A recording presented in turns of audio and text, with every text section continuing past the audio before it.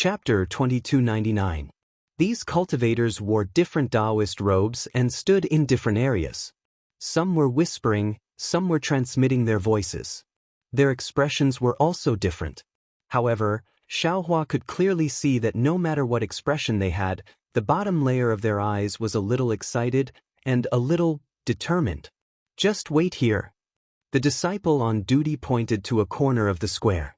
There was already a group of Imperial Thunder Sect disciples waiting there. Yes. The team leaders all nodded and brought their respective disciples to the front. They stood casually and waited quietly. Soon, dozens of teams from various sects gathered. In the time it took to eat half a meal, the entire square was filled. Disciples on duty, come here. A loud and dignified voice rang out. Everyone looked up and saw dozens of golden core cultivators flying out of the teleportation array in midair. They were standing there, and the one in front was a hale and hearty old man.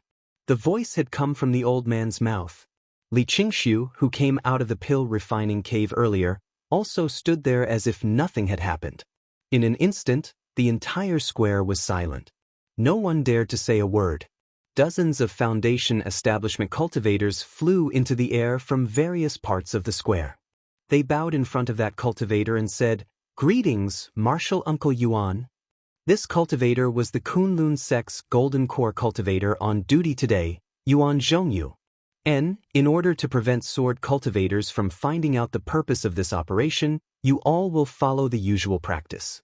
Collect the team leader tokens from each sect and throw them into this container. The mission of each team will also be sealed in the team leader tokens. The restriction will only be removed after you leave the transportation array. Even I don't know where your teams are going and what mission you have. As he spoke, Yuan Zhongyu slapped his hand. A large square cauldron flew out from his storage bag. When that square cauldron landed in the air, it immediately expanded. It was only half a zhang in size. Red and green light gushed out of the square cauldron. Yes, this junior understands. The dozens of Foundation establishment cultivators cupped their hands and flew back. With a wave of his hand, Cui Hongshan and the other team leaders hurriedly took out their team leader tokens and flew into their hands. The Utopia faction, Yuan Zhongyu took out another jade archive, immersed his divine thought in it, and read aloud. "Disciple is here." A Foundation establishment cultivator hurried forward. Yuan Zhongyu glanced at the disciple and nodded. "Put the token in." The disciple of the Utopia faction waved his hand, and dozens of tokens fell into the square cauldron. After a while, the tokens flew out again, and when they fell into the disciple's hand, they became dim again. "Go." Yuan Zhongyu waved his hand and said, "Return the tokens to each team. According to the arrangement of Sky Patrol City, all of you will leave through different teleportation formations." "Yes, disciple understands." The disciple bowed, turned around, and descended into the air. The disciples of the Utopia faction, who were standing in a corner of the square, were led by the city guard of the Sky Patrol City to the mountain in front of them. Then, Yuan Zhongyu did not rush to call the second faction. He waited for the disciples of the Utopia faction to enter the mountain. After a while, he called for the disciples of the Imperial Thunder faction.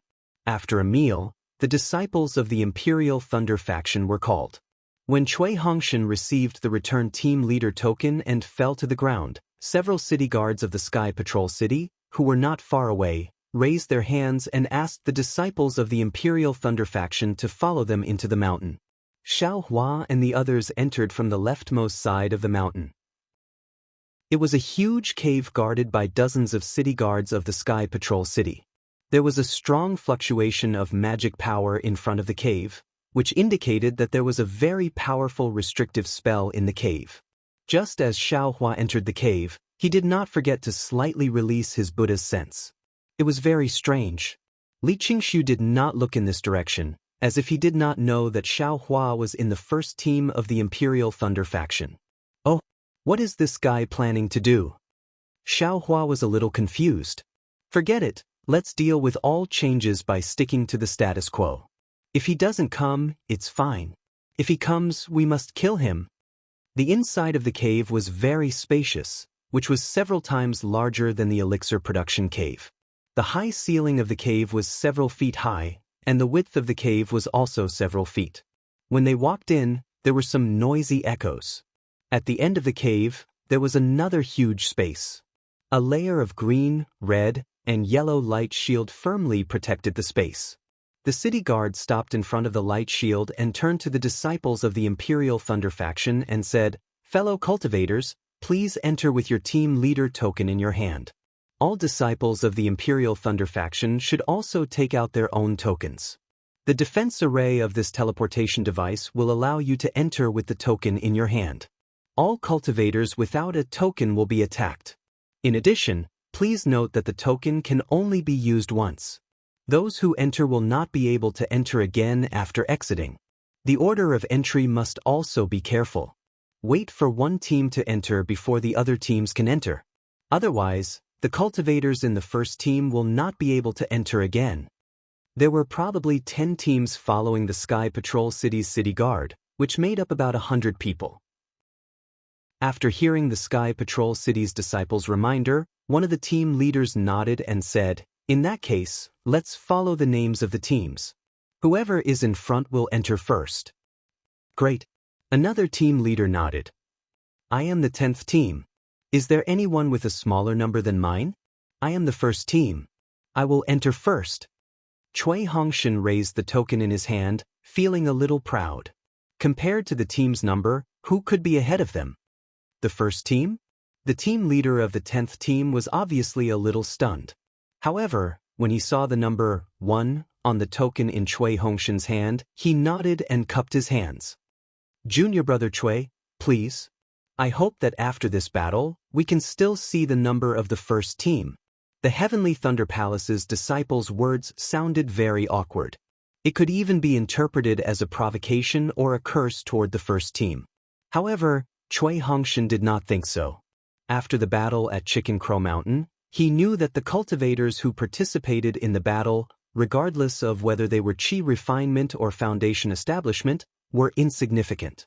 Their life and death were only separated by a fine line. Hence, he cupped his hands and said, "Thank you, Senior Brother Qian. I also want to drink and chat with you in the Sky Patrol City after this battle." "Great. It's a deal." A smile appeared on Senior Brother Qian's face as he reached out and clapped hands with Cui Hongshan. "Let's go." After that, Cui Hongshan waved his hand and stepped into the light shield without another glance. Just as the city guard said, as soon as Cui Hongshan's figure touched the light shield, a burst of brilliance surged and rushed toward Cui Hongshan like dense dark clouds. At the same time, the token in Cui Hongshan's hand emitted a faint green and red light. Like a needle, it pierced toward the brilliance of the surging clouds with incomparable sharpness. Chapter 2300. Rumble. There was a sound in everyone's ears. A crack was torn in the light barrier and Cui Hongshan's figure passed through it. Next was Zhen Minghui. When he passed through, the crack had already healed.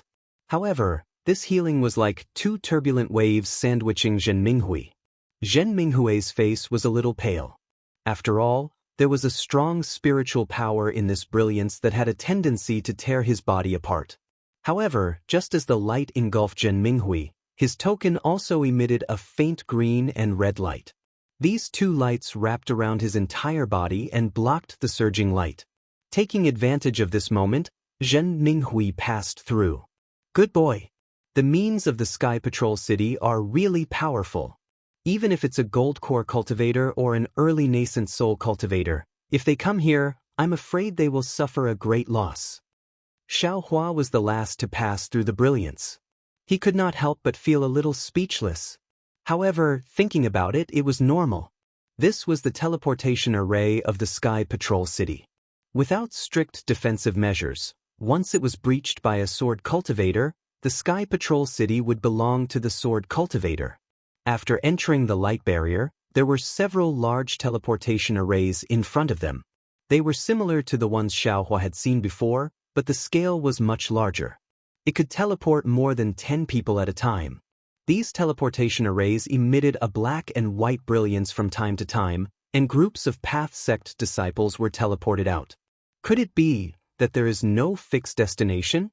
Seeing that his team was randomly assigned to a teleportation array, Xiaohua suddenly realized, everyone is teleported to any place without any purpose, and then the team leaders go to the destination according to the instructions in the token. This way, even if a sword cultivator wants to find the purpose of this operation, it is impossible. Could it be that this operation is extremely important? It's your turn. A Sky Patrol City disciple in the late stage of Foundation establishment pointed to the teleportation array that had just been vacated and said to Cui Hongshan and the others. Cui Hongshan did not say anything and stepped into the teleportation array. After waiting for everyone to enter, Dy Ling could not help but ask, "Senior, where does this teleportation array teleport to?" "Little girl, you will know when you get there." The cultivator smiled faintly and raised the small flag in his hand. A black and white brilliance flashed around Xiaohua and the others, and they disappeared. Next team. The cultivator's expression didn't change as he called out again. Inside the teleportation array, Xiaohua only felt his vision turn gray. That extremely familiar feeling of fainting appeared, but it only lasted for a moment before his eyes lit up again. Xiaohua didn't dare to be careless, and his divine sense immediately swept out. A shocked voice sounded in Xiaohua's ears. At this moment, Xiaohua's divine sense also scanned that person. It was actually a cultivator in the middle stage of the Golden Core realm. "Greetings, Senior." Xiaohua was slightly startled. He hurriedly withdrew his divine sense, raised his eyebrows, and bowed towards the source of the voice. "Or not bad." That voice had already regained its calmness and said faintly. Xiaohua smiled bitterly. He could now clearly see that this was a space with a radius of 3 meters. The space was surrounded by craggy stone walls, and there were some icicles and light green moss on the walls. An extremely cold chill instantly wrapped around him. Needless to say, this must be an extremely cold place in the northern part of the country of Xi. Moreover, since it was the other end of the teleportation array of the Sky Patrol City, it must be heavily guarded and even kept secret. If there were no Golden Core Realm cultivators guarding it, how could the Sky Patrol City be at ease? He was overthinking. Looking at Cui Hongshan and the others, the few Foundation Establishment Realm cultivators were still fine. Their figures were slightly staggering, and they looked like they couldn't stand the distance of the teleportation array. Looking again, the few Qi Refinement Realm cultivators were already paralyzed in the teleportation array. That's right, the Sky Patrol City doesn't seem to have given us special yellow talismans for teleportation. Xiaohua suddenly thought. This disciple used to be a body cultivator. Xiaohua understood the Golden Core Realm cultivator's meaning. That's right, in a distant teleportation array, without a yellow talisman to coordinate with the teleportation array, how could one resist the changes in space? Xiaohua being able to stand steadily in the teleportation array naturally surprised the cultivator. The Golden Core Realm cultivator didn't ask any more questions. He waved his hand and said to the dozens of Qi Refinement Realm cultivators beside him, "Quickly go and help them out. There will be another group of cultivators coming soon." The Qi Refinement Realm cultivators quickly came in and helped one person out of the teleportation array. "Senior, where is this place?" Xiaohua saw that Cui Hongshan and the others were still dispirited and didn't pretend anymore. He cupped his hands and asked, "Where is this place?" You'll know when you get out." The Golden Core Realm cultivator laughed. "Your captain token naturally has a map of the route from here to here. As for where this place is, this old man won't tell you. After teleporting you here, this old man will have to move this temporary teleportation point. Telling you the location is meaningless." Yes, this disciple understands. Xiaohua suddenly understood. He looked at the teleportation array again and smiled apologetically. This junior is very curious. "This teleportation array, can it be moved?" You're really curious." The Golden Core Realm cultivator laughed. Teleportation arrays are divided into 2 types, fixed and temporary. Fixed ones don't need to be said. As long as it's set up, it can't be moved. This is a temporary teleportation array specially set up for this operation. It's very simple and can only be used for a short period of time. It's also because of this that my Sky Patrol city didn't have time to make so many yellow teleportation talismans, causing you to suffer. At this point, the Golden Core Realm Cultivator said meaningfully, "Little guy, this old man has been in charge of the teleportation array for a long time. You're the first cultivator who can walk out of the teleportation array normally without using a teleportation talisman. I'll leave this group of disciples to you. Although this old man isn't a teacher of the Imperial Thunder Sect, I'll have to remind you again. As the team leader, you must bring them back in one piece. Not a single one can be missing." Yes, this disciple understands. Xiaohua didn't make it clear and replied respectfully, "Don't give up, don't abandon, don't abandon." Good. The Golden Core Realm Cultivator's eyes flashed with surprise and nodded. The Imperial Thunder Sect is indeed a famous sect in the country of Xi. A Foundation Establishment disciple can speak such profound principles. This old man is truly impressed. Hee, senior, this teleportation array. How did it move? And how was it set up? Xiaohua suddenly revealed his true colors. Hee, if you were a disciple of my Sky Patrol city, this old man would consider. Unfortunately, you're a disciple of the Imperial Thunder Sect. Do you think this old man will tell you? A smile appeared on the Golden Core Realm Cultivator's face. We're all disciples of the Dao Sect. Senior, why do you have to be so formal? Xiaohua was also thick-skinned. Ha! The Golden Core Realm Cultivator flicked his sleeve and said, "If you want to know, then use your Imperial Thunder Sect's Thunder Escape technique in exchange." Senior, you're making things difficult for this junior. Xiaohua smiled. How would this junior know about the Thunder Escape technique? Yes, aren't you making things difficult for this old man as well? The Golden Core Realm Cultivator smiled and flicked his sleeve.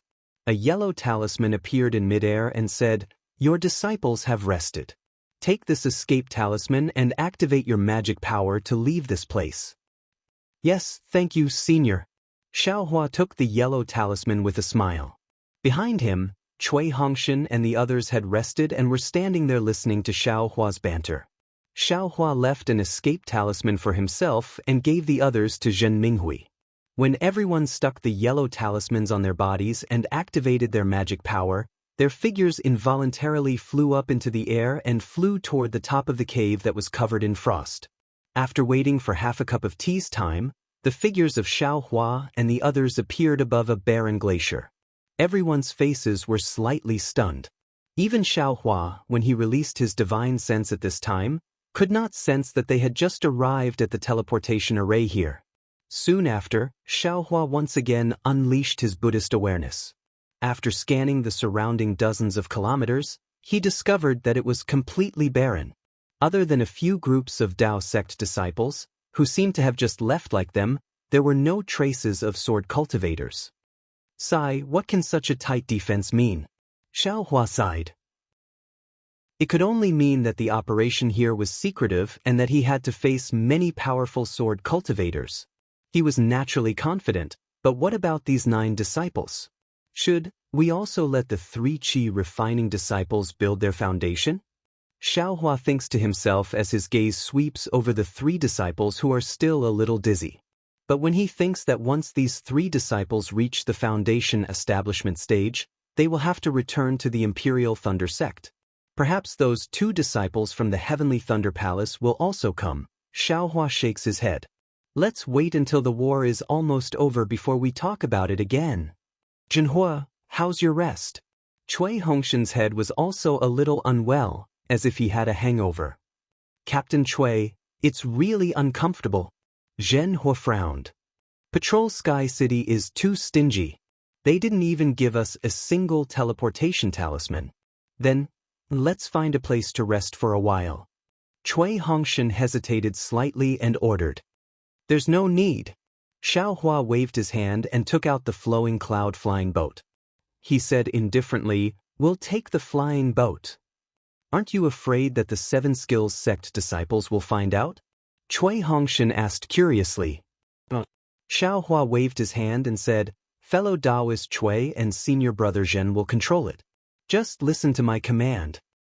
But Cui Hongshan turned his head and glanced at Zhen Minghui. They all understood what the golden core cultivator said next to the teleportation array. If they wanted to live, it was better to listen to Xiaohua. After boarding the flying boat, Zhen Minghui casually flew slowly to the north. Cui Hongshan took out the captain's token and looked at it with his divine thought. His face showed a look of realization. He glanced at Xiaohua, who was sitting cross-legged and ignoring him, and handed the token to Zhen Minghui. I see. After Zhen Minghui looked at it, he nodded and activated his dermic power. The flying boat circled slightly and accelerated towards the northwest. Chapter 2301. Hongshan, what exactly is the mission? Dui Qiming chuckled. Her vision was much higher than Cui Hongshan's. After discussing with Ming Mao, she had long determined that Xiaohua's cultivation was at the peak of the late stage of foundation establishment, which was comparable to the early stage of golden core. With such a powerful disciple with them, they naturally did not need to panic. The most important thing was that this guy did not care about the position of team leader and was working hard for Cui Hongshan. As Cui Hongshan's future dual cultivation partner, how could she not be happy? Hearing Dui Qiming's question, Cui Hongshan glanced at the gloomy sky and said, Quanjin Mountain. Quanjin Mountain? Where is that? Not only had Dui Qiming not heard of it, even Su Qing was slightly stunned and asked softly. Sigh, of course we have not heard of it. Cui Hongshan sighed. Quanjin Mountain Spirit Stone Vein. Ah! Everyone exclaimed. Spirit Stone Vein. What are we going there for? Could it be that the sword cultivators are besieging the Spirit Stone Vein? Are they asking us to go and help them? Zhenhua asked naively. I don't think so. Cui Hongshan frowned. The token only said that we are to go to the Quanjin Mountain Spirit Stone Vein and defend it together with the disciples of Sky Patrol City. It should not have been discovered by the sword cultivators. I see. Dui Qiming suddenly understood and said, no wonder today's operation was so secretive. They were afraid that the sword cultivators would find out. If they found out, it would be troublesome. Yes, the spirit stone veins of other sects near Sky Patrol City are naturally secretive and may not be discovered by the sword cultivators. But our Dao sect has to set up defenses. If they find it intentionally, it will be a disaster. Not only that, if the sword cultivators obtain the spirit stone vein, their strength will increase greatly. Our Dao sect will lose many disciples. Actually, the elders in the meeting hall are overthinking. Su Qing smiled. The sword cultivators are training their disciples. If we make such a big fuss, it will be easy for them to find something to use against us. If the sword cultivators did not have the intention to seize the spirit stone vein, wouldn't it give them more ideas if they found it? How is that possible? Dui Ling retorted. Could it be that the golden core elders in the meeting hall are not as many as you think? Alas, I'm afraid that's really the case. Xiaohua, who had been silent all this time, opened his eyes and said, things really aren't as simple as Zhenhua thinks. Xiaohua, what do you think? When Dui Ling saw Xiaohua speak, he was very happy and hurriedly asked. Xiaohua glanced at Cui Hongshan, then looked at the people beside him and asked, do you all know about the abnormal change in the heaven and earth spiritual energy of Daybreak Continent? Cui Hongshan hesitated for a moment, but Dui Qiming nodded without hesitation. This concubine has heard Master mention this before. Yes, Zhen Minghui, who was controlling the flying boat, also nodded and replied, this matter was still a secret decades ago. That is, 3 years ago, most of the Jindan stage cultivators of our Thunder Palace knew about it. I've also heard of it. However, according to Master, even though this matter is of great importance, it won't affect us much. Dui Qiming reminded. The change in the spiritual qi of heaven and earth is extremely slow. Xiaohua said indifferently, for the time being, it doesn't have much of an effect on us cultivators. But what about those spiritual herbs? They were born from the spiritual qi of heaven and earth. Junior brother Xiao, you don't have to worry about this. Our Thunder Palace has already made preparations, and even the Thunder Palace has already started planting the spiritual herbs. Zhen Minghui said with a smile. What about the spiritual stone vein? Xiaohua said again, with the change in the spiritual qi of heaven and earth, the spiritual stones can't be regenerated, so wouldn't the original spiritual stones be even scarcer? Junior brothers, have you all participated in the EG of Century City? You must have felt something, right? When everyone heard this, their expressions changed greatly. Of course, they had been to the EG, but they were different from Xiaohua. There weren't many things in their storage bags, so how could they sense it during the exchange? Now that they said it, how could they not know if it was true after thinking about it carefully? In that case, the spiritual stone vein of Spring Gold Mountain is really important. Cui Hongshan thought more. The sword cultivators will most likely attack this place. That's for sure. Xiaohua sneered. The Golden Core Masters in the conference hall are afraid that the sword cultivators will find these spiritual stone veins if we send reinforcements, but they have no choice but to send reinforcements, so they have no choice but to scatter and act so mysteriously. However, no matter how strict the operation is, there will always be a mistake. We don't know which spiritual stone vein this mistake will happen in, so we can only hope that we won't encounter it. Yes, this was also the scruples of the Golden Core cultivators in the conference hall of Century City. Xiaohua was right. We'll do our best and leave the rest to fate.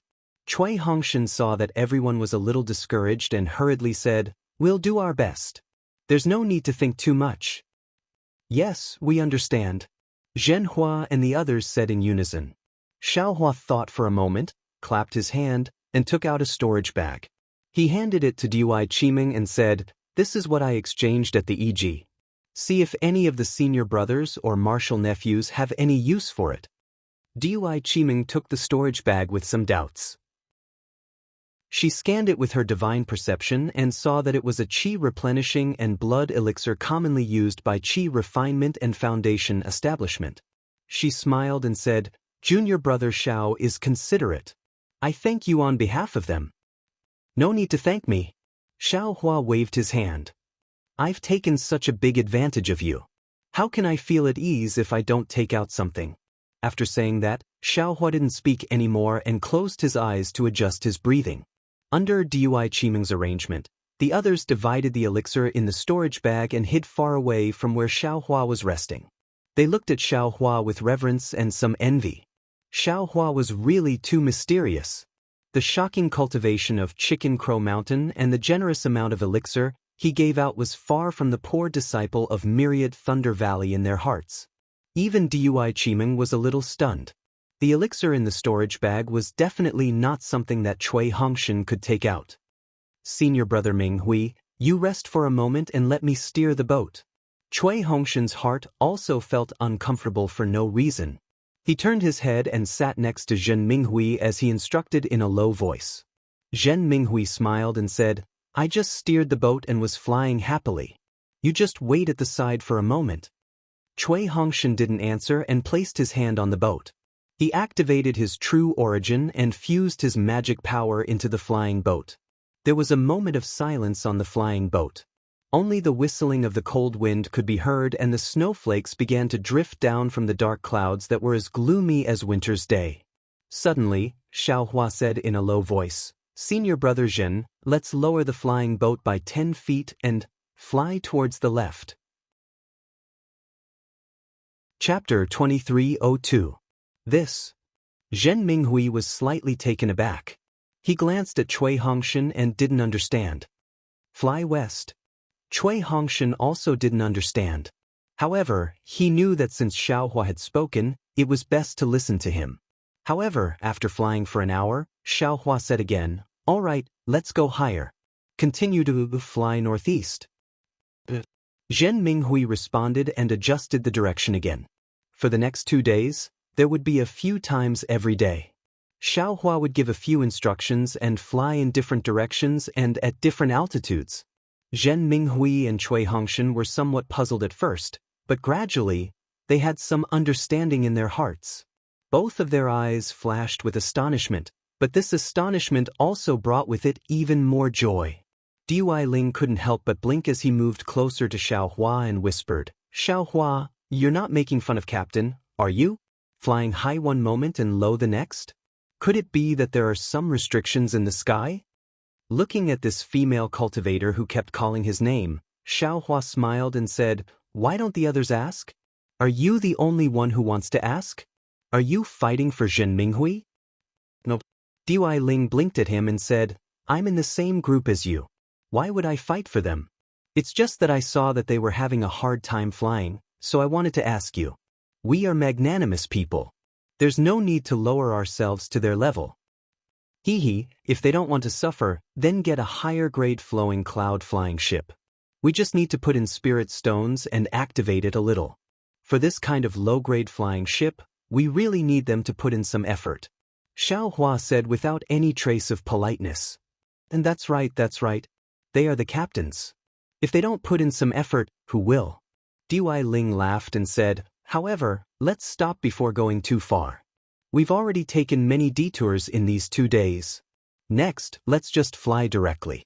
If we can arrive earlier, then we should." Dui Ling. Dui Qiming berated in a low voice. "What do you know? Come back quickly." How could Dui Qiming not know about Dui Ling's favorable impression of Xiaohua? Although she knew that Xiaohua already had Xue Xue and Huan Hua Sek's fairy Hongxia, she still wanted Dui Ling or Ming Mao to get familiar with Xiaohua.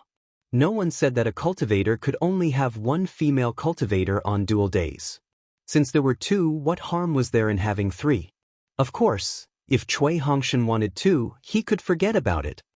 "Martial uncle?" Dui Ling truly wanted to mediate the conflict between Xiaohua and Cui Hongshan out of goodwill. Seeing Dui Qiming berate him, he felt somewhat wronged. "I'm afraid there's some danger ahead. That's why junior martial brother Xiao changed the direction of the flying boat." Dui Qiming had no choice but to voice her conjecture as she looked toward Xiaohua. "Isn't that so, junior brother Xiao? Maybe it's possible." Xiaohua smiled but didn't say anything. He closed his eyes again. "How could that be?" Dui Ling pursed his lips and said, "Xiaohua is only at the initial stage of foundation establishment. Although he has a true-blood Dharma body and his strength is comparable to the late stage of foundation establishment, his divine perception can't be more powerful than martial Uncle Zhen's, right?" Hearing Dui Ling's nagging, Zhen Minghui smiled bitterly. He had already released his divine perception when Xiaohua had first warned him. He had scanned the area in front of him more than once. Although he had looked again and again, he had never seen anything wrong. If he couldn't see anything wrong, then Cui Hongshan definitely couldn't see anything. These few days, he could only let Xiaohua wander around by the nose. Another 10 days passed. Just like before, Xiaohua would let Zhen Minghui and Cui Hongshan change direction every half a day. After that, no one asked anymore. Even Dui Ling knew that flying like this was already very far from Sky Patrol City. There were already sword cultivator disciples moving around in the vicinity. They hadn't encountered any swordsmen for more than 10 days. If Xiaohua hadn't been able to see them in advance, what other explanation could there be? Everyone felt even more admiration for Xiaohua. It was noon again today. The miserable sunlight was faintly sprinkled down. The fluttering snowflakes had disappeared, and the entire sky was devoid of life. Xiaohua was cultivating when he suddenly opened his eyes. "What's wrong? Is something the matter?" Dui Ling was the most concerned about Xiaohua and immediately asked anxiously. Xiaohua squinted his eyes, but the expression in his eyes couldn't be seen. "Do we have to change direction again?" Zhen Minghui also asked anxiously. The flying boat slowed down. "No need. Go straight," Xiaohua said coldly. Zhen Minghui nodded and continued to urge the flying boat. "To the right." Xiaohua didn't sit down this time. Instead, he stood at the bow of the boat, placed his hands behind his back, and looked forward. The whistling cold wind blew through the flying boat's defense, blowing Xiaohua's hair and robe up. A fierce aura was emitted from Xiaohua's body. "Okay." Zhen Minghui agreed without hesitation. "Junior brother Su, you haven't used your fire-controlling fan for a long time, right? Do you want to exercise today?" Xiaohua suddenly spoke, but his eyes weren't looking at them. "Oh." Su Qing was obviously caught off guard and hurriedly jumped up from the flying boat. "But you all get ready." Xiao Hua flicked his sleeves and said coldly, "This Xiao was wrong." Then, Xiao Hua didn't say where he was wrong and just stood there quietly. He really had the demeanor of an expert. They flew straight for nearly an hour. During this time, Xiao Hua actually changed direction again and again, as if he was chasing sword cultivators. Suddenly, Zhen Minghui cried out in alarm. Dui Qiming and the others also discovered it and couldn't help but become nervous like Zhen Minghui. It was no wonder that Dui Qiming and the others saw through their divine senses that there were about 30 swordsmen, all of whom were at the unsheathed sword realm. They were casually flying in their direction on their swords. When Zhen Minghui and Dui Qiming's divine senses swept over these sword cultivators, these swordsmen had already discovered it. The swordsmen were already flying over. Don't be afraid. Back then, Rooster Crow Mountain had 1,000 swordsmen and hundreds of unsheathed swordsmen. Didn't we also fly out safely? Xiao Hua said coldly, "These crooked melons and cracked dates are only here to deliver flying swords to us." Pfft. Hearing Xiao Hua call unsheathed swordsmen crooked melons and cracked dates, Ming Mao couldn't help but laugh. She charmingly glanced at Xiao Hua. "Go to the left. Pretend to escape," Xiao Hua instructed in a low voice. But Zhen Minghui circulated his magic power, and Cui Hongshan also stood up from the flying boat. His divine senses weren't enough to see the swordsman, so he could only walk to Dui Qiming's side. Dui Qiming whispered a few words, and Cui Hongshan nodded slightly. He glanced at Xiao Hua and didn't say anything else. In just the time it took for an incense stick to burn, they could already see the 30 sword cultivators whistling over from behind the flying boat. Beneath the feet of these sword cultivators were flying swords that radiated light in all directions. They were all different colors and looked very beautiful. "Xiao Hua, can you leave a flying sword for this concubine?" Dui Ling suddenly asked. But Xiao Hua asked curiously, "You don't cultivate flying swords." "This concubine came here to fight, so I have to leave something as a memento." Dui Ling smiled and said, "Otherwise, I will lose face when I return." "And I understand." Xiao Hua turned to look at the excited sword cultivators and said, "Fly down." Zhen Minghui immediately controlled the flowing cloud-flying boat to rush down the snow-covered hill. Damn it, why are the disciples of the Imperial Thunder sect so good at pretending? Seeing Zhen Minghui's realistic performance, Xiao Hua was somewhat stunned. It's actually the bastards from the Imperial Thunder sect. This sword thought they were disciples of the Seven Skills sect. The one in the lead was a tall swordsman with a black beard on both sides of his face. Go. The swordsman formed a sword seal with both hands, and the fiery sword light under his feet split into two with a whoosh sound. It pierced straight toward Zhen Minghui and Dui Qiming who were steering the boat. He shouted, "This daddy made the first move, so this daddy wants to have a taste of that beautiful lady first." See, hearing this, Cui Hongshan's face instantly changed. It was as if the rock under his feet had been frozen solid for 10,000 years. Go! 2 lightning pearls flew out from Cui Hongshan's hands and nimbly arced through the air, attacking the 2 swordsmen. "Little gigolo! You still dare to make a move!" The swordsman didn't care at all. He slightly changed the direction of one of his flaming swords and stabbed towards the lightning pearl. Gotcha! The 2 lightning pearls collided with each other, and a thumb-sized bolt of lightning struck the flying sword. Crackle! The fiery light of the flying sword in the thunder light dimmed all of a sudden, revealing its fist-thick true body. Kakut, the Imperial Thunder sect has long since declined. The swordsman laughed loudly and urged his sword origin. A fiery red sword light came out from the flying sword and hit the lightning pearl that had just flown to the side. With a ka sound, the lightning bead lost control and flew diagonally into the air. Hongshan! Dui Qiming was very anxious. Seeing Cui Hongshan's pale face, she hastily slapped her hand and the lightning bottle flew out from her storage bag. "What's the hurry?" Xiao Hua coldly said. It was unknown whether he was talking to Dui Qiming or Cui Hongshan. As soon as his voice fell, Xiaohua's figure suddenly rose from the flying boat and rushed towards the swordsman at an extremely fast speed. Sword cultivator's flying speed was originally fast, and Xiaohua was even faster. In the blink of an eye, Xiaohua flew in front of the flying sword. Another one has come to court death. The swordsman once again controlled his sword, wanting to cut down Xiaohua under his sword. Unfortunately, although the flying sword was stabbing towards his head, Xiaohua's figure slightly swayed and easily dodged the flying sword in a situation where it couldn't be avoided. The swordsman was greatly surprised. Sword cultivators had always used this kind of close combat method to deal with cultivators with higher realms.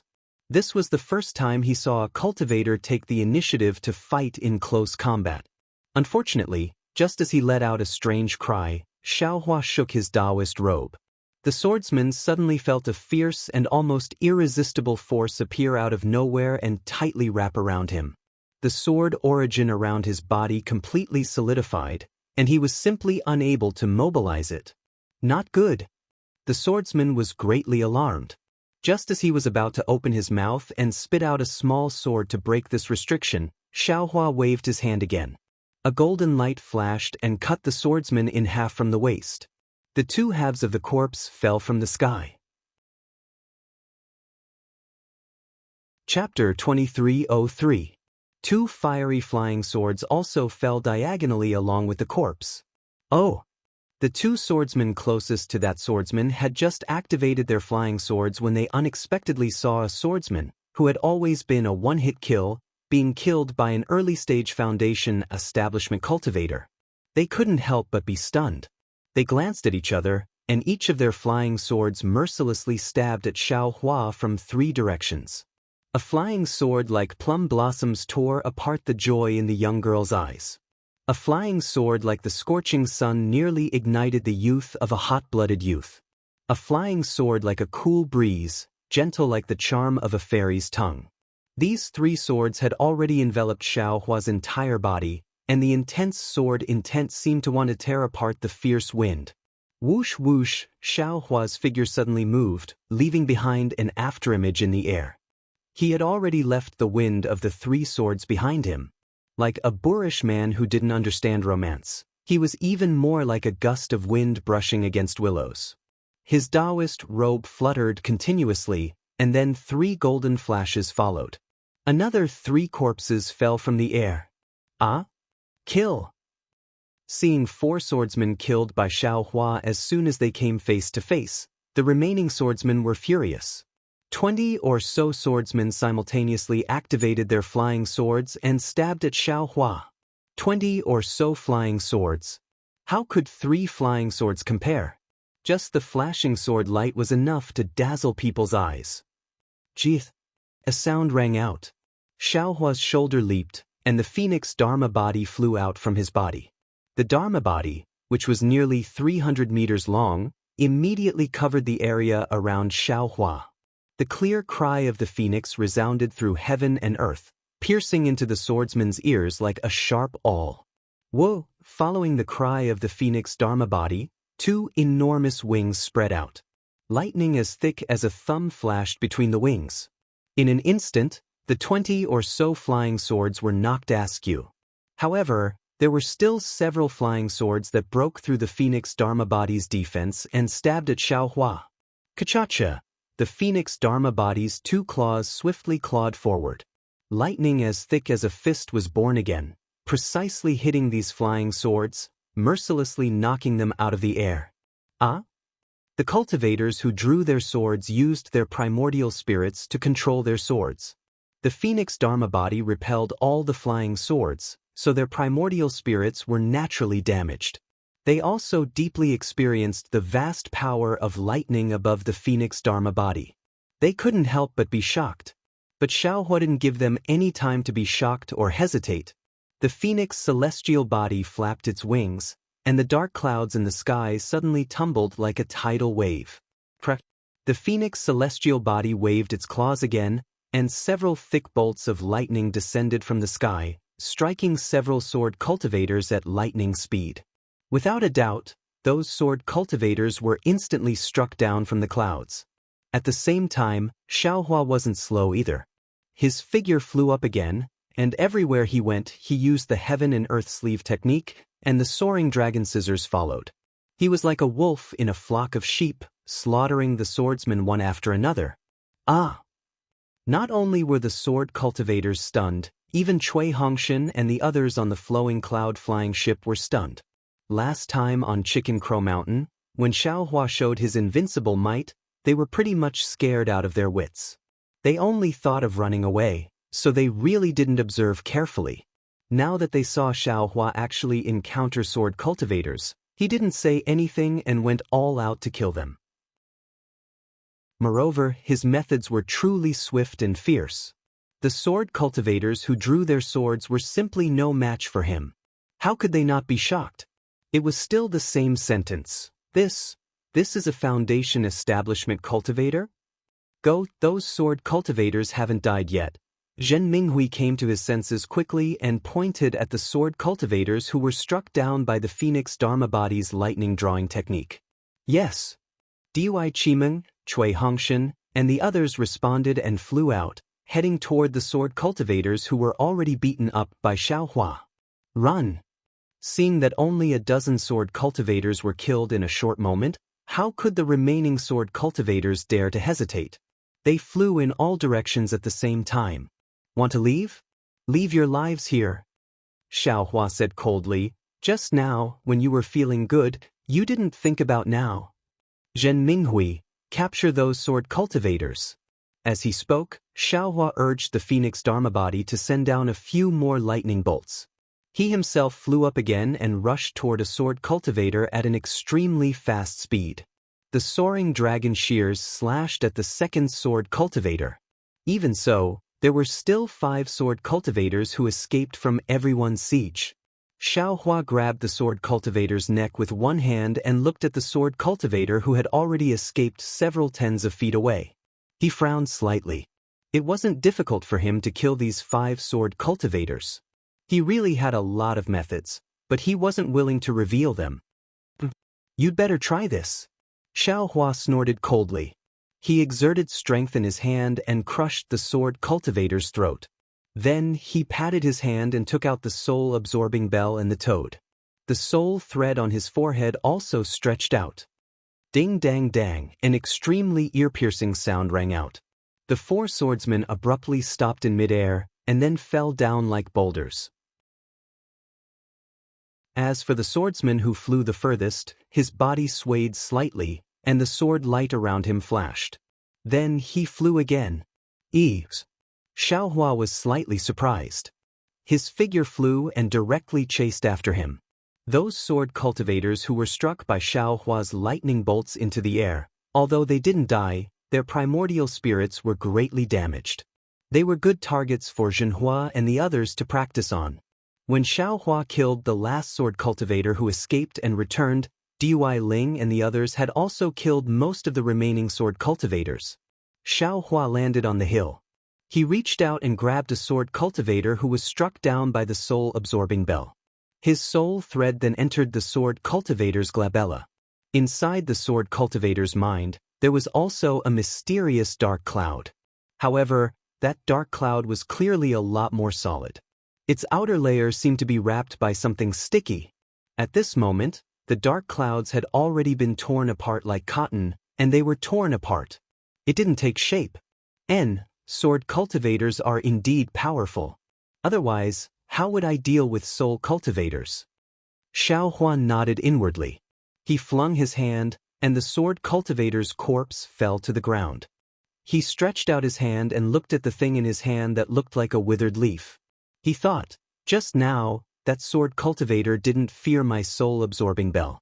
I'm afraid it was the effect of this thing. Although this thing can create a barrier around the soul, it's indeed very powerful.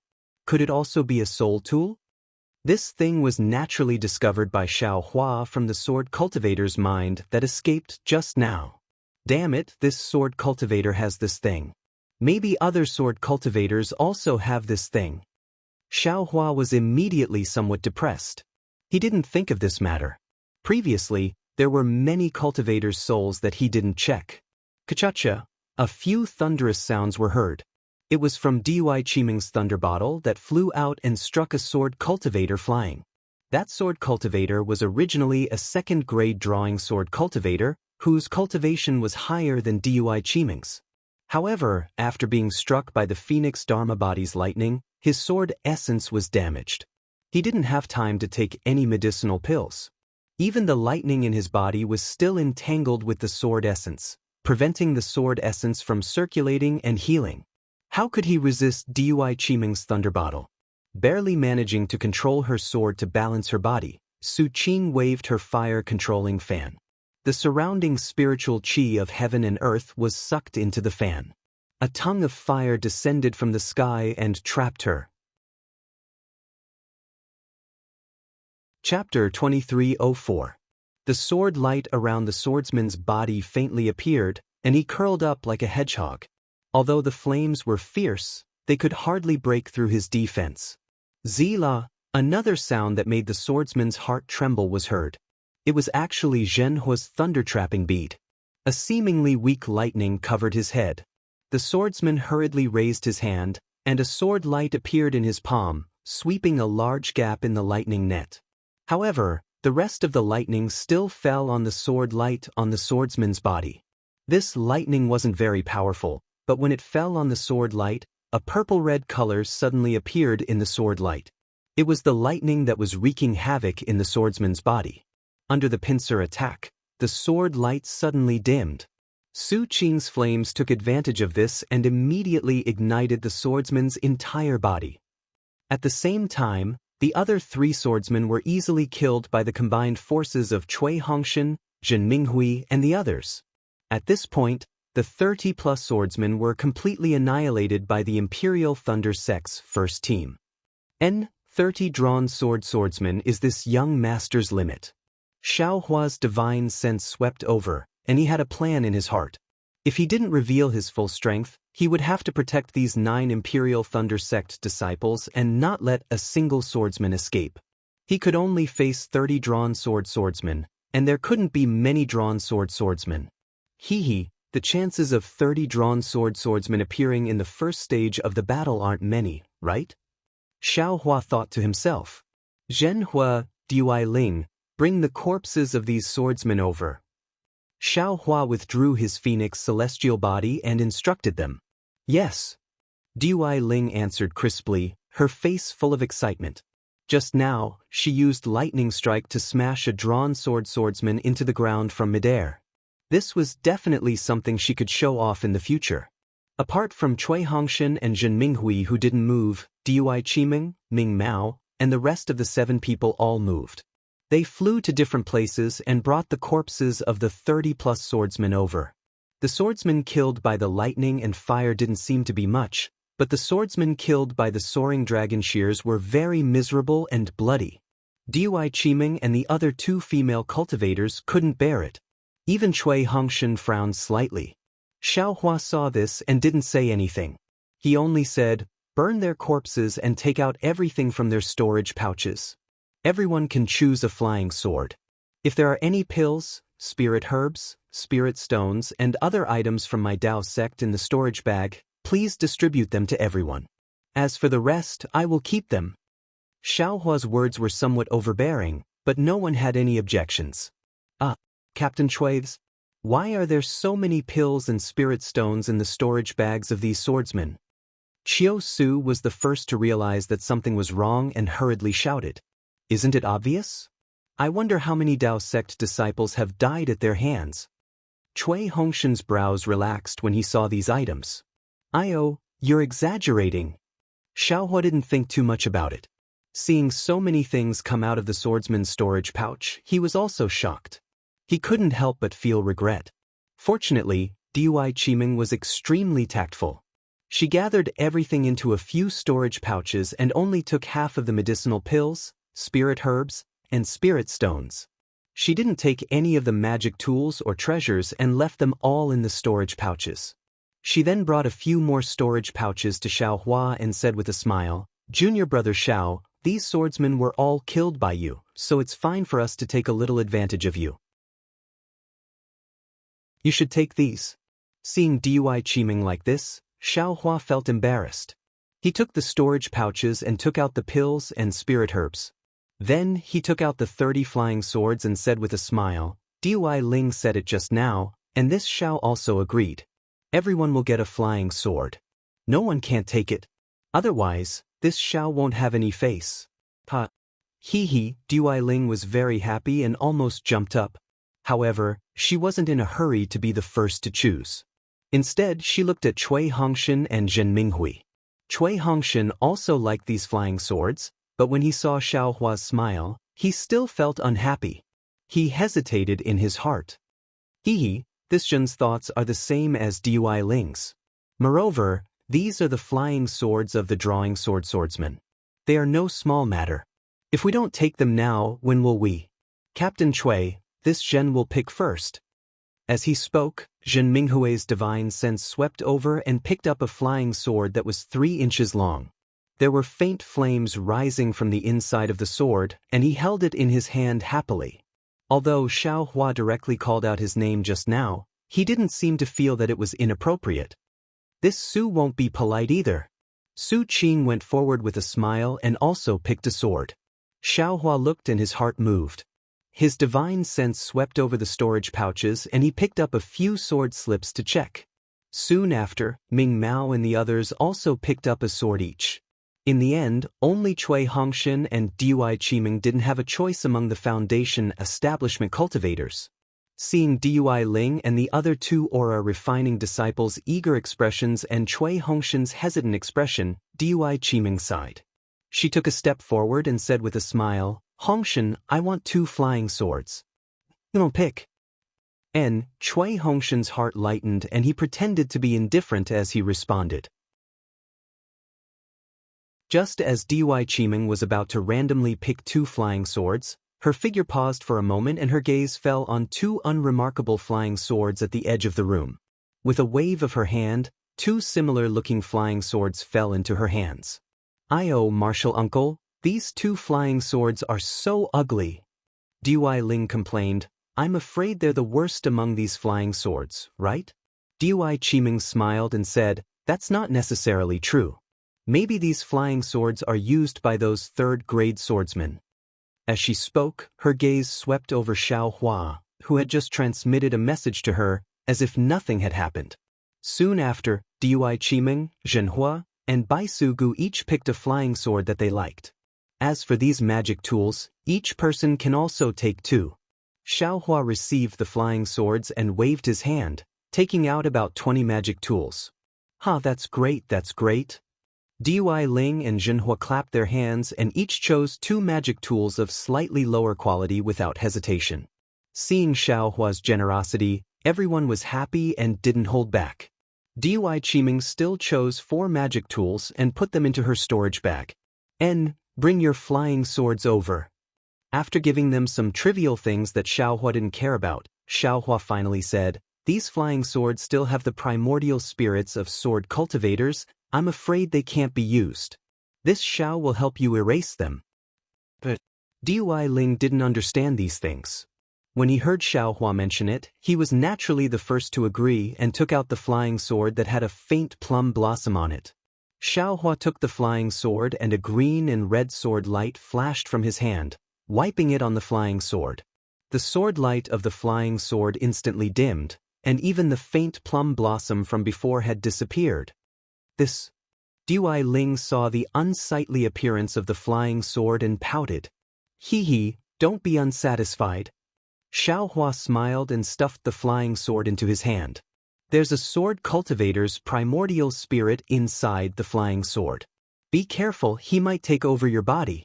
You keep that sword cultivator in your storage bag every day. Aren't you afraid? Yes. Dui Ling came to his senses and became happy again. After Xiaohua erased all the primordial spirits of the flying swords, he instructed, Senior Brother Zhen, let's get on the ship. Let's go in the same direction as before. Zhen Minghui set up the flying boat. Everyone boarded the flying boat and flew in the direction they came from. Xiaohua still sat in a corner of the flowing cloud flying boat. The other disciples were a little far from him. They gathered at the side and took out their own flying swords, gesturing nonstop and showing off their own gazes. Xiaohua was very happy in his heart. He clapped his hands and the palm-sized withered leaf appeared in his hand. Then he took out a sword slip. This sword slip was taken from the swordsman's storage pouch. Xiaohua looked at it for a moment and frowned. This withered leaf was called a spirit armor, and the method to control it was mainly based on sword energy and primordial spirit. However, Xiaohua clearly felt that this item should be a soul item. Using sword energy to control it was probably the same as using the Dao Sex method to cultivate the soul technique. After thinking for a moment, Xiaohua put away the sword slip and released the soul strand. When the soul strand touched the withered leaf immediately emitted a faint green light and gradually became smaller. Great! Xiaohua was secretly happy. He put away the soul strand and the green light turned into the size of a mung bean. It flew into his transcendence eye and then followed the soul strand to the side of the mysterious dark cloud. Cui Hongshan and the others naturally saw the green light and saw it fly into Xiaohua's glabella. Their eyes flashed with surprise as they exchanged glances with each other. Then, they looked at Xiaohua's safe and sound appearance before turning their gazes outside the airship. It was as if they didn't notice anything. Xiaohua was really too mysterious. They didn't think much of it before, but the more they interacted with him, the more they didn't understand. They were all disciples of the Imperial Lightning School and Myriad Thunder Valley, but the difference between them wasn't just big. Cui Hongshan was even more certain now. Even if his master was helpless, no. Even if all the disciples of the Myriad Thunder Valley were to face off against the 30 or so swordsmen, they would have been completely wiped out. There was no way the situation would have been reversed like this. Xiaohua, he infiltrated my Myriad Thunder Valley. What is he planning? Cui Hongshan couldn't help but be puzzled. Xiaohua put away the spirit armor around the dark cloud. The green light was entangled by countless soul strands and immediately grew in size. It was a green armor that looked like a fishing net. Xiaohua thought for a moment. The soul strands slowly trembled and tried to transmit different kinds of fluctuations to the spirit armor. After less than an hour, the spirit armor suddenly emitted an extremely bright light. Lines appeared on the green armor, and these lines were formed by runes that were entangled with each other. These runes were similar to the green seal text. Countless runes rapidly circulated and gradually grew in size. The spirit armor flew toward the dark cloud under the guidance of the soul strands and firmly protected the dark cloud. The dark cloud's surface also seemed to be somewhat solid. Chapter 2305. As expected. Xiaohua was overjoyed when he saw the armor protecting his soul. He kept the soul strand and opened his eyes. We're almost there, Xiaohua said in his heart as he released his Buddhist awareness. After another cup of tea, Xiaohua instructed, Senior Brother Zhen, stop the flying boat. But Zhen Minghui stopped the flying boat and listened to Xiaohua's instructions. Everyone, look over there. Xiaohua sighed and pointed to the right side of the flying boat. It was a valley between the mountains. Cui Hongshan and the others were puzzled. When they stood up and looked down, their faces were filled with shock. Especially Dui Ling, Zhenhua, and the other Qi refinement disciples, their eyes flashed with panic and anger. That's right, in the valley, on top of the pure white snow, there were dozens of Dao sect cultivators' corpses, staining the pure white snow with blood. These corpses were in a mess, too horrible to look at. In particular, there were several female cultivators, all naked. Their Taoist robes had long been torn into countless pieces. Senior Sister Dui, take Ming Mao and Dui Ling and bury the corpses of the female disciples. Xiaohua ordered with his eyes closed. Yes. Dui Qiming suppressed the grief in her heart and waved her hand, taking Ming Mao and Dui Ling with her. After a long while, the three female cultivators flew back with tears in their eyes.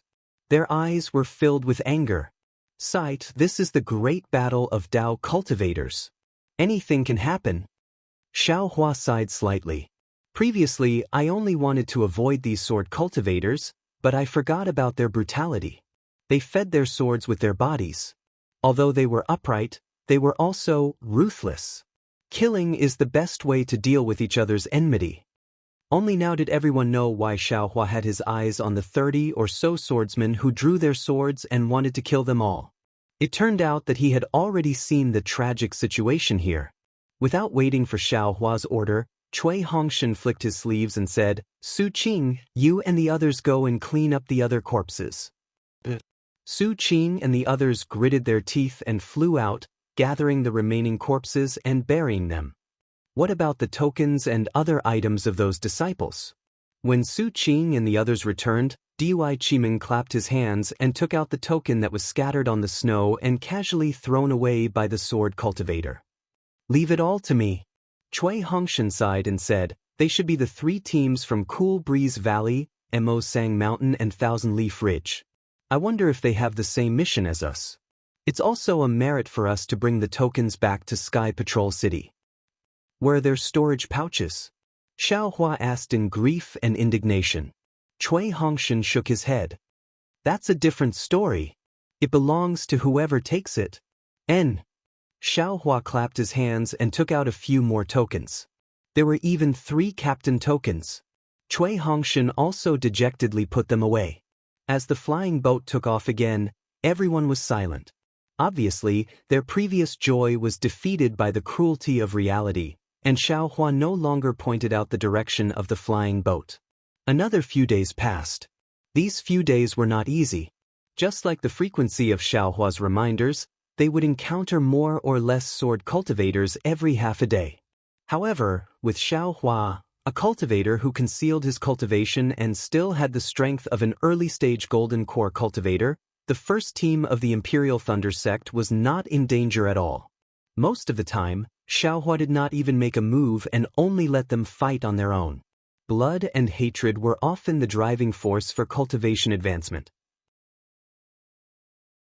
In just a few days, the 9 people's cultivation had improved by leaps and bounds, and even in terms of cooperation, they had become more perfect. Seeing this, Xiaohua could not help but sigh. It's not unreasonable for sword cultivators to start a war. After fighting for several years, not only will their swordsmanship improve greatly, but their realm will also definitely break through.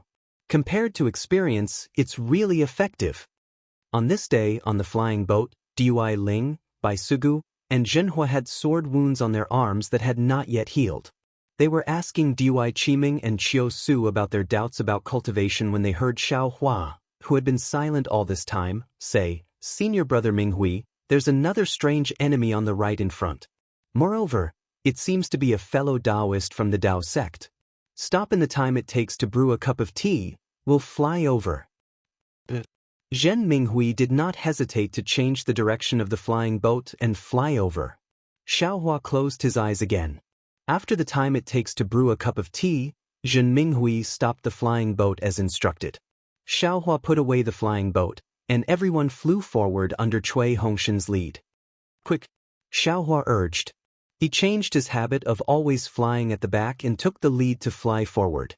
Everyone knew that the situation was urgent, and they all urged their magic power to follow behind Xiaohua. However, before they could fly too far, Xiaohua's figure had already flown far away, gradually disappearing from their sight. Sigh. Seeing this, Cui Hongshan could not help but sigh in his heart. In his mind, he actually recalled the helpless exhortation from earlier on Sky Thunder Peak. "This, who's protecting who?" "Quick!"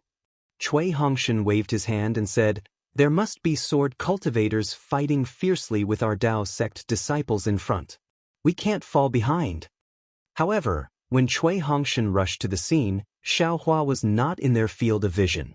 Even when Cui Hongshan released his divine sense, he could not find any trace of Xiaohua. The scene was extremely dangerous. There were 10 disciples, as many as the first team of the Imperial Thunder sect, but they were wearing the Tai Ching sect's uniform. They were surrounded by more than 10 strange swordsmen. These swordsmen were divided into 2 groups. One group was abnormally tall, and their bodies emitted a strange brilliance. That brilliance was linked to the magic tools they held in midair. The other group only had 3 swordsmen. These 3 swordsmen were even more strange. They had their backs to Cui Hongshan and the others, so Cui Hongshan and the others could not see their faces clearly. However, their flight was very strange. When they flew, their hands were spread open like wings. They did not use magic tools or magic treasures, and only charged at the Tai Ching sect disciples. Every time they flew, the Tai Ching sect disciples' magic tools would be knocked away, forcing them to retreat quickly. Fellow Taoist from the Imperial Thunder sect, come and help me. Before Cui Hongshan could take a closer look, a Tai Ching sect disciple at the peak of the early stage of Foundation establishment said happily, "Fellow Taoist, don't worry. We'll come over right now." Cui Hongshan responded and quickly analyzed the situation. He then directed Jin Minghui, Dui Qiming, and the others to fly to different Tai Ching sect disciples to help. A scream that caused the blood and qi of all the cultivators present to surge rang out. The strange swordsmen with their backs to Cui Hongshan and the others turned around. Although Cui Hongshan and the others were prepared, their hearts still trembled and they were greatly shocked. Chapter 2306. The bodies of these 3 swordsmen were extremely thin and shriveled. Moreover, their skeleton-like faces were extremely prominent. Their mouths and noses were pointed forward, like the beaks of birds. Their eyes were withered and yellow, and their gazes were sharp and ferocious when they looked back. Bird cultivator. Cui Hongshan and the others immediately understood that this was the bird cultivator they had been warned to be careful of several times in the encampment of the Imperial Thunder sect in Sky Patrol City. Whoosh, the bird cultivator who was attacking the early stage Foundation establishment cultivator, clapped his hands. Cui Hongshan saw that his hands under his Taoist robe were extremely thin and long, and they actually emitted a sharp cold light. Faintly, some yellow feathers were emitted from his Taoist robe. As the bird cultivator waved his hands, a powerful wave of air surged out. The bird cultivator's body flew out in a strange manner, drawing an arc in the air as he charged into Cui Hongshan's defensive range. Go! Cui Hongshan had already taken out his Thunder Pearl. Following the activation of Cui Hongshan's Dharma power, he attacked in front of the bird cultivator. However, how could the Thunder Pearl compare to the bird cultivator's agility? When one of the Thunder Pearls flew in front of the bird cultivator only waved his left hand slightly. His entire body was like a bat flying sideways. The Thunder Pearl slid down the bird cultivator's back, and the bird cultivator's hand was already in front of Cui Hongshan's forehead. Hiss! This was the second time Cui Hongshan had seen such fast flying. He was shocked, and at the same time he sucked in a breath of cold air. All the hair on his body stood on end. He waved his hands naturally, and almost reflexively he cast a defensive spell. However, how could such a hurried spell block the bird cultivator's fierce attack? Before the spiritual qi of heaven and earth could condense, it was shattered by the bird cultivator. Cui Hongshan could almost hear the sound of the wind piercing the air between the bird cultivator's claws. The sharp cold light was reflected in Cui Hongshan's eyes. The situation was too urgent. Naturally, the early-stage Foundation establishment cultivator who was originally entangled by the bird cultivator also hurriedly activated the green ring-shaped magic weapon to smash the bird cultivator's back. However, it was clear that the bird cultivator didn't care about the green hoop at all. He didn't defend himself at all, and Cui Hongshan, who was willing to be injured in order to help, died under his claws. Something strange happened.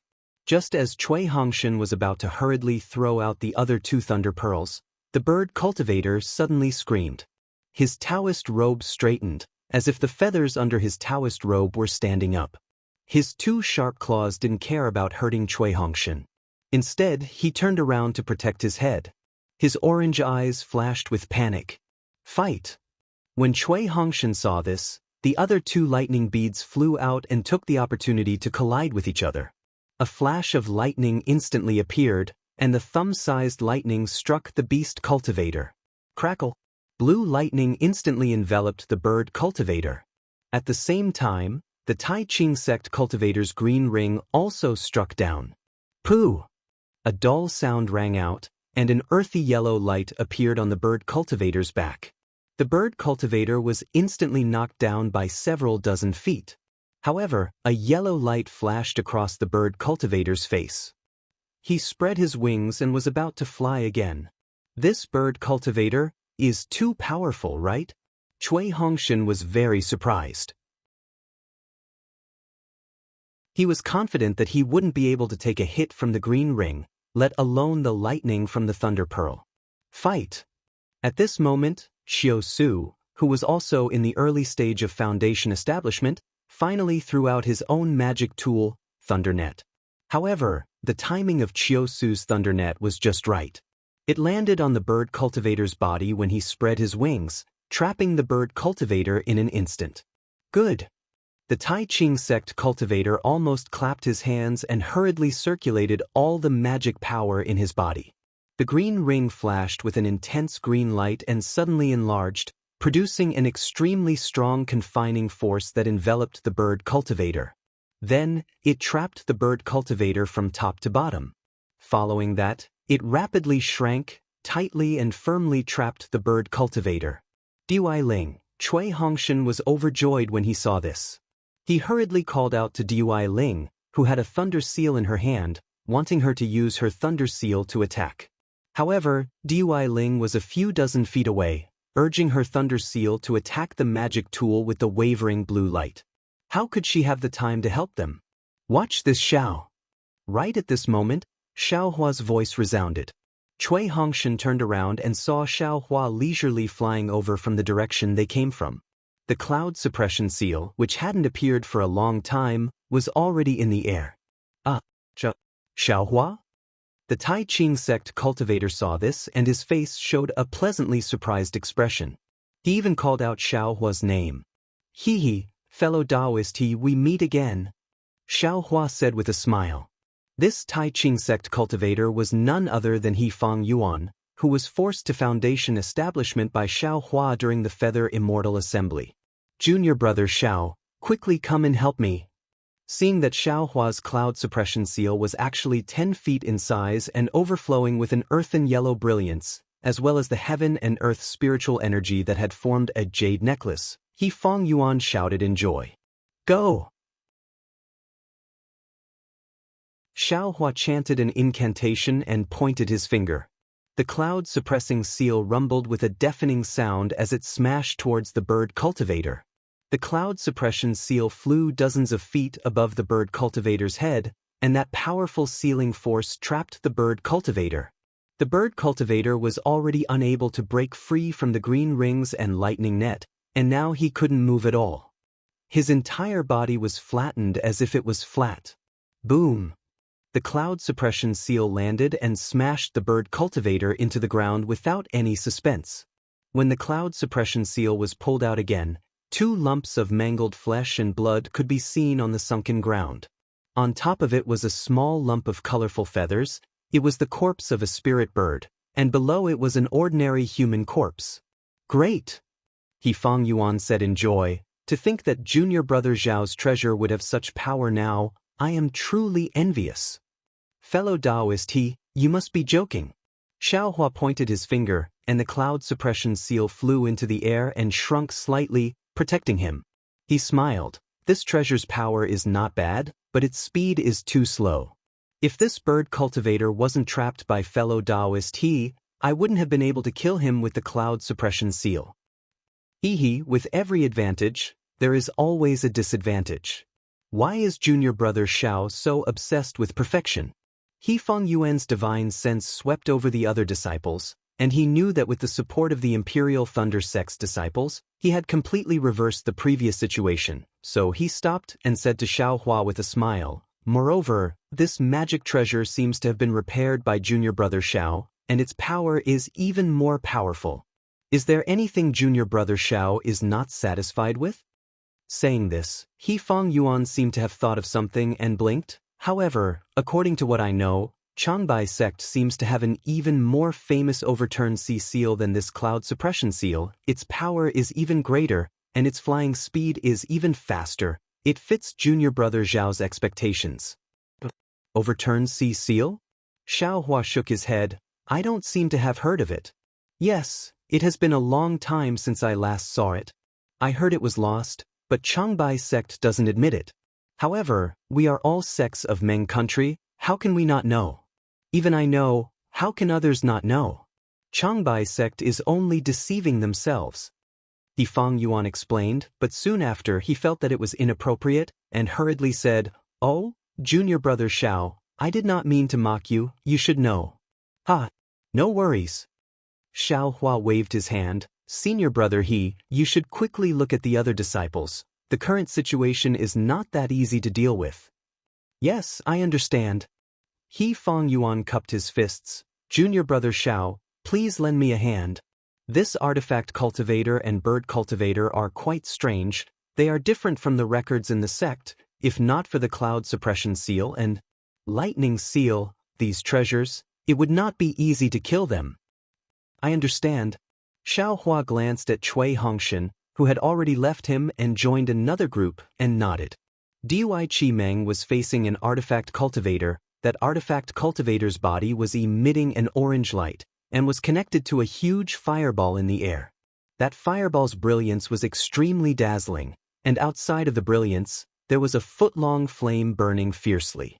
This artifact cultivator's original opponent was a Tai Ching sect disciple who was wielding a sharp hook artifact. That sharp hook was an extremely fierce artifact, but under the attack of the fire bead, there was a faint red flame burning on it, and the hook was actually somewhat distorted. Even that Tai Ching sect disciple felt an indescribable anxiety in his heart. Dui Chi Meng took out the lightning bottle, and from the bottle's mouth, purple lightning poured down like rain, instantly suppressing the destruction of the fire bead. Not only was the flame restrained by the orange brilliance, but the light around the artifact cultivator's body also dimmed by more than 40%. The artifact cultivator's entire body was connected to the artifact. The fire bead artifact cultivator's eyes were different from the bird cultivator's. They were scarlet red like a pillar of fire in the air, and the cold laughter coming from his mouth also had the feeling of friction between artifacts. As the fire pearl cultivator sneered, a pillar of fire appeared from his body. With a wong sound, the pillar of fire rushed toward the fire pearl in the air. Woo, the fire bead made a woo-woo sound inside the pillar of fire, and its color gradually changed from orange to green. What made Dui Chi Meng and the Tai Ching sect disciple feel even more uneasy was that along with the change in color, the shape of the fire bead also changed. It actually began to gradually expand, and then it became illusory. Attack! Dui Chi Meng didn't dare to hesitate any longer and once again used her magic power. A layer of lightning fell down and covered the fire bead. Similarly, the Tai Ching sect disciple used his magic power, and the sharp hook drew a snow-white light in the air and directly fell into the pillar of fire. An ear-piercing cry came from the fire bead, and within the lightning, the pillar of fire evolved into a firebird. It flapped its wings extremely vividly, and dozens of fire arrows shot out from the firebird's wings, riddling the pillar of lightning with thousands of holes. Moreover, at the same time the firebird flapped its wings, its green beak rapidly pecked at the hook. Ah! With a scream, the Tai Ching sect disciple's face was already pale. He formed a hand seal, and the hook flew back from the firebird's beak, and a pinky-sized hole appeared on the hook.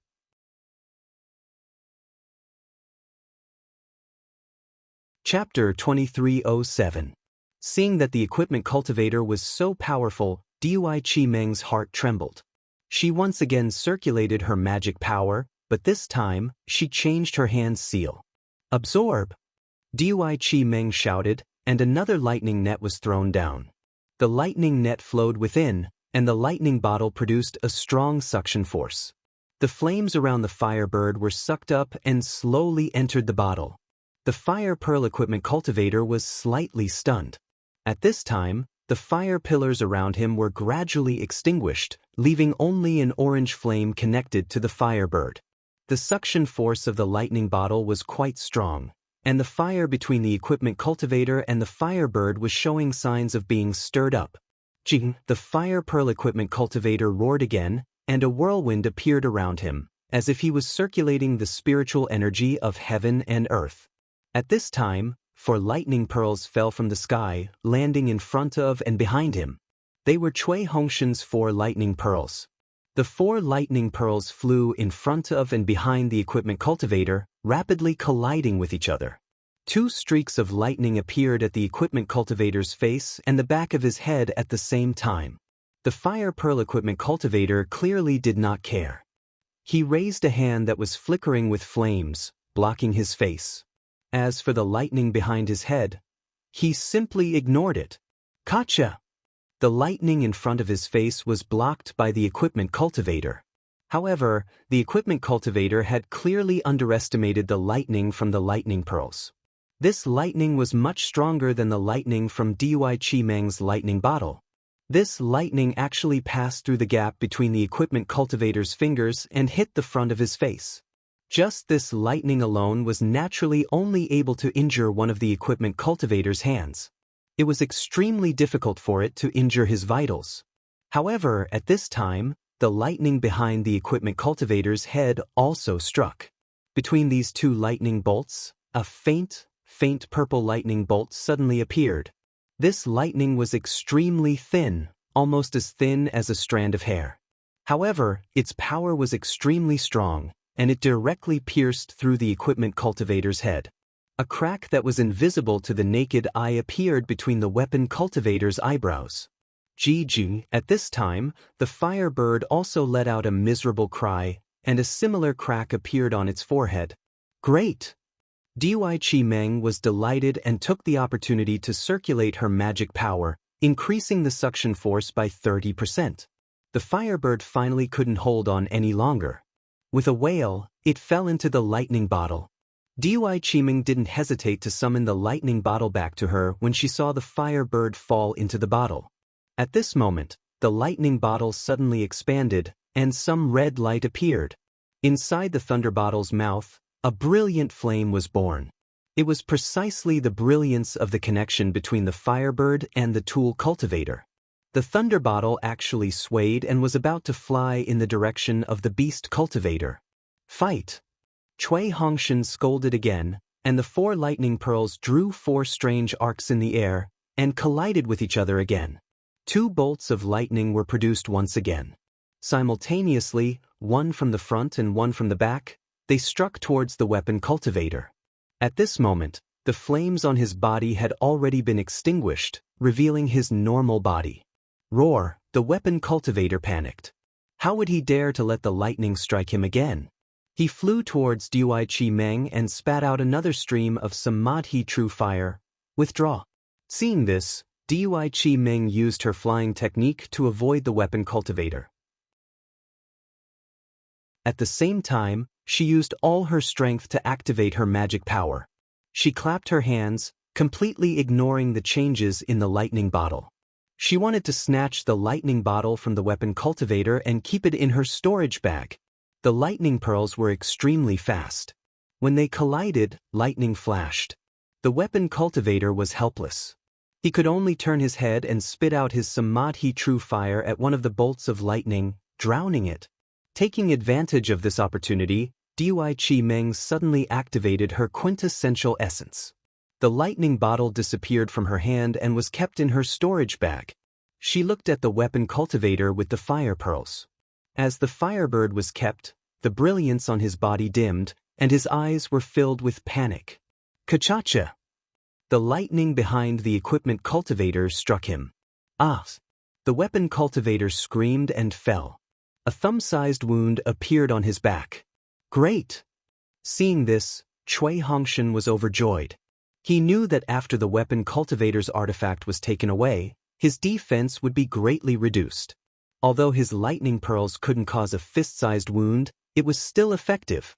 Immediately after, he activated the lightning pearls.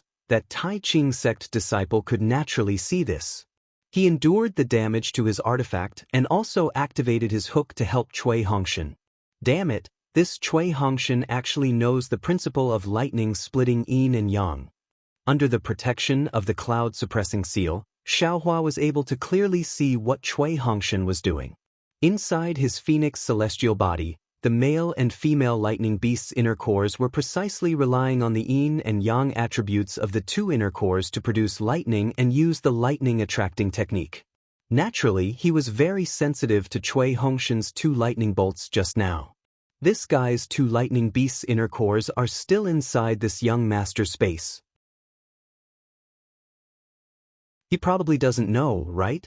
However, seeing him like this young master is still unhappy. Let's talk about it when there's a chance in the future. Eldest senior brother used the lightning beast cores to give birth to Xiang Zhili. Who will this guy and Dui Qimeng give birth to? Right now, it's a sword battle. Don't play any tricks. Xiaohua's gaze was pensive. He looked at Cui Hongshan and then at Dui Qimeng. It was quite thought-provoking. There was no need to talk about the remaining battle groups.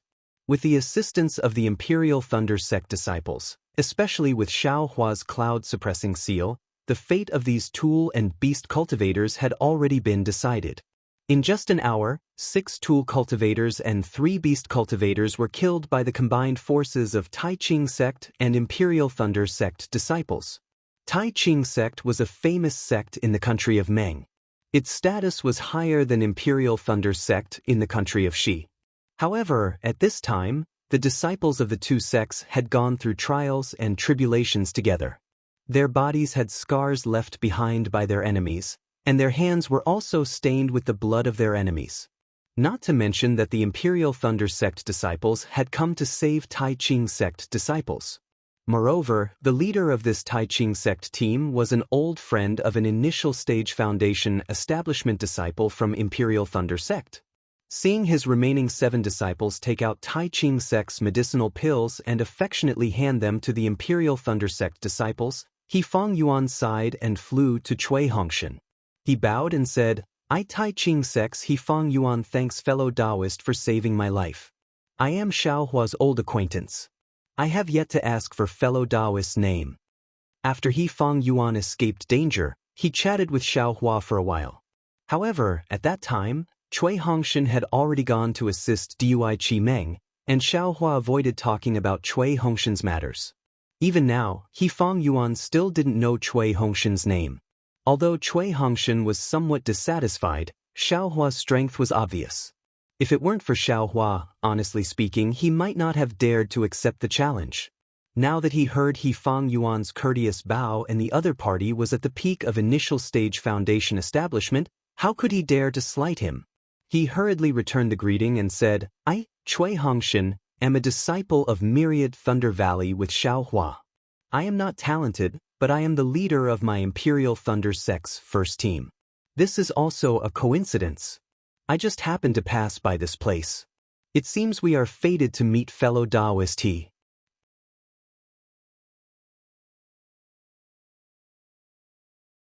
Chapter 2308. Indeed, indeed. He Fang Yuan glanced at Xiaohua and smiled. Back then, I met Dao friend Xiaohua at the Feather Immortal Assembly. To think that in the Sword Path battle in Patrol Heaven City, I was saved by Lightning Imperial Sect's disciple, and this leader is even Dao friend Zhao's junior brother. It's senior brother. Cui Hongshan reminded in a low voice. Senior brother? He Fang Yuan was slightly dazed as he glanced at Xiaohua. Xiaohua acted as if he did not hear him at all. He was slightly surprised. He clearly felt that Xiaohua's magic power surpassed Cui Hongshan's. Moreover, if Cui Hongshan was Xiaohua's senior brother, Xiaohua would have introduced him. Since Xiaohua did not introduce him, he naturally thought Cui Hongshan was Xiaohua's junior brother. However, He Fang Yuan only thought for a moment before smiling. In short, I am really fated to meet Imperial Thunder Sect. Unfortunately, I still came too late. Cui Hongshan saw several Tai Ching Sect disciples cleaning up the corpses on the ground and knew they were Tai Ching Sect's disciples who died, so he comforted them. Sigh, if you did not come, my Tai Ching Sect would have been completely wiped out. He Fang Yuan smiled bitterly before looking into the distance and frowning. Actually, if not for that strange maze cultivator, even if you came to help, I'm afraid. Oh, why do you say that? Zhen Minghui and the others took the pills and also came forward to greet He Fang Yuan. After Cui Hongshan finished with them, Zhen Minghui asked curiously. Of course, when he asked, he inadvertently glanced at Xiao Hua. It's quite strange. He Fang Yuan was still puzzled. Just before Cui and the rest arrived, about 15 minutes later, a cultivator who was bewitched came. Can you look at the corpses of those two artifact cultivators? Is there a sword mark on their foreheads? Saying so, He Fang Yuan pointed in the distance. There were two corpses that were a head taller than the two artifact cultivators that Cui Hongshan and the others dealt with. Zhen Minghui's divine sense swept over them and his eyes flashed with shock as he nodded. That's right. The skin and bones of these artifact cultivators are extremely hard, even magic treasures cannot penetrate them. Sword marks? Could it be the work of a sword cultivator? Sword cultivator? How is that possible? He Fang Yuan laughed. If a sword cultivator appeared here, how could we still be alive? It was impossible for a sword cultivator to kill a weapon cultivator. This is probably the work of a senior from the Changbai sect, right? Senior He, what is going on? Please explain clearly. Dui Ling was greatly surprised and hurriedly asked. These two artifact cultivators are the most powerful of the dozen or so. He Fang Yuan said with lingering fear on his face. When my clavicle hit them, it was no different from hitting a magic treasure, it could not injure them at all. And their magical weapons are even more powerful. They should have the attack power of the peak of the middle stage of the Foundation establishment realm. We just fought with them, and 3 of our disciples were killed by these 2 weapon cultivators. I don't dare to let them fight with the other disciples, so I can only face them myself. Just as I was about to take out my clavicle, the artifact cultivator's magic treasure sent my clavicle flying. It looked like I was about to die at the hands of that artifact cultivator. A green and red sword light appeared in front of the artifact cultivator's eyes. I saw it very clearly. That weapon cultivator only lasted for 2 rounds and was not a match for that fast and sharp flying sword at all. In the 3rd round, the flying sword pierced through the space between his eyebrows and he fell to the ground. Only now did that senior Miho's figure appear 100 feet away. He Fang Yuan said with envy. Next, that green and red flying sword did not stop at all. It flew towards another extremely powerful artifact cultivator. That artifact cultivator was even more powerful than before. His entire body was covered in green light and was as hard as his magic treasure. Moreover, this artifact cultivator's flying speed was also extremely fast. I'm afraid it was even faster than Imperial Thunder Sect's disciples.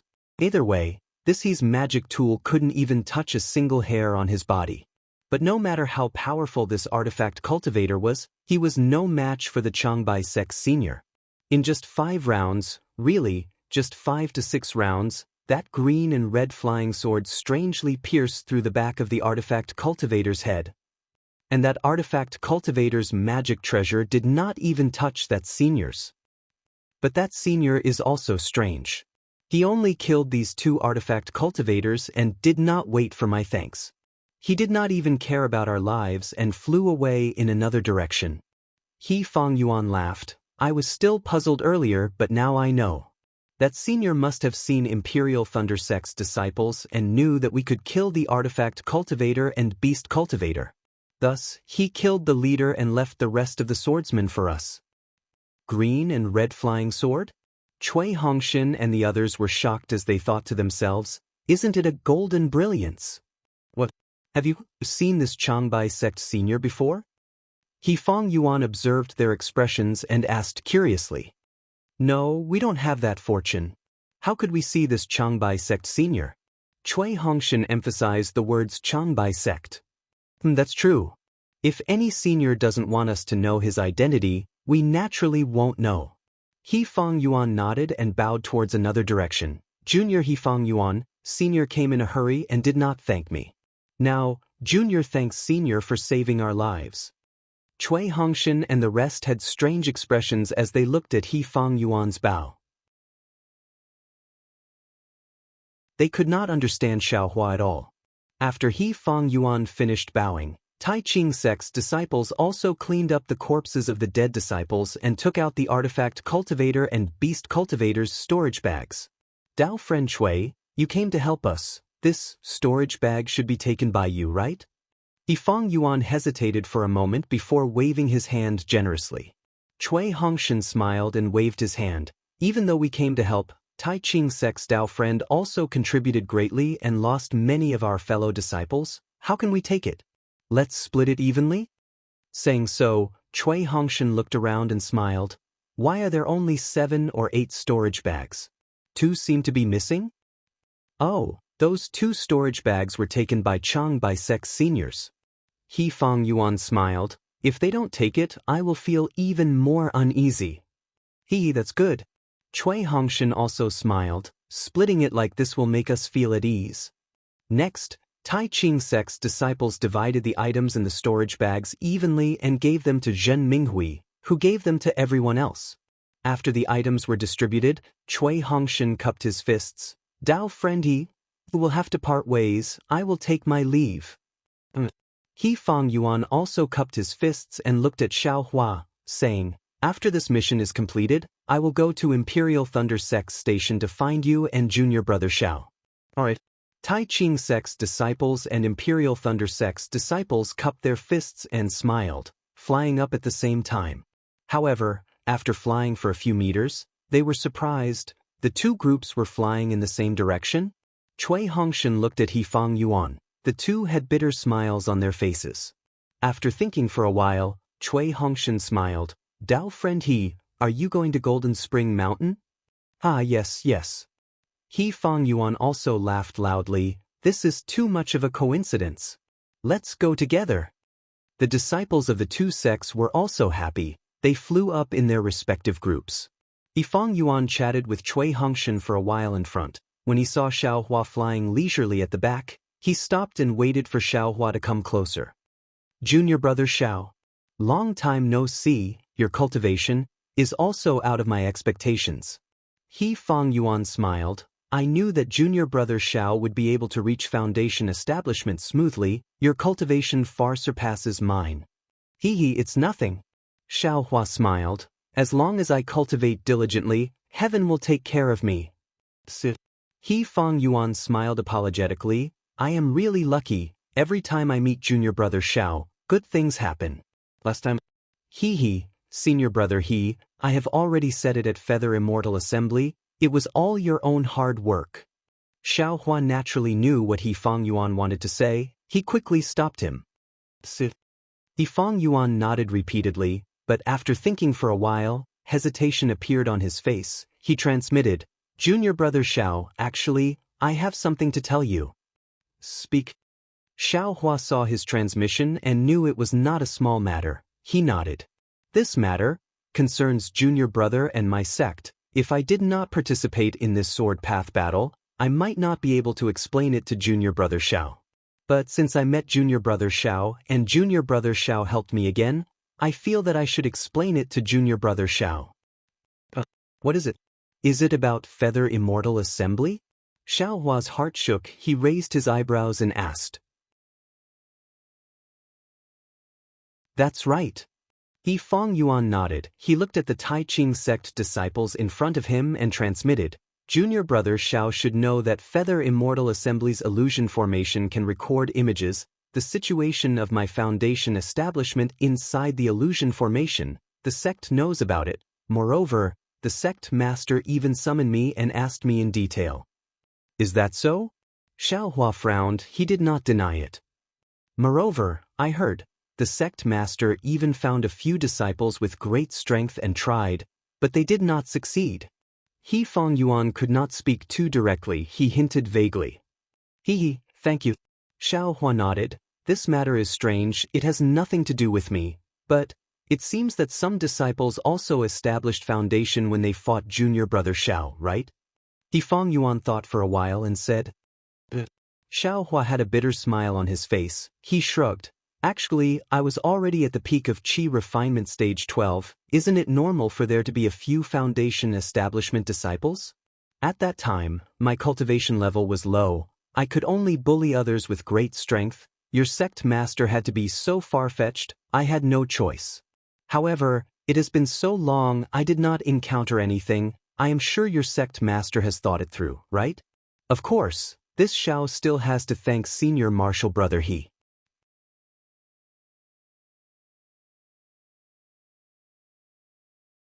Chapter 2309.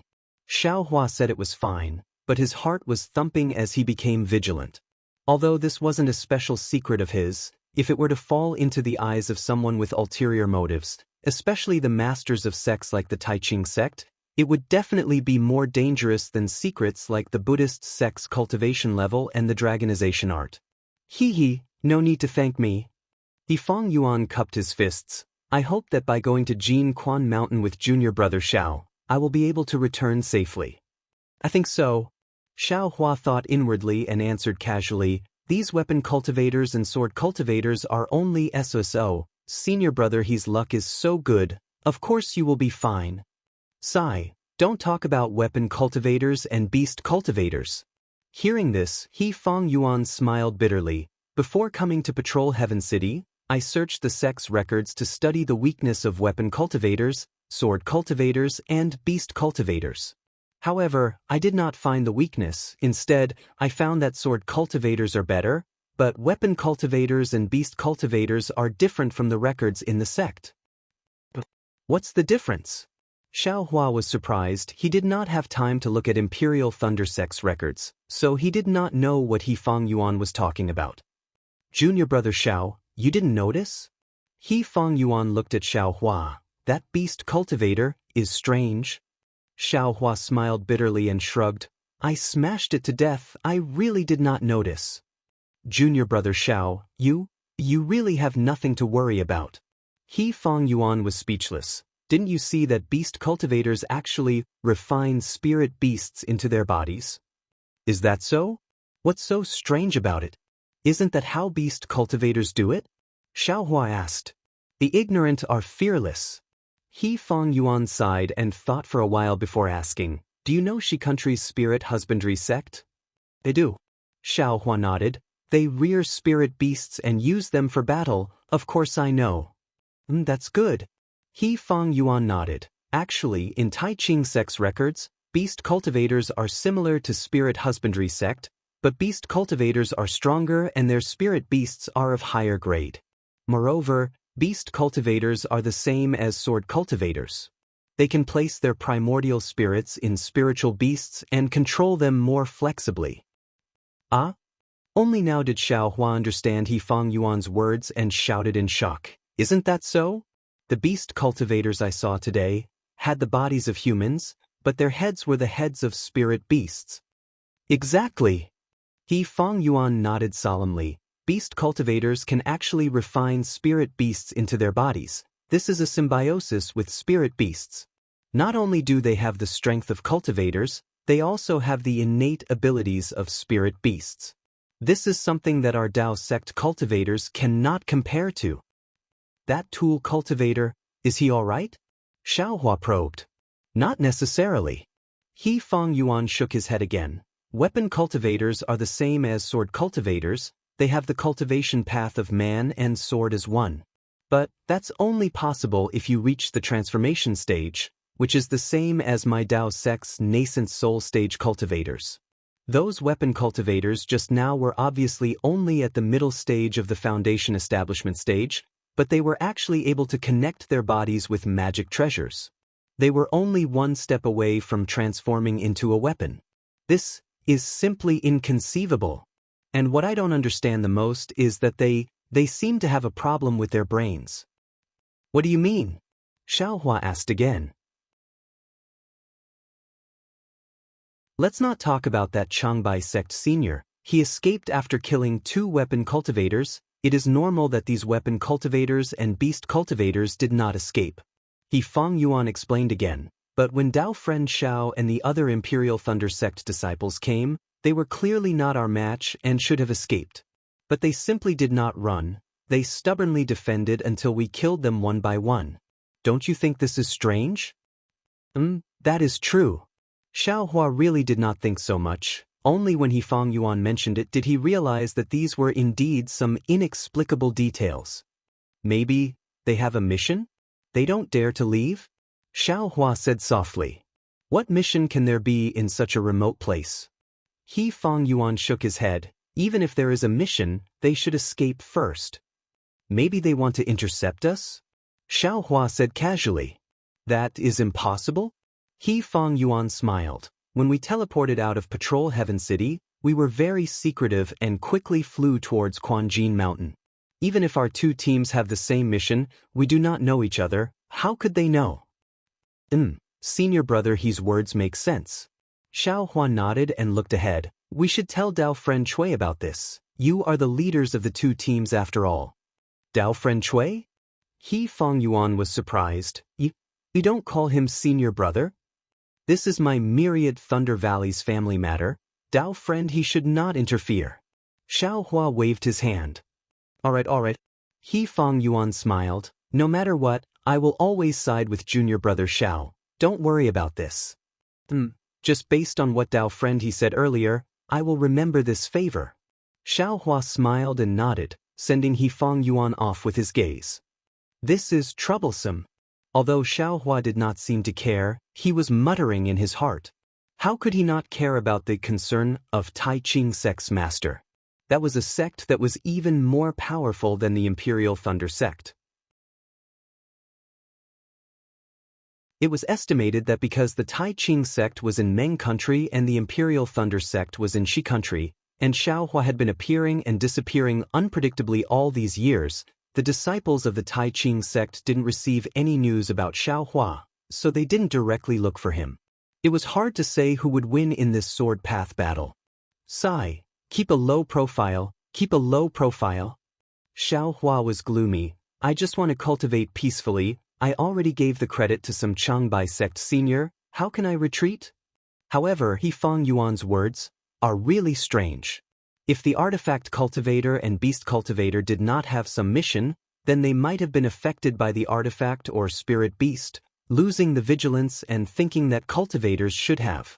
Not to mention Xiao Hua's speculation about whether the artifact cultivator and beast cultivator had some mission. Far away in the west of Shi country, at the border with Huan country, an emerald green sword light was flying through the sky in the biting cold wind. On that sword light was a person wearing a long green robe. This swordsman's hair was white, his cheekbones were bulging, and there were no wrinkles on his pale yellow face. As the sword light flickered, the swordsman's body would sway slightly. That sword intent pierced into the air, piercing through the cold wind. Not to mention the snowflakes that were faintly floating in the air, they could not even get close to him. As the swordsman's body swayed, the sword light would transform from time to time, and a green sword would appear on that sword light. This swordsman was actually an illusory sword cultivator. Just as the illusory swordsman flew past a towering cliff, the sword intent cut through a baby fist-sized icicle on the cliff. That icicle fell down the cliff, and no sound could be heard for a long time. From the front of the swordsman, a fiery red brilliance quickly chased after him. Whose flying sword book is it? That swordsman frowned slightly, his body stopping in the air. That green sword phantom immediately withdrew into his body, and with a wave of his hand, a finger-long flying sword landed in his hand. When the swordsman finished reading the contents of the flying sword, his expression changed greatly, and he shouted with a stern voice, "Idiot! You ruined my plan. 100 deaths are not worth regretting." As he spoke, sword light appeared in his hand, and that flying sword was actually torn apart by the sword light in the swordsman's hand. Like a piece of white paper, it turned into fragments and fell from the sky. This makes this sword. The swordsman gritted his teeth and hesitated, as if he wanted to turn back. However, the swordsman stood in the air for a long time, and in the end, he flew up again and flew forward. But this time, there was no sword light like before, only a green figure. The swordsman flew for more than half a day and arrived in front of a towering ice mountain.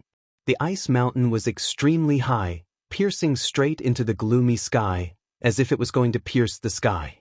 This ice mountain was extremely wide, stretching for more than 10 miles. The swordsman flew to the ice mountain and did not stop. Instead, he flew around the ice mountain, and in the time it took to eat a meal, a crack that was several feet wide appeared in the ice. The swordsman hesitated for a moment, and then rushed into the crack. The crack was between the ice mountain, and a huge whirlwind was generated from the crack, as if it could blow the swordsman away in an instant.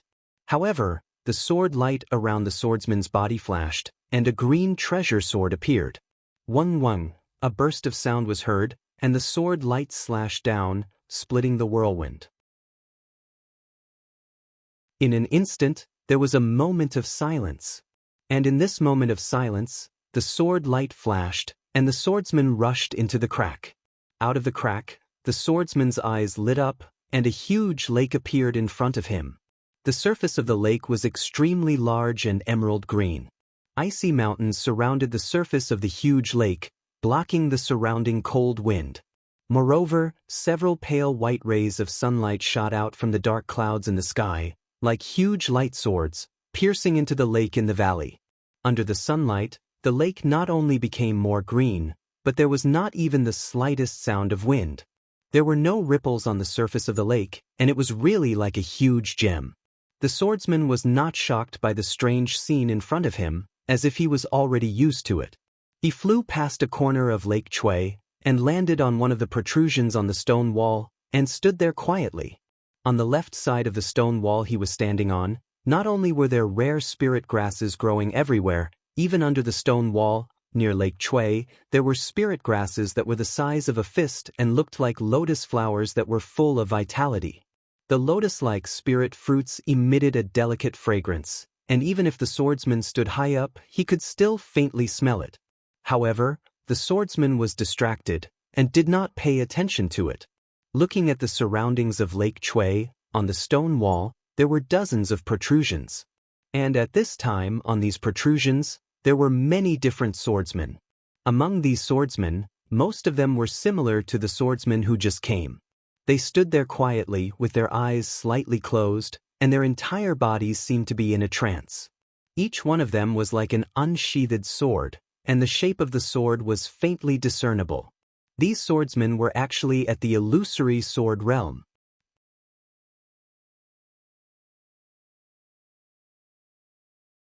Chapter 23:10. As for the remaining cultivators, they were naturally beast cultivators and weapon cultivators. Not to mention the crouching tiger and coiling dragon of the beast cultivators, the shadows of the strange spirit beasts would appear from time to time. Even the artifact cultivators would occasionally release the light of the artifact cultivators. All of this indicated that these deviant cultivators also had the cultivation of the sword cultivator's illusory sword. An hour passed by quickly, and another dozen or so swordsmen arrived on their swords and stopped on the stone wall. Clank! A loud sound like a sharp sword rang out. A green sword ray flew out from the wall opposite of the green-clothed swordsman and landed on Lake Chui like a meteor. The sword energy on the sword ray was like frost, and layers of ice began to form on the surface of Lake Chui. Wung wung, on the stone walls surrounding Lake Chui, all the swordsmen released their sword intent, creating a fierce hurricane. Every swordsman's body let out a sword cry. Welcome, fellow swordsmen. The emerald green sword light receded, revealing a woman in emerald green sword attire. The woman's face was extremely cold, and there was a murderous aura between her eyebrows. Although she called out to everyone, there was not much warmth in her eyes. Zeng, zeng, zeng. Dozens of sword lights that were not inferior to the female swordsman's flew out from the stone walls and landed on the surface of Lake Chui. Although the swordsmen appeared to be standing in a disorderly manner, they were clearly positioned from top to bottom and left to right. It was obvious that this was a very profound sword formation. I am Black Phoenix Sword Sex Lu Richung. Greetings, fellow swordsmen. The female swordsman cupped her fists and bowed towards the crowd. Greetings, LV Jianghu. The swordsmen also cupped their fists in return. Lu Richang straightened up and said coldly, "The sword Dao war has been going on for more than a year. Our sword cultivators have suffered great losses. On the other hand, the Dao sect cultivators did not suffer many losses either. The Dao sect has the advantage in numbers. If we sword cultivators are unable to find a way to win and obtain victory in a short period of time, we will definitely be forced to retreat in the end." LV Jianghu, that's easy for you to say. Do you have a way to win?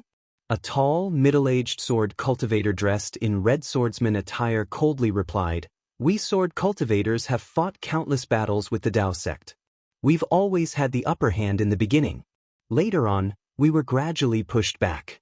In the end, we were forced to retreat to the sword realm. There were even many great battles where we were forced to retreat at the beginning. Could it be that my sword cultivator seniors aren't as smart as you?" Hee, so it's Qin Jian of the Void Heaven Sword School. A rare smile appeared on Lu Ruochang's face. "Swordsman Qin, you're now famous in the Dao sect. They've searched the entire border between the state of Shi and the Sword region to find you. I heard that your bounty has risen to an extremely high level."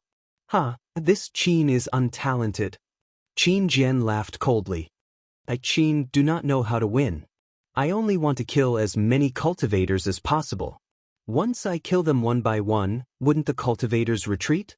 If it's as sword friend Qin said, then it's simple." Another old man dressed in khaki swordsman attire shook his head. "There are as many cultivators as there are hairs on a cow. Even if they stand there and let us kill them, I'm afraid we won't be able to kill them all." Swordsman Yuan Qing, does everyone in the skyscraper sword school have such thoughts? Are you scared witless by a bunch of pigs? Qin Jian glanced at the old man and sneered. "Haha, I won't be so stupid as to kill those useless pigs." Yuan Qing of the Matian sword sect smiled and did not refute. Sigh, yes, if it were so simple, then there wouldn't be thousands of remains of sword cultivators in the sword tomb. There wouldn't be thousands of broken swords wailing. Lu Ruochang also sighed. At this moment, a middle-aged swordsman with a red face said, "Swordsman Lu, this is only the first stage of the battle. We only need to follow the instructions of our masters and kill as many cultivators as possible so that we won't be forced back to the sword realm. Why are you so pessimistic?" Chu Jianchong from the Shenzhen sect? Lu Ruochang glanced at the middle-aged swordsman and asked, "How is Duan Yuming, Swordsman Duan? The 4 people from your Shenzhen sect have all died at the hands of cultivators. Our battle this time also originated from your Shenzhen sect. You should be on my side." "Thank you for your concern, Swordsman Lu. Senior Duan's primordial spirit has returned and has entered the Shenzhen sect's sword pool to recuperate. If he can find a suitable body, he can take over it. Otherwise, he can't use the secret technique of weapon cultivators to feed the sword with his body and become a sword spirit," Chu Jianchong said in a sorrowful voice. "How sad." Lu Ruochang sighed softly. "This sword is naturally on LV Genyo's side." Chu Jianchong cupped his hands and said, "However, Chu thinks that we don't need to think too much. We only need to exhaust the strength of the Shenzhen sect in the early stages of the battle and kill all the Qi refinement and foundation establishment disciples. This is to complete the task given by our masters." "It's all nonsense." A drawn-out voice sounded. It was a weapon cultivator whose body was flashing with a faint brilliance. The weapon cultivator was extremely tall, like a bamboo pole. In the brilliance, there were several sections of a pagoda faintly visible. "Didn't I hear that LV Jianchong was going to set up a formation in the sword catacomb? What's the situation?" The weapon cultivator said coldly, "I thought that everything was in order. I only need to lure all the cultivators to the sword catacomb. That's why I came over. If I'm going to listen to your nonsense, I'm going to turn back." Hee, so it's Senior Fan Kuan from the 7 Spiritual Mountains. Lu Ruochang smiled and said, "Senior Fan, don't be anxious. How can the illusory sword formation be easy to set up? Moreover, a simple sword formation may not be able to trap so many cultivators. I've left some assassins in the illusory sword formation. This isn't something that can be done easily."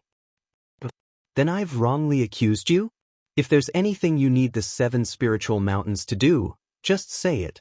If those formation weapons are to be used, I'll personally go into battle."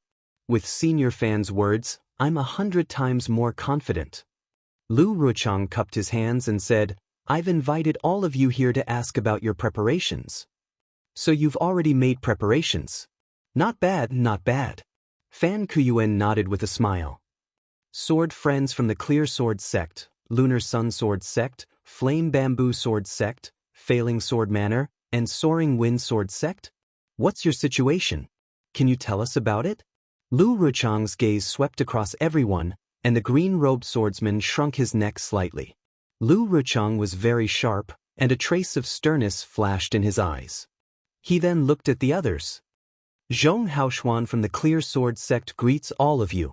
An extremely robust swordsman cupped his hands and said, "My Clear Sword Sect has already found the sword spirit used in the illusory sword formation. If I'm not wrong, we should be able to find it within 3 months." Good.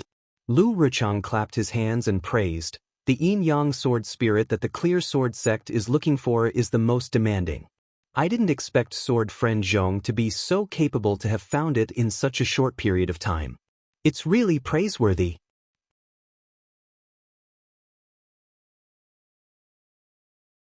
Chapter 23:11. My luck is indeed not bad. But this is also because the heavens are protecting my sword region. That Dao sect cultivator's luck has come to an end. Let them know who the true king of the Dawn Rain continent is. Zhong Haoshuan nodded coldly. Mu Ting of the Lunar Sword Sect greets my fellow swordsmen. A female swordsman dressed similarly to LV Ruochang stepped forward and bowed. However, this female swordsman's face was as beautiful as a flower, and she smiled wholeheartedly. The sword spirit that my Lunar Sword Sect was looking for has been obtained. It is currently being nurtured in my Lunar Sword Valley's sword pool.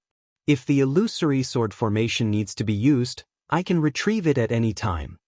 The following 2 people, Tian Simu of the Flaming Bamboo Sword Sect and Rua Ling of the Failing Sword Manor, both spoke about the results of their sections. The sword spirit and other items that they needed were all prepared. As long as LV Ruochang gave the order, the illusory sword great battle could begin. Good. Seeing that the swordsmen had completed their tasks extremely well, LV Ruochang smiled and said, "Thank you for your assistance, fellow swordsmen. I am extremely grateful. Back then, when you recommended me to take charge of the illusory sword formation, I was very nervous. With all of you sword friends working tirelessly, this sword finally has some confidence in my heart." LV Jianghu, the weapon cultivator, Fan Mingyuan, frowned slightly and said, "I know about this illusory sword formation. I have used it before. Just by relying on it, this formation can kill Dao sect cultivators in the middle stage of the Golden Core stage, but it will be troublesome to deal with those in the late stage of the Golden Core stage.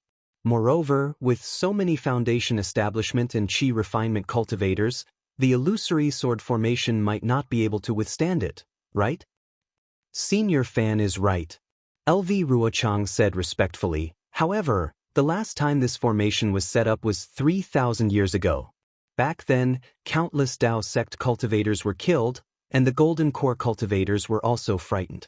If not for the 3 late-stage Golden Core cultivators who suddenly became nascent souls, I am afraid that we would have achieved even more glorious results. Yes, since you know, could it be that your illusory sword formation is even more powerful than the previous one? Of course. Lu Ruchang nodded his head confidently. This time, I have set up the illusory sword formation in the sword tomb. Firstly, I can make use of the sword intent of the remnant sword in the sword tomb to increase the lethality of the illusory sword formation.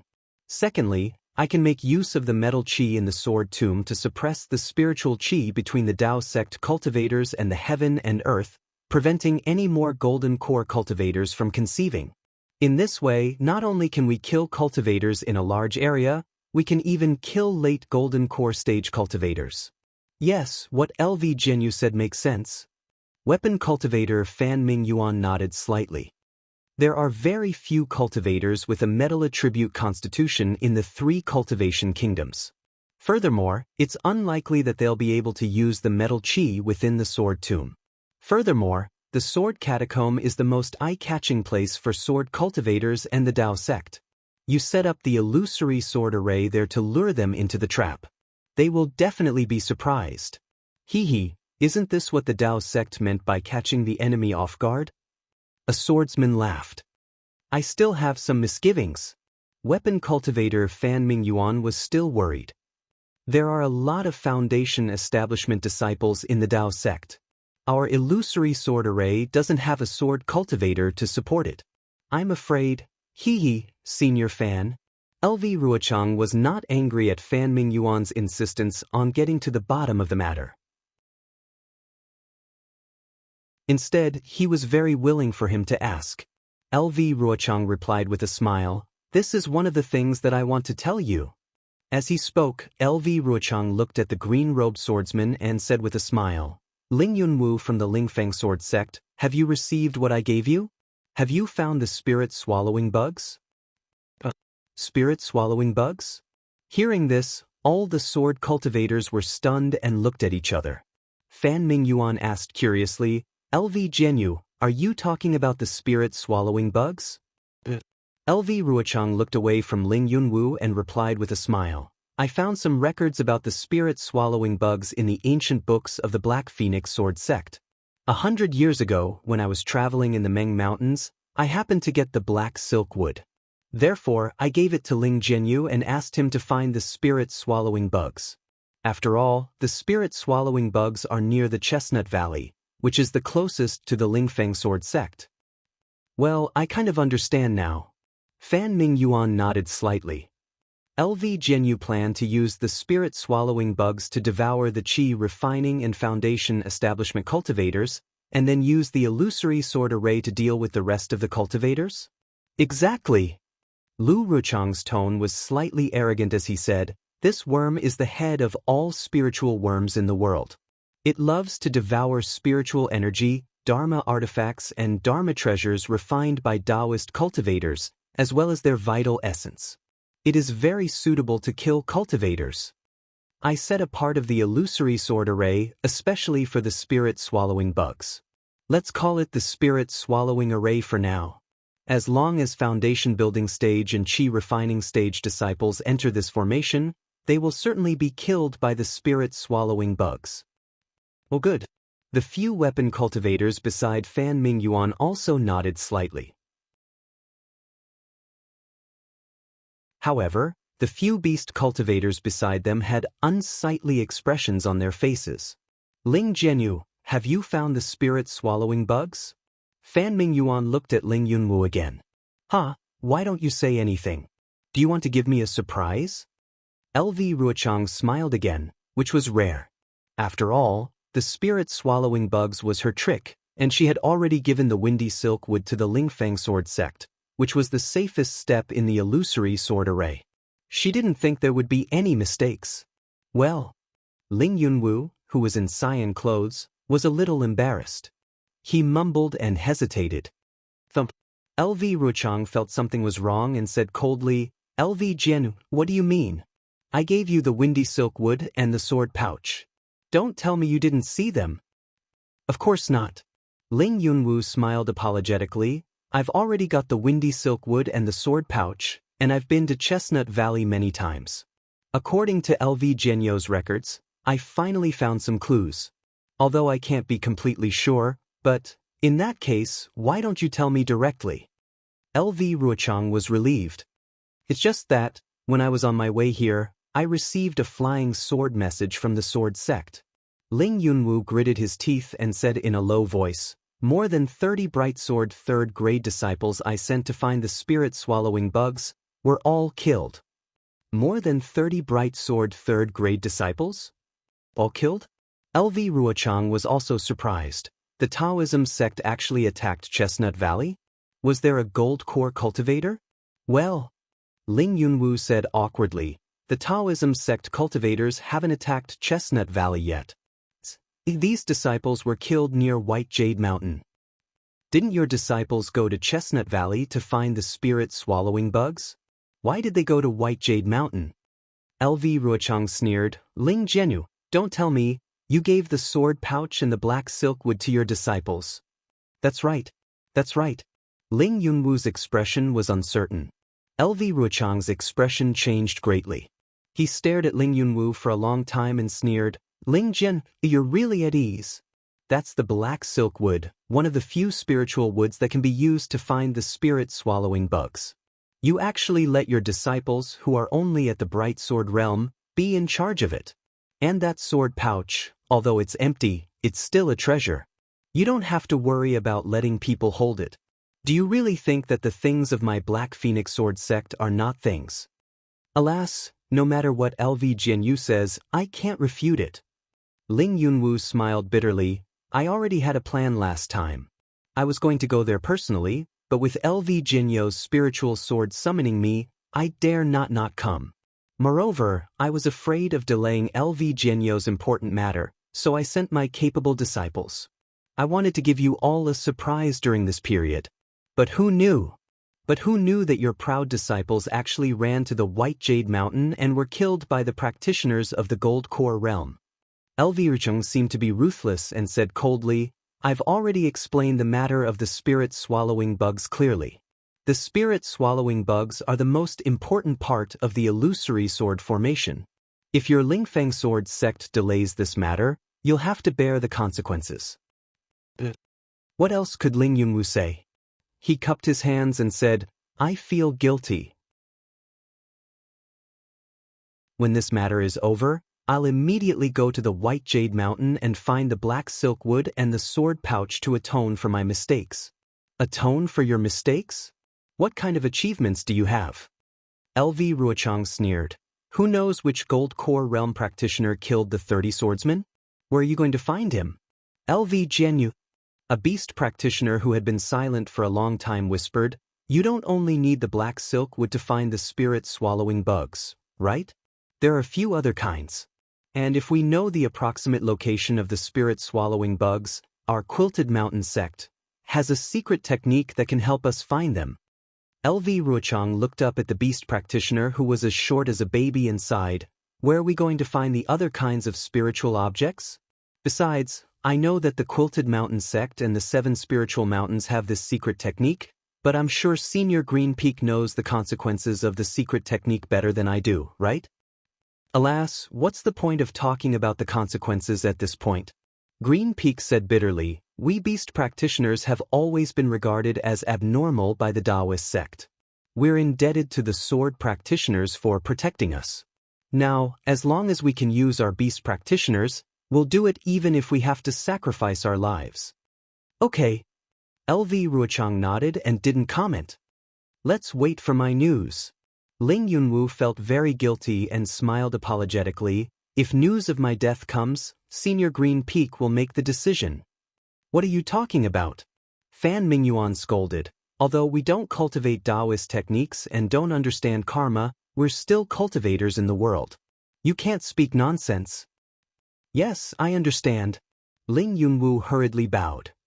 LV Ruochang glanced at Ling Yunwu coldly. Just as he was about to speak, he heard a bird's cry. It was like a mournful wail that soared into the sky. It pierced everyone's ears and immediately disrupted the tranquility of the valley. Even the quiet sound of the lake had layers of ripples. If you like this work, you're welcome to vote for it at Chidian.com.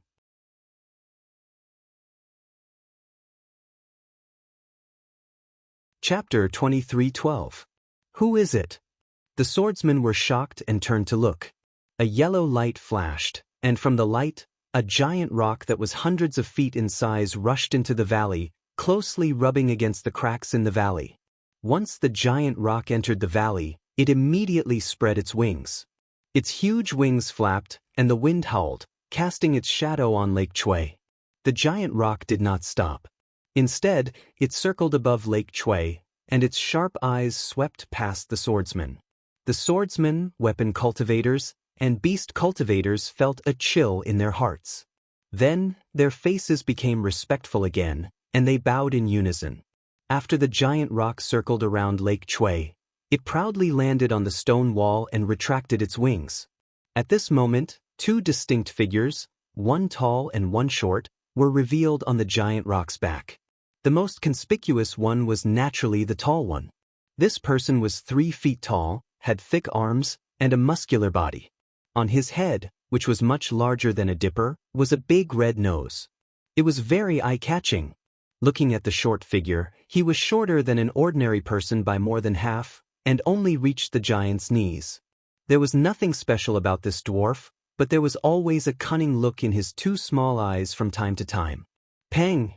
The giant landed on a protrusion on the stone wall, and the stone wall shook slightly. Greetings, Senior Qi. The swordsmen bowed in unison. The giant rock was Qi Peng, the valley master of the Osprey Valley in the Hing country. He was a beast cultivator whose cultivation was comparable to a sword transformation realm cultivator. Wait for me. Qi Peng withdrew his figure and reverted to a middle-aged man covered in yellow light. He raised his hand and gestured. Yes. The swordsman stood up. How did the discussion go? Qi Peng asked. We respected what you said and only delayed the Path Sect's cultivators near Sky Patrol City. Moreover, we are setting up a large formation in the Sword Tomb, and we are preparing to give the Path Sect a head-on blow. Lu Ruchang replied respectfully.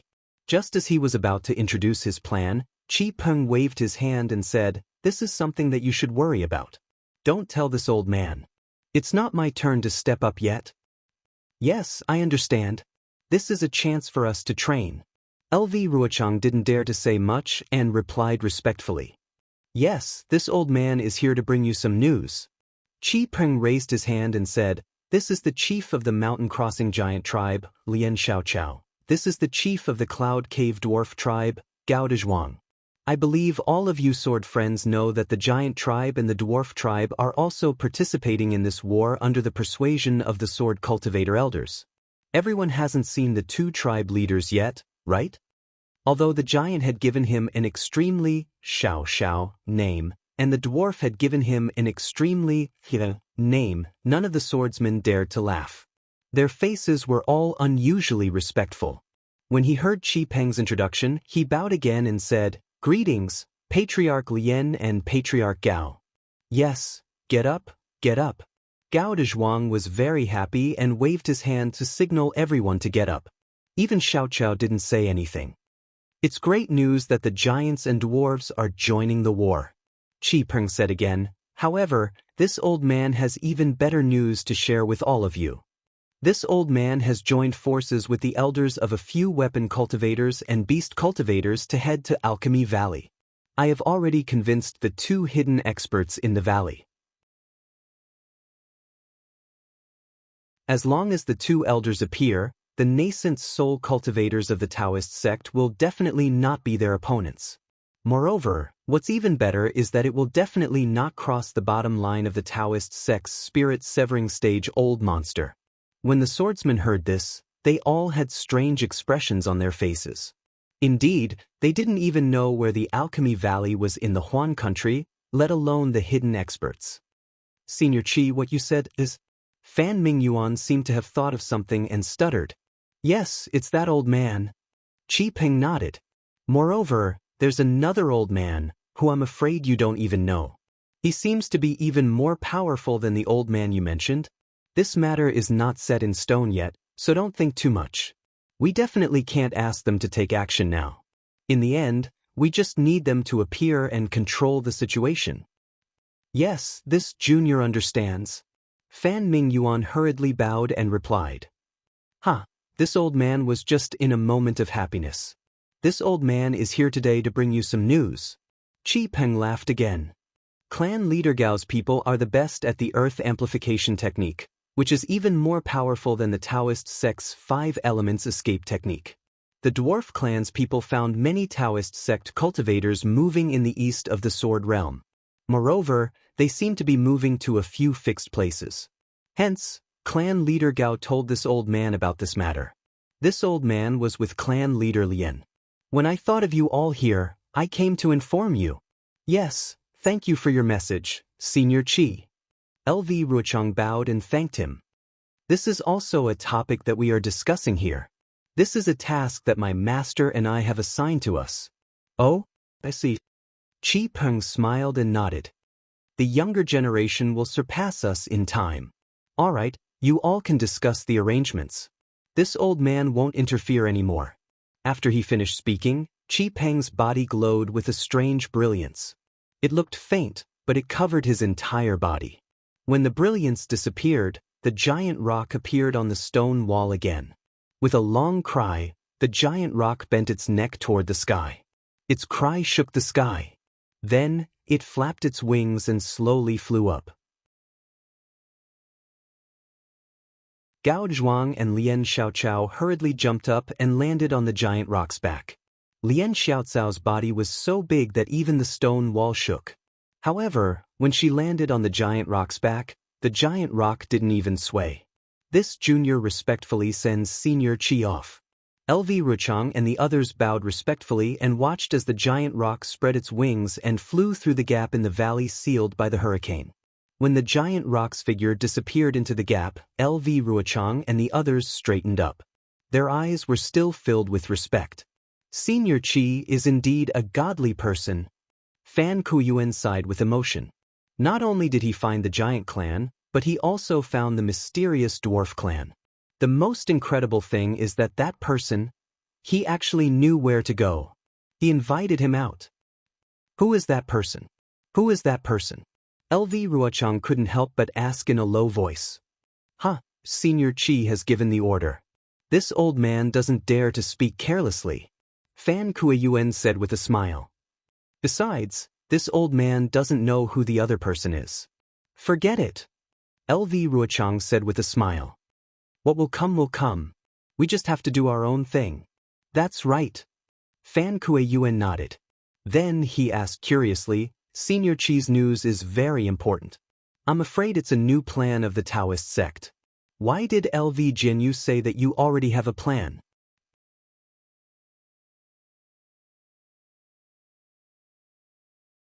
Chapter 23:13. Senior Fan, why do you think the people of Sword Realm are attacking the three countries? LV Ruochang asked with a smile. Are you trying to test this old man? Fan Mingyuan laughed. No, I'm just asking casually.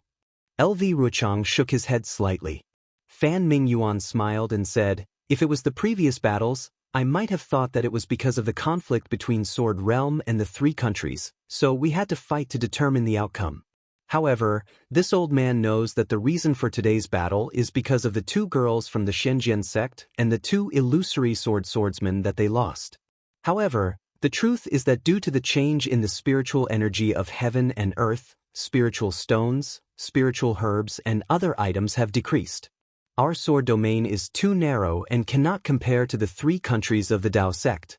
Therefore, we have to snatch their spiritual herbs and spiritual stones. That's right, Senior Fan is right. LV Ruchang nodded and said, this is also what the elders told us at the beginning of the battle. Although the Dao sect's array is not as powerful as the sword array of our sword domain, in terms of concealment and defense, it is stronger than the sword array. At the border of our sword domain, Shi country, and Meng country, there are more than 10 spirit stone veins. However, because of the protection of the Dao sect's formation, it is not easy to find them. In the previous battles, we spent some effort on them, but the results were minimal. Moreover, Sword Realm did not lack spirit stones at that time, so who would care about them? However, it's different now. Sword Realm spirit stones are about to dry up. The spirit stone veins at the border of Sword Realm have become our savior. The purpose of this battle is to steal these spirit stone veins? Fan Mingyuan suddenly realized. The attacks and killings are all just a pretense? If Senior Fan understands it this way, then it's possible.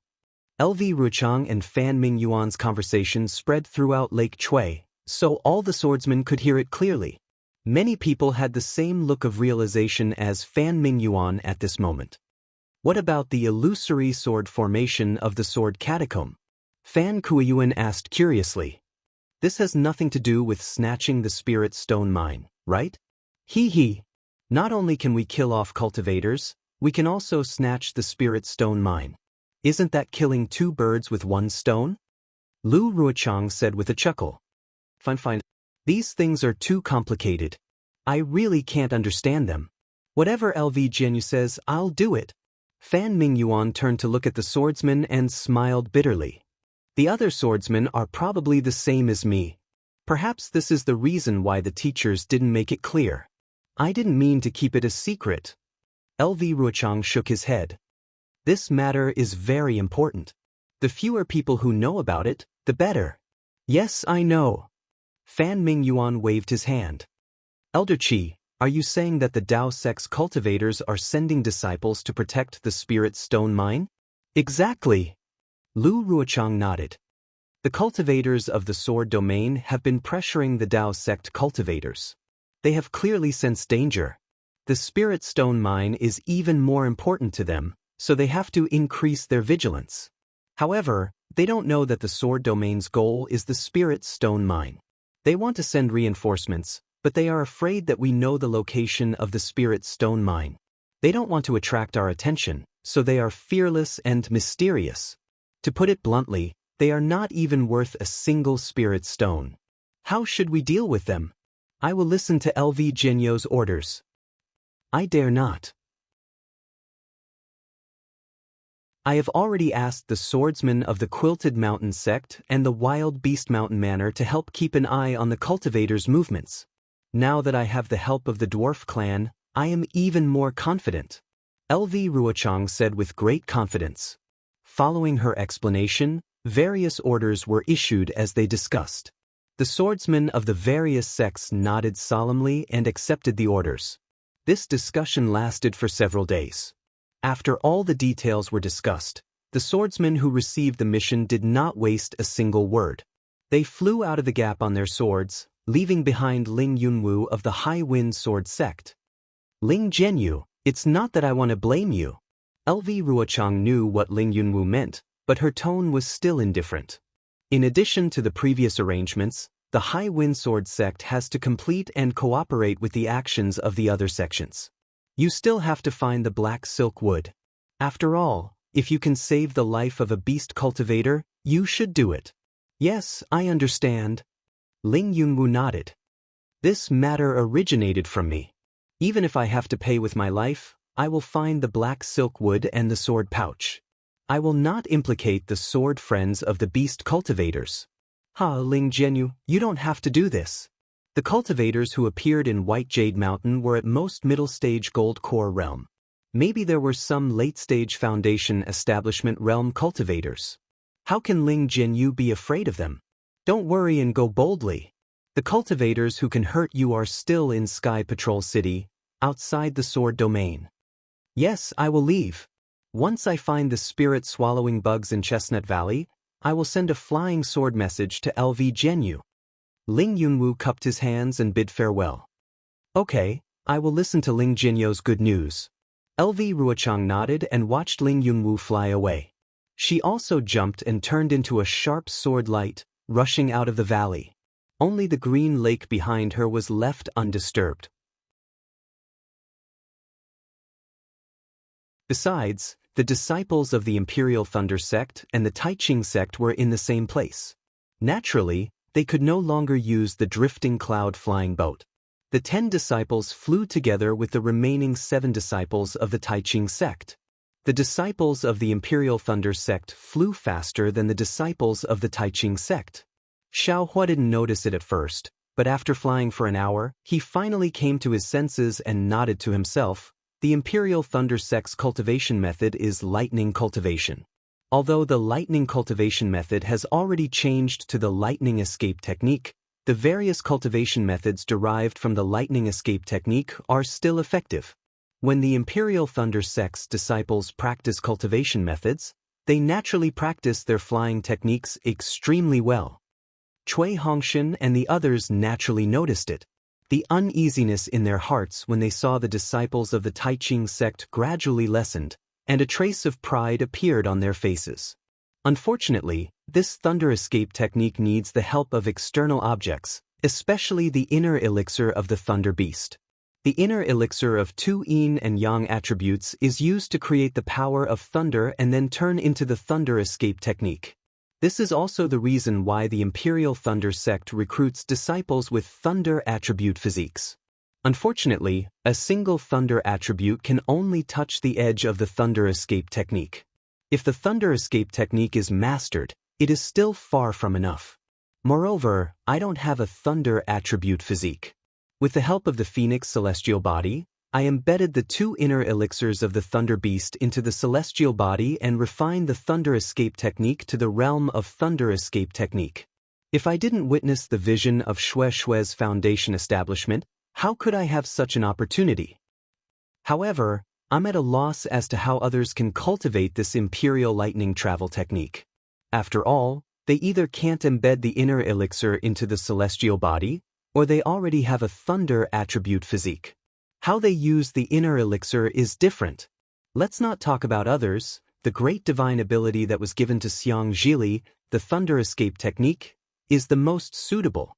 He was born from the inner elixir of a male thunder beast, so using the inner elixir of a female thunder beast would make it easier.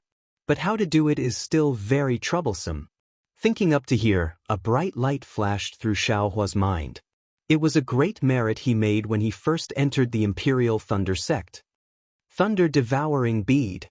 That's right, it's really that item. Xiaohua's eyes showed a trace of understanding. This item is not only the nemesis of all the Imperial Thunder sect's formations, but also the beginning and end of thunder. Didn't I see the image of the founder of the Imperial Thunder sect, Taoist Master Qian Yun, in the main hall of the Thunder Palace? He was enlightened by comprehending the Thunder Bead and founded the Imperial Thunder sect. Because of this, he ascended. If I can comprehend this item, wouldn't I be able to master the Thunder Escape technique? Sigh, what a pity!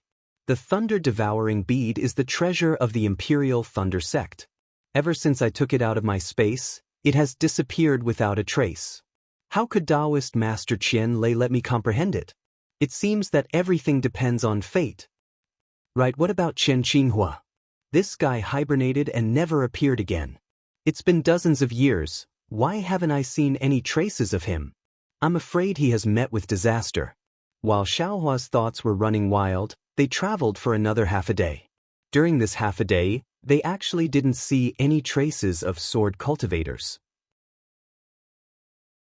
However, the foothills under their feet were covered with more and more snow, and even the chirping of birds and the language of beasts were rare. Clearly, this place was very remote. Fellow Taoists, we will reach our destination in another half a day. Seeing that the journey was safe, He Fang Yuan's vigilance also weakened. Seeing that flying was very boring, he laughed and said loudly. His voice was not soft, and the snow on the mountain wall was disturbed. At the peak, first, a palm-sized snowflake fell. Then, as the snowflake fell, more and more snowflakes fell. Not long after, an overwhelming amount of snow fell from the sky like a collapsing mountain. The disciples of the Tai Ching sect and the Imperial Lightning sect were flying between two tall mountains. The snow on top of the canyon was extremely powerful, and it covered the entire canyon. Everyone's divine sense swept over and saw that the snowflakes were like dust, and the accumulated snow was like a tide, covering half of the sky. Ah? Snow? Avalanche? He Fang Yuan was shocked. He really didn't expect that just one sentence from him would cause such a big trouble. He had heard about this avalanche from the guards of Sky Patrol City, but he never thought that he would actually encounter one. Quickly fly. At this moment, no one dared to hesitate. No one wanted to fight against the heavenly might. Although the avalanche was still very far away, it was still an aurora after all. If they were really buried by the snow, even if they were Foundation Establishment cultivators, their vitality would be greatly damaged. Moreover, the most important thing was that he had lost all face. Surging like waves, falling like a mountain peak. Although this small amount of snow is very light and humble, when there is a lot of it, it actually has such great power. Heaven and earth are so mysterious, any inconspicuous place can be a reference for us cultivators. Xiaohua unhurriedly flew behind everyone, allowing the snowflakes to hit his face like white mist. He released his divine sense and carefully observed the gradual formation of the avalanche. It gradually grew from small to large, causing him to sigh with emotion in his heart.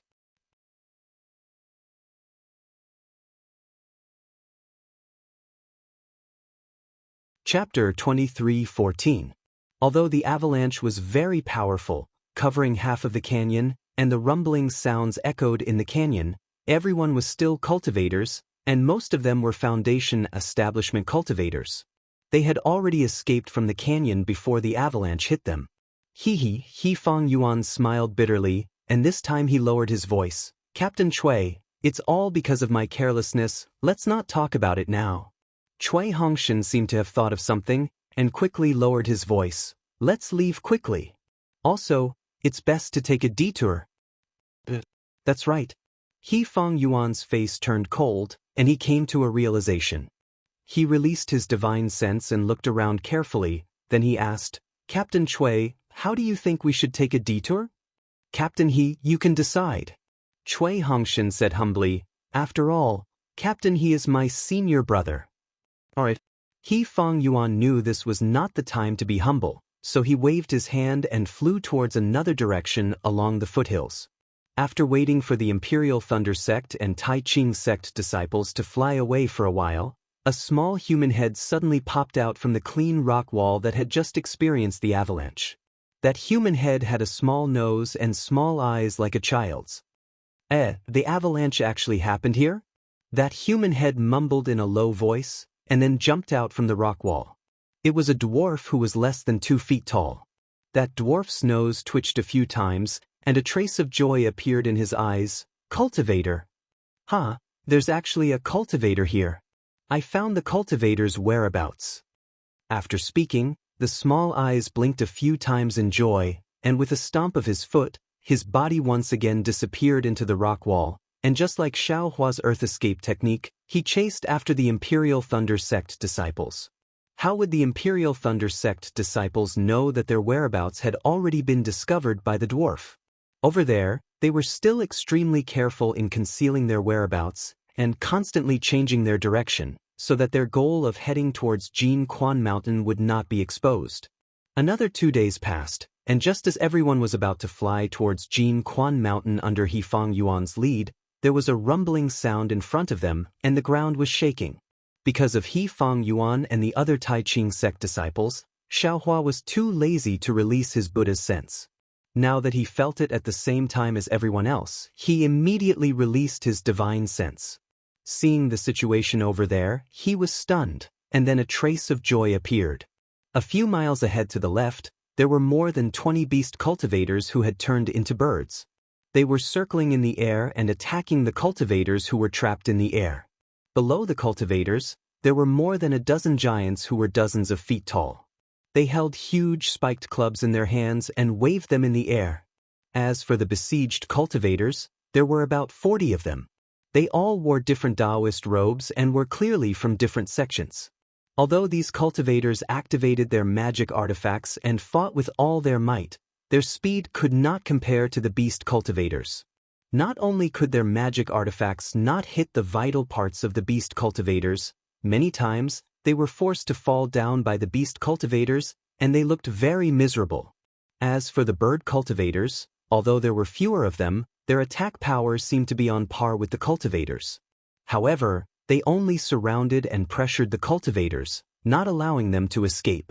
They even forced the cultivators to fall into the giants' attack range. Looking at the ground, there were several corpses, and they were all badly mutilated. Obviously, they were all done by the giants' terrifying spiked clubs. Seeing such a pressing situation, Chui Hongshan hesitated. The cultivators who were trapped in the air by the beast cultivators and giants were all Foundation Establishment cultivators, but even they were in such a miserable state, running for their lives and even struggling at death's door. How could he and the other Imperial Thunder Sect disciples be able to get away with it? Not only him, even He Fong Yuan was hesitating. He was different from Chui Hongshan.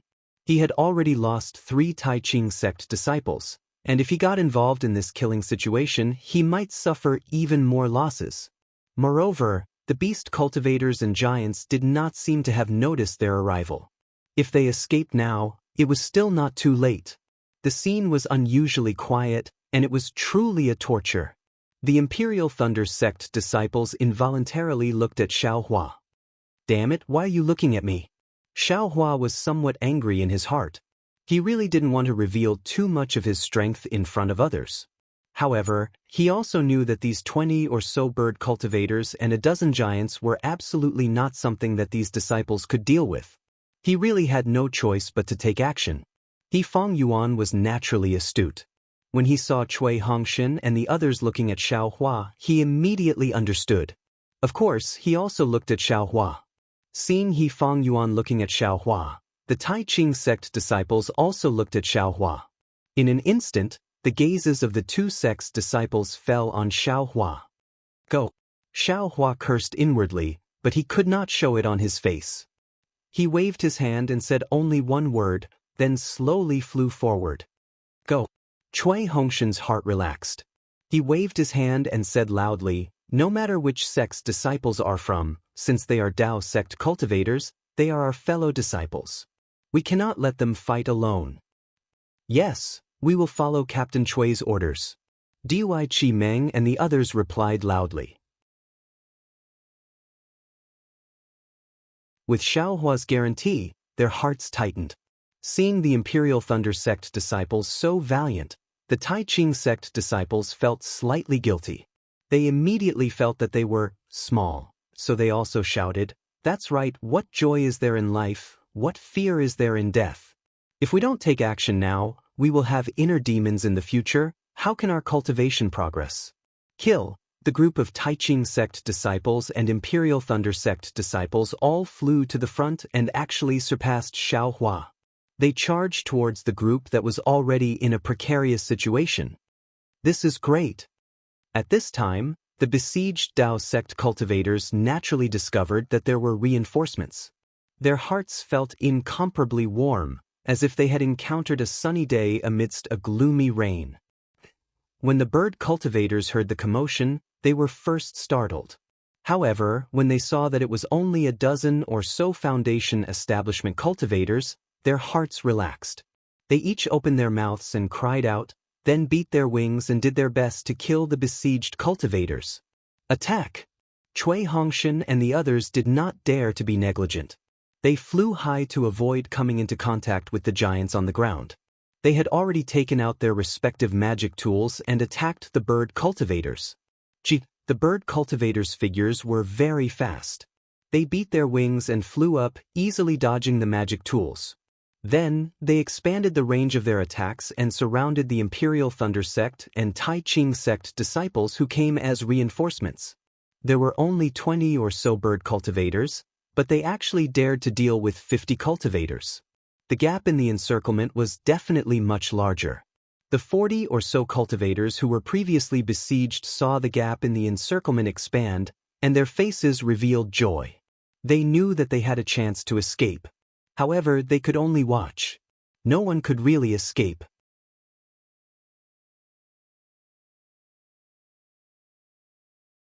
Chapter 23:15. But just as these cultivators turned around and were about to attack the bird cultivators with their magic artifacts, a voice called out, "Senior Brother Jiang, I'm really sorry." As the voice rang out, an early-stage Foundation establishment disciple with a well-built body wearing the Taoist robes of the Nanming sect broke away from the group of cultivators. He charged through the gap between two bird cultivators and flew into the distance. "Jianghu, you!" roared a mid-Foundation establishment Nanming sect disciple. Just as he was about to rebuke Jianghu, however, a few more disciples suddenly flew out from the group of Lightning Rider sect disciples who had been brandishing their dermic artifacts to meet up with the Lightning Rider sect disciples. They didn't even bother to greet them. They were even worse than Jianghu. You wait. Cui Hongshan was stupefied. He really hadn't expected that when he and the others came to help, these disciples would actually abandon them and flee by themselves. The escape of these disciples was not a big deal, but it tugged at the last heartstrings in the hearts of the cultivators. Even the cultivators with the most solid hearts were moved. Everyone had to face a test in this life and death situation, whether it was for themselves or their conscience. Xiao Hua looked at them coldly, and then at the beast cultivators who were surrounding them but not attacking. He already understood that this was done by the beast cultivators on purpose. He Feng Yuan's earlier conjecture that beast cultivators and weapon cultivators were brainless was instantly dispelled. Stop right there. The captains from the various sects were all furious and hurriedly shouted. Unfortunately, it would have been better if they hadn't shouted. Once they shouted, even more cultivators took the chance to escape. In just a moment, nearly 20 cultivators had already escaped through the gap between the bird cultivators' encirclement. Taking advantage of this opportunity, the group of beast cultivators surrounded the remaining 40 or so cultivators. In other words, the Imperial Thunder Sect and Tai Ching Sect disciples had come to replace these cultivators, and these cultivators had replaced the Imperial Thunder Sect and Tai Ching Sect disciples and escaped. At this moment, a Tai Ching Sect disciple couldn't take it anymore and glared at Xiaohua. His eyes were filled with hatred, and he didn't even greet Xiaohua as he flew towards a gap that seemed to be right in front of Xiaohua. However, just as he flew out of the gap, Xiaohua said urgently, "Quickly come back." Only a fool would reply. The disciple's figure passed by the bird cultivator and he was extremely happy. Now that he had the time to spare, he sneered back. Unfortunately, just as he spoke, the four-eared beast cultivator on his left suddenly flashed and dashed toward his back like a bolt of black lightning. The bird cultivator's flying speed was simply too fast and he wasn't far from the Tai Ching Sect disciple. Although the Tai Ching Sect disciple was extremely vigilant, he still only noticed the bird cultivator when he was a few feet away from him. Whoosh! The bird cultivator's wings suddenly swept out like an extremely hard artifact towards the Tai Ching disciple's neck. The Tai Ching Sect disciple had already activated his magic treasure and attacked without hesitation. The sound was precisely the shape of a plum blossom. Flower petals spread out from the magic treasure and enveloped the bird cultivator who was about to pounce over. The bird cultivator didn't dodge at all. With a muffled zzz sound, the flower petals exploded around the bird cultivator and completely enveloped him. A trace of joy flashed through the Tai Ching Sect disciple's eyes and he was about to use his magic power to fly away again. Jeeth! The bird cultivator, who was originally a bit crooked from the flower petals, suddenly opened his mouth and his body swayed even more strangely. He immediately broke through the magic treasure's attack and instantly closed in on the Tai Ching Sect disciple. At the same time, his beak-like mouth suddenly pecked forward and chiseled into the Tai Ching Sect disciple's shoulder. The beast cultivator's beak broke through the Tai Ching Sect disciple's defensive yellow talisman and tore off a large chunk of flesh from the disciple's shoulder, revealing the pale white bone inside. Since the Tai Ching Sect disciple was injured, his body was already crooked and he slowly fell from the sky. He was barely able to stabilize himself in midair. At this moment, all the cultivators who were looking at this disciple had a trace of pity in their eyes. They actually couldn't bear to see him die. Bam! With a loud bang, a huge mace appeared behind the Tai Ching Sect's disciple, causing a gust of wind to blow as it appeared behind him. The Tai Ching Sect disciple's defensive light that had been bitten through by the bird cultivator was immediately annihilated the moment it touched the spiked club. The spiked club hit the Tai Ching Sect disciple's head almost without any resistance. Like a watermelon being smashed, red and white, a disgusting smell of blood burst out. All of this happened in just a few breaths of time. Xiaohua had time to give a warning and Fang Yuan didn't even have time to shout angrily before the Tai Ching Sect disciple died. Their broken corpses fell to the ground, mixing with the dead disciples from before. Hiss! Everyone from the Tai Ching Sect and Imperial Thunder Sect sucked in a breath of cold air. They finally understood why so many cultivators were surrounded but none dared to escape. However, before these people could recover from their shock, another strange thing happened. Opposite the dead Tai Ching Sect disciple, another Imperial Thunder Sect disciple also quickly rushed towards the gap between the two bird cultivators. This disciple, is he sick? The cultivators were stunned. After all, although this Imperial Thunder Sect disciple's flying speed was fast, it was only slightly faster than the Tai Ching Sect disciple. It was far from surpassing the flying speed of a bird cultivator. However, the Imperial Thunder Sect disciple actually had a puzzled expression. That's right, it was puzzled, not astonishment, grief, or any other expression. Because this person was none other than Xiaohua. Xiaohua's figure flew towards the gap between the two bird cultivators. His choice of location was extremely good, it was right between the two. The two beast cultivators naturally stared at the scene in front of them. When they saw Xiaohua flying, they also followed him. However, after flying for a while, they stopped again after flying for less than half a foot. This was because they both saw that the other party had already moved. Of course, they stopped at the same time. When they saw each other stop, they flew up at the same time. However, after flying for a foot, they seemed to have a tacit understanding and stopped at the same time. They waited for the other to attack while they guarded the encirclement. Damn it, is this an act? If Xiaohua wasn't a genuine cultivator, the cultivators in the encirclement would have suspected that Xiaohua was friends with these two bird cultivators.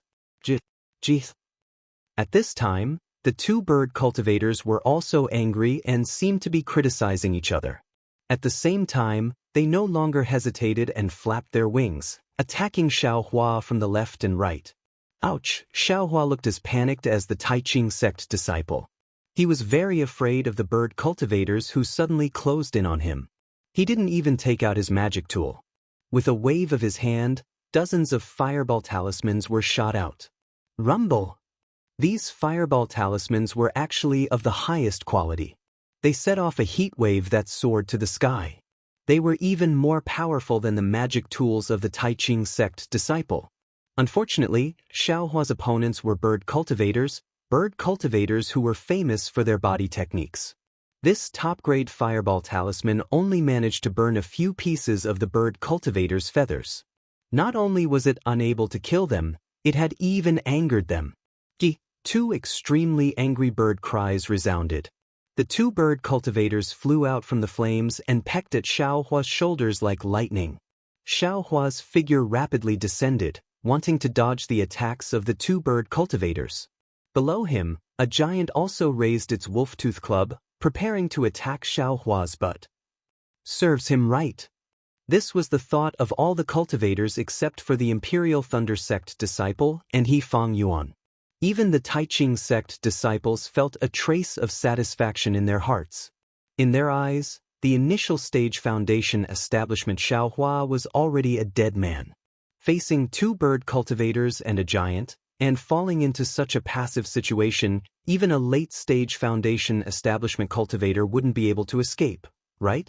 Just as everyone's thoughts became active again, retracting their gazes from Xiaohua's body and looking at the gap next to Xiaohua after he lured away the two bird cultivators, a golden light flashed in front of everyone's eyes.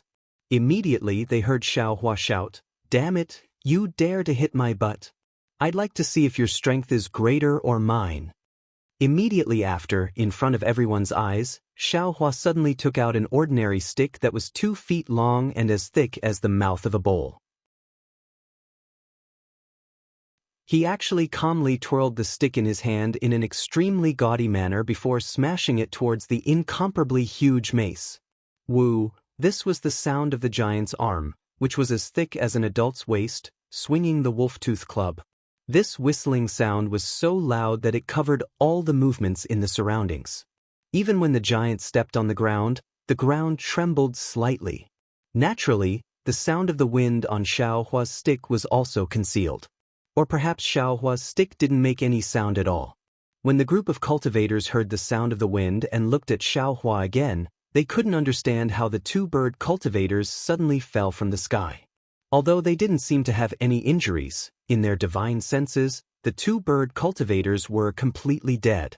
What is going on? While they were bewildered, He Fang Yuan's eyes shined with extraordinary splendor. It was not that he didn't have confidence in Xiaohua. Just like now, when Xiaohua was competing with the giant in terms of strength, he firmly believed that Xiaohua wouldn't be at a disadvantage. But when fighting with the two bird cultivators earlier, or trying to escape from the two bird cultivators, he didn't have any confidence in Xiaohua. Naturally, He Fang Yuan had been staring at Xiaohua all along. He had an involuntary conviction in his heart. He firmly believed that Xiaohua wasn't a cultivator who would run away without a fight. Sure enough, when He Fang Yuan's eyelids slightly blinked, that golden light came from Xiaohua's hand. He simply couldn't see where this golden light came from. It was as if it was just the outline of a flood dragon, and with just a flash of golden light, It passed through the necks of the two arrogant bird cultivators. Immediately after, the two bird cultivators fell from the sky without even making a sound.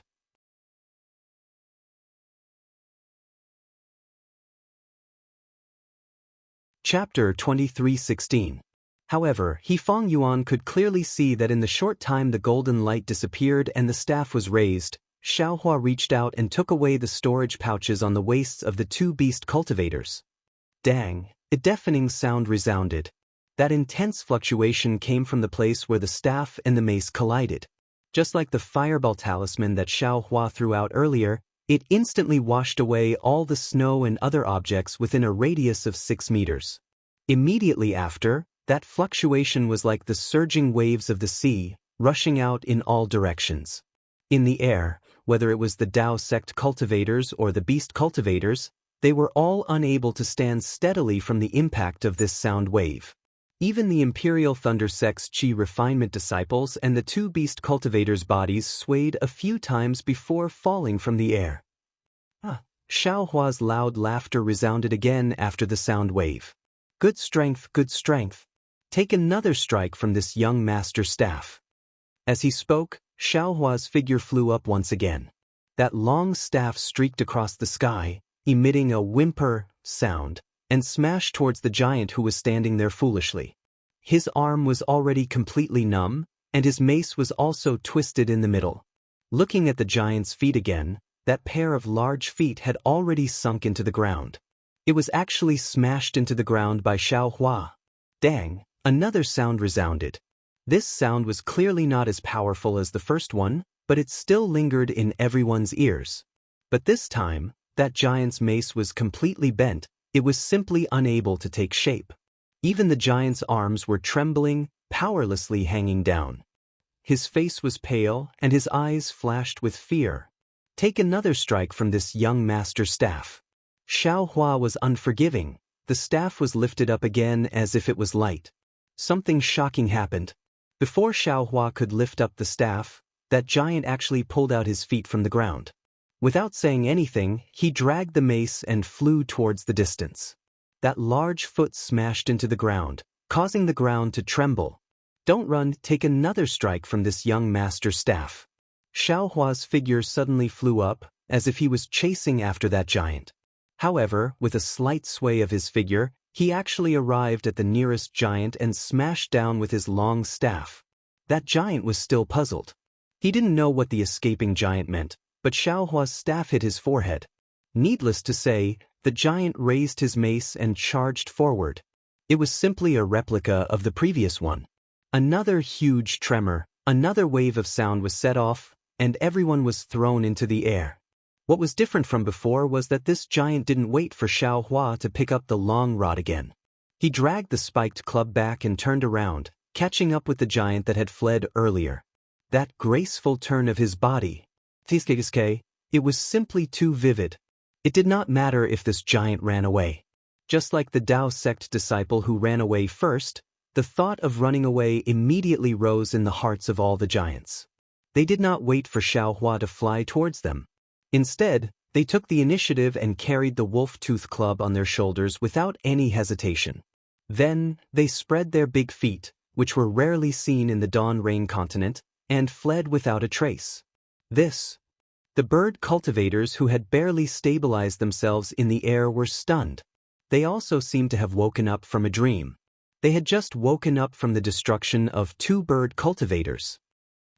A bird cultivator cried out.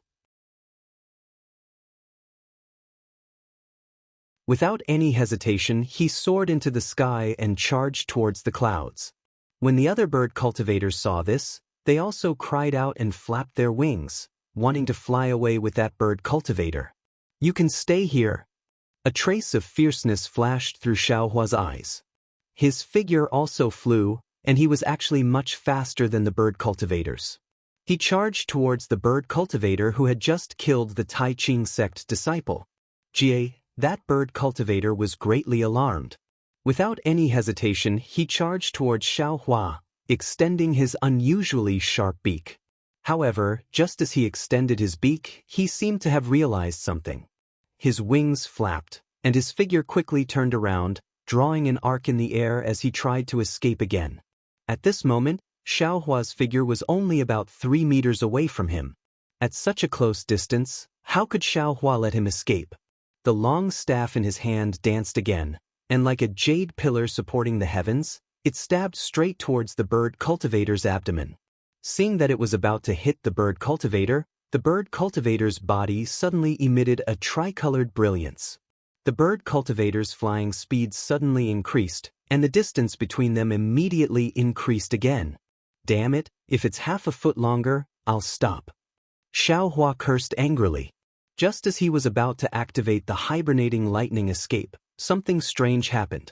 That 2-foot-long staff suddenly grew half a foot. I owe this? Xiaohua was shocked.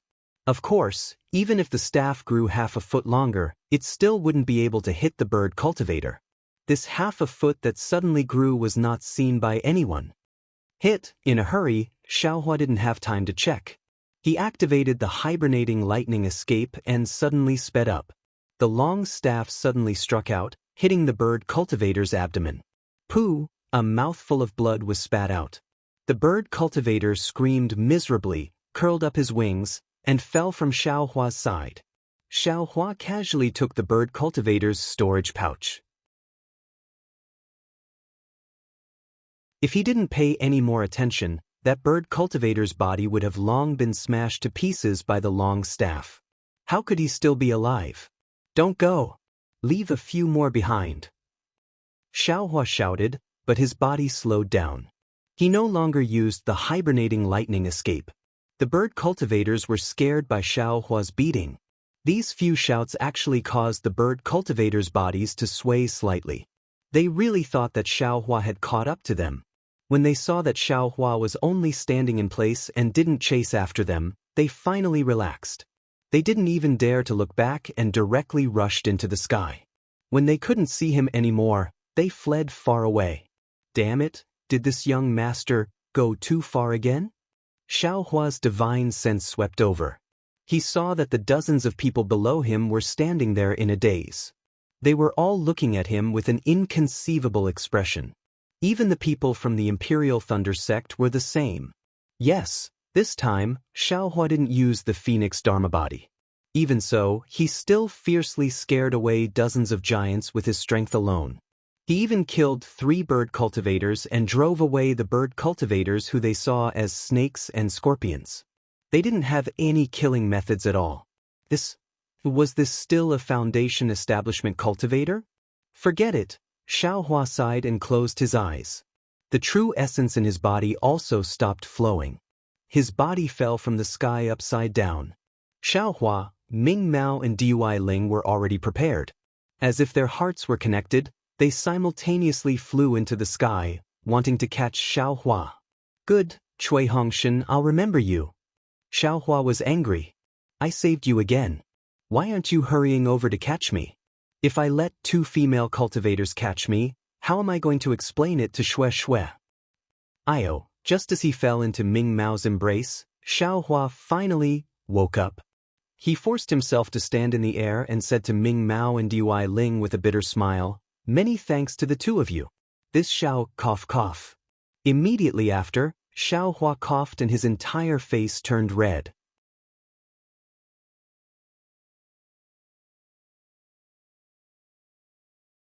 Chapter 23:17. Junior Brother Xiao, are you hurt? Ming Mao asked with concern. I'm fine. Xiaohua waved his hand and took out an elixir. He put it into his mouth without even looking at it.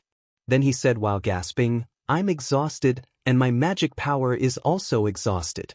I need to rest for a while. Then he looked at Zhenhua and said angrily, Nephew Zhen, why don't you come and support your uncle? Yes, I will go now. Zhenhua stared blankly for a moment, then his face was filled with joy. He hurriedly flew over and firmly supported Xiaohua. At this moment, the rest of the people came to themselves. The shock on their faces was replaced by respect. Then they heard a surprised voice. You, Xiaohua, the disciple of the Imperial Thunder faction who lifted the divine object from the sky at the Feather Immortal gathering of the Taiching sect? Yes, it must be you. Yes, yes, it's Xiaohua. I can't be wrong. Another cultivator also yelled with elation. I also participated in the Feather Immortal gathering, and I was stunned by fellow Taoist Zhao's divine power. Who would have thought that we would be reunited again after so many years? Fellow cultivator Zhao's divine power showed off again and saved us. Xiaohua was stunned. He looked up and saw two surprised faces. Then he looked at their robes. One of them was from the Kunlun faction, and the other was from the Utopia faction. However, these two people's faces were unfamiliar to Xiaohua. He couldn't remember them at all. After all, the Imperial Thunder faction wasn't in the same group as these two factions at the Feather Immortal gathering. Xiaohua didn't fight with them in the second stage. Ha ha, fellow cultivator Xiao, you were famous at the Feather Immortal gathering. The disciple of the Kunlun faction flew over and said while cupping his hands, I'm Kuxingxi from the Kunlun faction. Fellow cultivator Xiao, you don't remember me, but I have a deep impression of you. Back then, you made a name for yourself in one fell swoop. This coup is truly envious. I'm Yang Fangqing from the Utopia faction. The disciple of the Utopia faction said while cupping his hands, fellow cultivator Xiao, thank you for saving my life. Oh, you are from the Feather Immortal gathering. Xiaohua thought to himself. Then he weakly cupped his hands and laughed in a low and deep voice, so it's an old acquaintance of mine. What a coincidence. It wasn't a life-saving grace, it was just to save himself. Alas, it's actually a fluke. I'm just a paper tiger. If those giants and beast cultivators hadn't been scared away by me, I would have been in your care. The junior brother Xiao has already done his best. Yifang Yuan also flew over and said with a smile, but with junior brother Zhao's killing of 3 beast cultivators, they already have no way to trap us. As long as we work together to fight them, we will definitely be able to escape. Next, Yifang Yuan cupped his fists and smiled at Kuxingxi and Yang Fangqing. Tai Ching Sex Yifang Yuan greets the 2 senior brothers. Back then at the Feather Immortal Assembly, I had the chance to meet the 2 of you. Hello, senior brother He. Kuxingxi and Yang Fangqing hurriedly returned the greeting. Back then, we parted ways at Tai Ching Sex Hao Domain. Senior brother, he was the first Feather Immortal Assembly disciple to reach Foundation establishment. We have been envious of you for a long time. Hearing this, a trace of shame appeared on Yifang Yuan's face. He glanced at Xiaohua and smiled. This foolish brother was lucky enough to be a step ahead in the Foundation establishment stage, but that is all in the future. Now look at the difference between me and junior brother Xiao. It is really 1,000 miles. Senior brother He, you should compare yourself to us. Junior brother Xiao has the appearance of a celestial being. Ordinary people can't compare to him.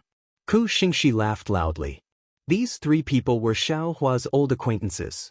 As soon as they met, they were very lively. First, they gathered around Xiaohua. As they chatted and laughed, the people around them also gathered around. Their eyes were filled with envy as they looked at the 3 people. Another few cultivators flew up a few steps, cupped their hands, and said to Xiaohua with a smile, "This humble Taoist and the others thank senior brother Xiao." Hearing their words, they clearly wanted to befriend him. But Xiaohua's face was deathly pale. He waved his hand and weakly said, This Xiao is completely exhausted right now. I'm afraid I can't meet all of you. If there's anything you need, you should talk to my captain." After he finished speaking, Xiaohua closed his eyes and no longer paid attention to the crowd. Everyone saw this and did not dare to force him. They could not determine Xiaohua's cultivation level and strength, they only thought he was truly exhausted. They hurriedly and carefully flew towards Chui Hongshan and cupped their fists. Of course, Tai Ching sect and Imperial Thunder sect came together. Yifang Yuan also brought Tai Ching sect's disciples to greet the disciples of the other Dao sections. Sigh. Xiaohua closed his eyes and released his Buddhist sense.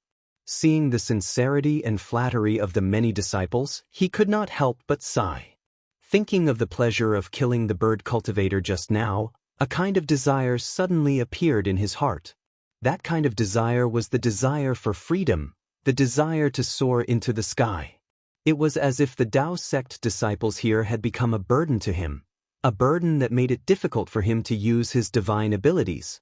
Even at this moment, Xiaohua felt that Imperial Thunder Sect was his shackle. He did not have the freedom he had when he was a lone cultivator. At that time, although Xiaohua did not have a cultivation method, he could act recklessly and use all of his divine abilities without hesitation. But after arriving at the Imperial Thunder Sect, although he had access to cultivation methods and medicinal pills, he had no choice but to conceal himself. He was afraid that if he revealed too much about himself, the master would discover something fishy about him. It is hard to live up to the reputation. Sometimes it is indeed like this. Xiaohua sighed, but then he laughed inwardly. If I did not enter Imperial Thunder Sect, I would not have had so many fortuitous encounters. Even when I was chased by that old ghost Jianghu, where could I have run to? Wouldn't I have been killed? This young master is being insatiable. But on this Dawn Rain continent, there are giants? Back then, when Master said that I had the special bloodline of giants, he only said that there were giants in the Guihe Sea. Even the Blood Ray Island disciple who claimed to have an ancient bloodline was not as tall as this giant. I just don't know if this giant can really find out about my origins? Xiaohua guessed inwardly. But thinking about the giant's silly appearance, Xiaohua shook his head vigorously in his heart. He did not want to have anything to do with them. After the group of cultivators exchanged greetings, they began to discuss their itinerary. The few team leaders whispered to each other, knowing that they were heading to Golden Spring Mountain for a mission. And this place was not far from Golden Spring Mountain. With so many cultivators gathered together, it was obviously not easy to conceal their whereabouts. If the location of Golden Spring Mountain was exposed, not only would it be disadvantageous to the Spirit Stone Mine, it would also be detrimental to their own safety. Therefore, the few team leaders discussed for a while and decided to use the old method, which was to split up and enter Golden Spring Mountain from different directions. Of course, since these few teams had already gathered here, the few team leaders naturally had to exchange messaging charms. They even agreed on the distance between each other to prevent the situation of being surrounded by the bird cultivators and giants again. At this moment, Cui Hongshan's messaging charms were snatched away by the other team leaders. Obviously, they had placed all their hopes on Xiaohua. After the arrangements were made, everyone cupped their hands and released their divine senses. Then, according to the plan just now, they each chose a route and flew up. Let's go! Cui Hongshan saw that everyone had left and waved his hand. Zhen Minghui and the others replied in a low voice, but they did not get up. However, Dui Qiming said in a low voice, Xiaohua's body has not recovered. I'm afraid it's not suitable for him to move now. In my opinion, it's better for him to rest for a while. Cui Hongshan had considered this, but the other apprentices of the Kunlun sect and the Utopia faction all wanted to leave this place as soon as possible. Cui Hongshan also felt a little nervous. He wanted to take Xiao Huafei with him for a while before stopping to rest. It's better for us to leave first.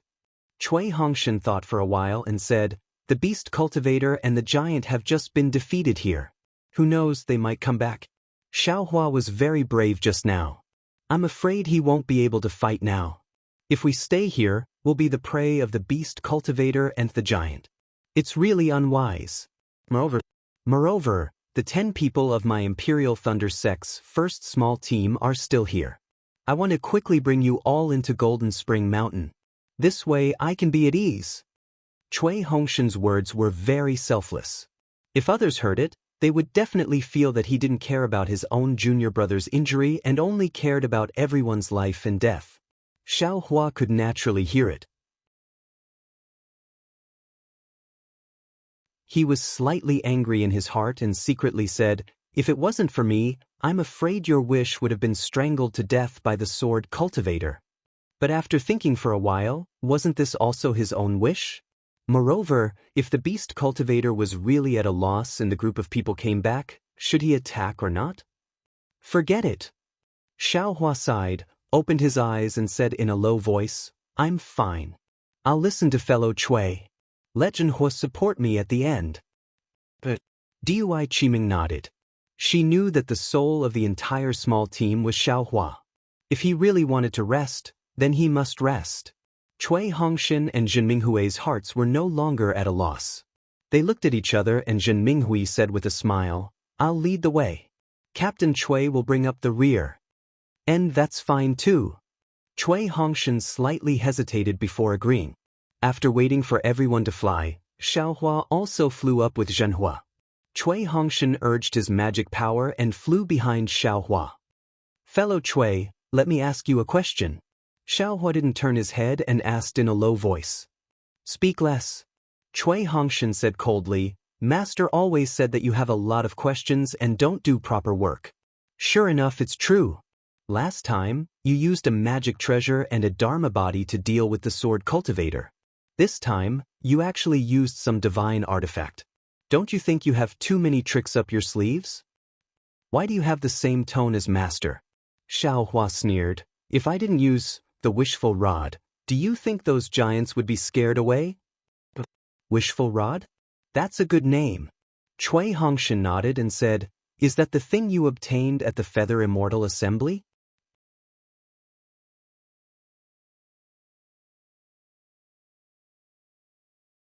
Chapter 23:18. Yes or no? Do I need to tell you? Xiaohua replied snappily, "You haven't answered my question yet." However, Xiaohua's heart was also happy. Wishful Staff, this name was really easy to come up with. It was a gift from the heavens. He didn't say it out loud, but it actually sounded good. You haven't said what the question is. How can I answer?" Cui Hongshan replied bluntly. It was none other than Zhenhua, who couldn't help but laugh. "I'm scared," Zhenhua whispered. "I'm scared that the giant will come again." "You're that scared? Why don't you show me how scared you are? If you're scared and don't come out, I'll drag you to the giant 20 miles away." Xiaohua scolded, "You're so young and you haven't learned anything. You only know how to lie." Yes, Zhenhua said in panic. "I was wrong. Uncle Xiao, don't be angry." "Tiske, why are you venting your anger on a child?" Cui Hongshan couldn't figure out whether Xiaohua was scolding him or not. He could only reply, "How do you know there's a giant 20 miles away? I remember Master said that you used the jade kirin fruit to stimulate your divine sense. There's no reason for your divine sense to be farther than mine. Why should I tell you the reason? I'm lying, okay?" Xiaohua rolled his eyes. "You haven't answered my question yet." "What's the question?" Cui Hongshan was a little anxious. "Those disciples of the Extreme Happiness faction, Kunlun sect, Immortal Ascension sect, and Blue Li sect. How will they be dealt with?" Xiaohua asked in a low voice. "This." Cui Hongshan glanced at Zhenhua and said, "If we weren't there, who ran away? As long as the disciples of the 4 sects don't investigate, who will know? But these 10 people ran away in front of us. The disciples of the 4 sects didn't dare to cover it up. They could only report it directly. Otherwise, they would also be punished. The fate of these 10 disciples was already decided the moment they ran away. They're bound to die. The 4 sects absolutely can't tolerate them running away when they're fighting, especially with the reinforcements of the Imperial Thunder sect and Tai Ching sect." I understand." Xiaohua's eyes flashed with a trace of sternness. "These people really deserve to die. Did they not think about it? We risked our lives to come here, yet they actually hardened their hearts and fled? Alas, the test of life and death is too great." Cui Hongshan sighed. "Even I am a little hesitant, let alone them." Although the captains of the 4 sects didn't say anything, it seems that they will only report this matter to the higher-ups and won't take any other measures. If those disciples manage to escape alive, they can only become rogue cultivators and face the joint pursuit of the 3 cultivation kingdoms. Xiaohua nodded and didn't ask any more questions. Cui Hongshan also flew up carefully. From time to time, he would vigilantly release his spiritual force to prevent the bird cultivator from attacking again. "Fellow Taoist Cui, you don't need to be so careful. The beast cultivator and giant have long been scared out of their wits. They won't chase after you." Xiaohua couldn't help but remind Cui Hongshan when he saw how cautious he was. "Better safe than sorry." Cui Hongshan laughed coldly. However, it was clear that he had relaxed after this. He only flew slowly and did not extend his consciousness too far. It was a pity. Although Xiao Hua's Buddhist awareness was powerful, he was still careless. Just as they flew away for less than a cigarette, the dwarf who had chased after them once again emerged from the place where he had killed the bird cultivator. Hiss, the dwarf sucked in a breath of cold air. The small head that had just emerged immediately shrank back. It wasn't until a long time later that he tremblingly revealed his small nose. He vigorously sniffed a few times before revealing half of his body again. He looked left and right. Looking at his appearance, he was afraid that if there was even the slightest sign of trouble, he would escape into the ground and escape. However, apart from the sound of the wind, the snow, and the smell of blood that lingered for a long time, there really wasn't any other danger. The dwarf finally jumped out of the ground and carefully looked around. He sniffed again and looked in the direction that Xiao Hua and the others had flown in. His face was full of panic and hesitation. Finally, the dwarf decisively turned around and escaped into the ground, heading into the distance. In the end, this cowardly dwarf did not dare to continue to chase down. Quanjin Mountain was not far away. However, after flying for half a day, a huge mountain range could be seen in front of them. This mountain range was not tall, but it was extremely large and covered an extremely wide area. The mountain range was covered in ice for thousands of miles. It was as smooth as a mirror, and there were no spirit grasses or spirit trees to be seen.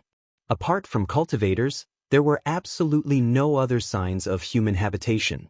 Even birds that spread their wings and flew would not come here. This is Quanjin Mountain?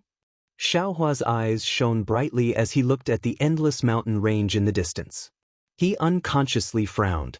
This situation, apart from the ice and snow, was not much different from Qishu Mountain Range. Even that cold place was extremely similar. Let's go. Cui Hongshan did not say anything else.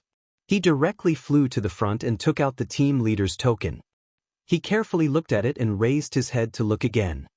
He waved his hand and flew towards a certain place in the mountain range. Xiao Hua's Buddhist awareness also saw that far away in the mountain range, Tai Ching sect's disciples were also flying up under He Fang Yuan's lead. It seemed that their direction was not the same as Imperial Thunder sects. Sure enough, Cui Hongshan brought Xiao Hua and the others to another place in the mountain range. When they reached the mountain range, Xiao Hua looked around. This was actually a continuous stretch of green pine forest. Those green pine trees were over 100 feet tall. The crisp pine needles were condensed into a layer of sparkling ice, swaying in the breeze. Occasionally, there would be pine branches that could not withstand the pressure of the snow falling down, making a silent sound. The place where they landed, apart from a thick layer of snow, there were also some rotten, withered branches. How could one tell that this was a spirit stone mine? Xiao Hua naturally understood that this was definitely a concealment formation. However, he released his divine sense and looked for a long time but did not see any clues.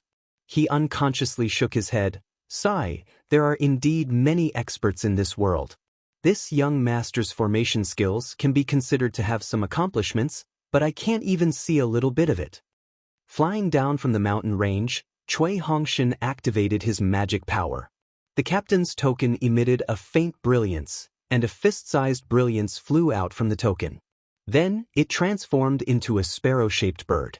It flapped its wings and flew into the depths of the mountain forest. Everyone did not say anything. They all followed the little bird and gradually went deeper into the forest. That light was also strange. It did not fly high at all. It only flew slowly between the pine trees that were not too dense, like a fluttering butterfly. After flying for a little more than half a day, that light stopped. It suddenly flew several feet and disappeared into a pine tree that was only the size of a person.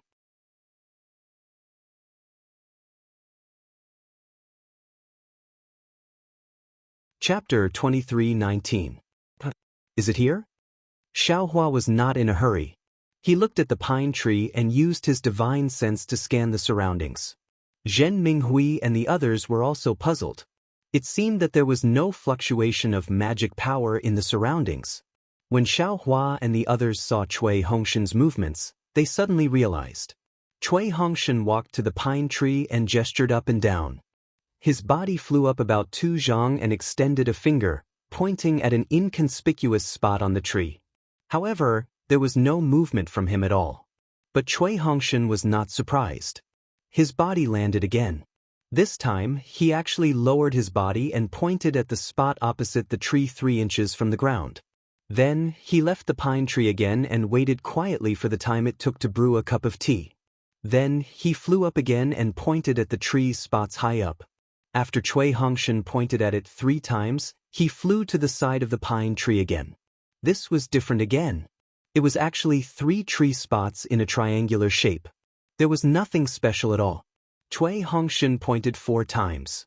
When Cui Hongshan flew to another place, Xiaohua simply stopped looking. Needless to say, there was some mechanism on the pine tree. It was not set up by magic.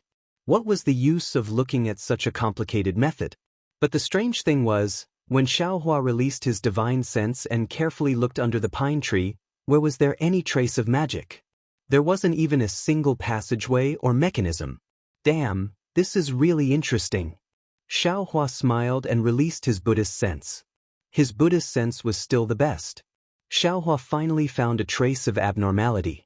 But before he could take a closer look, Cui Hongshan smiled and said, "All right, let's go in." After speaking, Cui Hongshan's figure floated and entered first. Xiaohua looked up and saw that about 2 zhang above the pine tree, there was a hole the size of a person. It was like the pine tree's eye, looking at him with ridicule. Okay, Xiaohua did not look anymore. He withdrew his Buddhist sense and followed everyone into the hole. The inside of the tree hole was extremely dark. When his divine sense swept, the inner wall of the tree actually blocked everyone's divine sense. I'm afraid this isn't some ordinary pine tree. Xiaohua had already understood that if it wasn't a strange spiritual wood, it wouldn't be able to block his spiritual sense. Cui Hongshan led the way in front and kept flying downwards. After flying for thousands of feet, or even thousands of feet, a misty brilliance appeared in front of their eyes. It was the light of the bright flower stone. At this time, the space gradually became bigger. The entire downward passage was actually an inverted loophole. Oh my God, this is incredible! Xiaohua's divine sense slightly swept out. He was just as curious as everyone else. He couldn't help but secretly sigh in his heart, this spirit stone vein is really a secret. It's so deep underground that it's thousands of feet deep, whose divine sense would be so bored to check under this desolate pine forest. It's no wonder the sword cultivators didn't notice it even though it was so close to Heng country. For you. An indescribably cold voice suddenly emerged from beneath Cui Hongshan's feet. Cui Hongshan immediately stopped descending and looked towards the direction of the voice. He saw that on the stone wall of the tunnel, there was a cave that was half the height of a person. A cultivator dressed in pitch-black clothes was sitting cross-legged there and asked him without raising his head. I'm Cui Hongshan, the captain of the Imperial Thunder Sect's first team. I'm leading my team of 10 people to Mount Quanjin to support the fellow cultivators from Sky Patrol City. Cui Hongshan saw that it was a cultivator in the middle stage of foundation establishment. He didn't dare to hastily report his name and took out the captain's token. Oh, so it's a fellow cultivator from the Imperial Thunder Sect. That cultivator raised his head. His entire face was covered by a cloak. He stretched out his hand and said, I'm a disciple of Mount Quanjin's Sky Patrol City. I thank the Imperial Thunder Sect for coming to help. In addition, since fellow cultivator Cui can come here, there must be a guide. However, there are rules. Captain Cui, please take out the token and check it. Of course, please. Cui Hongshan handed over the token, and the cultivator took it. He took out a magic weapon that looked like a ruler from his arms. He urged his spiritual power and placed it on the token. A yellow light flashed on the ruler, and it disappeared in the blink of an eye. Then, a thumb-sized ball flew out from the ruler. It paused for a moment, and then flew into Cui Hongshan's token.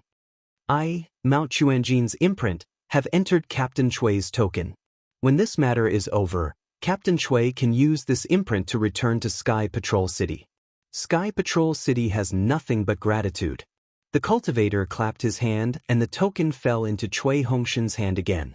Captain Cui, please continue forward. According to the other disciples of Sky Patrol City, your Imperial Thunder Sect's other teams have arrived. The resting room of your Imperial Thunder Sect's disciples is arranged in the northwest area. You can go there with the disciples who welcome you. As for how to defend, how to guard, and how to fight, we'll have to wait for all the disciples to arrive before we can decide. Yes, I understand. Cui Hongshan took the token and kept it in his arms. He cupped his hands and flew down. Xiao Hua and the others followed closely behind him. Hee, such a mysterious arrangement and such a deep tunnel, I'm afraid it's not easy to be discovered by a sword cultivator, right? As long as we guard on time, we should be able to complete the task. Facing the enemy is nonsense. Xiao Hua laughed in his heart. He believed in his own vision. Even his Buddhist consciousness could not find the underground mineral vein. How could a sword cultivator know? This time, his first team had drawn a good lot. They would definitely not encounter such a dangerous situation like last time. After flying for another 100 feet, everyone's eyes were bright. They had reached the end of the tunnel. This was a space with a radius of several hundred feet. In this space, there were dozens of disciples in Sky Patrol City's city guard uniform. They held celestial devices and other items and were on guard. Before Xiao Hua and the others landed, the disciples' divine senses locked onto Xiao Hua and the others. When they saw the faces and robes of the Imperial Thunder Sect's disciples, they relaxed slightly. They also wanted to check the tokens. Xiao Hua took advantage of this time to look around. He saw that other than the tunnel where he and the others landed, there were 4 to 5 pitch-black holes above the space. It should be a tunnel that led to here from another direction. Sorry, everyone's tokens also need to be checked. After checking Cui Hongshan's captain token, another 9 city guards stepped forward and politely stretched out their hands. Sigh, it's really troublesome. Dui Ling muttered softly. Hee, I'll let this fellow from the Imperial Thunder Sect know. The city guard in front of Dui Ling laughed and said, My Quanjin Mountain is a spirit stone mineral vein. It's not only extremely important to my Sky Patrol City, it's also crucial to the entire war. No matter how careful you are, you can't be too careful. Hee, I was just saying. Dui Ling laughed and took out the token. Xiao Hua also took out the token cooperatively and handed it to the city guard. At the same time, he smiled and said, Just now, I saw Tai Ching Sect's captain he arrive first. I wonder where they are arranged? Tai Ching Sect? The city guard checked the token and laughed. I have been on duty this entire time and have not seen any Tai Ching Sect disciples. However, a small team from the Rock Border Sect came in earlier. Oh. Xiao Hua raised his brows and said curiously, He Fong Yuan is right in front of us. Could it be that Quanjin Mountain has multiple entrances? Hee, fellow Taoist Xiao will be on duty in a few days, so I won't hide it from fellow Taoist. My Golden Spring Mountain has 8 such entrances, and each entrance has 4 to 6 tunnels that lead to the surface. Does your fellow Taoist from the Tai Ching Sect know where they came from? However, the Tai Ching Sect disciples seem to be arranged in the northwest region. You just have to go in and look for them. Yes, I understand. Xiao Hua received the token and nodded in reply. After everyone's tokens were checked, a Qi refinement disciple walked over and respectfully led the way in front, bringing them to the northwest region to rest. Walking out of the space of the entrance, Xiao Hua felt his vision suddenly become clear. The first thing he looked at was the top of his head. He saw that although there were no gloomy winter clouds above his head, nor was there any blue sky or white clouds, there was a layer of faint azure. There was a layer of fine light emitting from it, and it did not seem like a cave 10,000 feet below. Moreover, this azure sky above his head was extremely high. It seemed to be several hundred feet high, and there was no feeling of oppression. Xiao Hua moved his gaze away from the top of his head and looked in front of him. It was another huge space. This space was not too flat, and there were some ravines and hills. It was somewhat similar to the mountains commonly seen in the country of Xi. What surprised Xiao Hua the most was that above these ravines and hills, there were some green and bright colors. It was the color of Xiao Chao and Xiao Hua. It was really more lively than the spring gold mountain pine forest above his head. Looking at the space again, there were already many cultivators. Most of these cultivators were disciples of the Sky Patrol City, and most of these disciples were Qi refinement disciples. There were very few disciples above the Foundation establishment realm. Some of these disciples were in a hurry, flying in the space from a cave on one side of the space to another place. Some disciples seemed to be a little slow, or even slightly limited. As for the Foundation establishment disciples of the Sky Patrol City, they should be the disciples on duty, leading some Qi refinement disciples and cruising at the edge of the space. My goodness, is this the Spirit Stone vein? Xiaohua didn't dare to extend his divine sense too far, and only swept it to the left. The rich and familiar Earth-type spiritual energy of heaven and earth filled the entire space. Taking a deep breath, he was able to feel the coolness of the spiritual energy in the air. Seems this task is not as difficult as I thought. Xiaohua thought again. Even if I am on duty here, I can still cultivate during normal times. In this place where the spiritual qi of heaven and earth is rich, my cultivation will definitely improve faster. This young master needs a lot of spiritual qi of heaven and earth for cultivation. I'm afraid this spiritual qi is useless.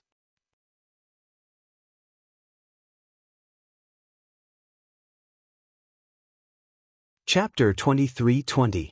Thinking about it, Xiaohua could not help but feel a little regretful.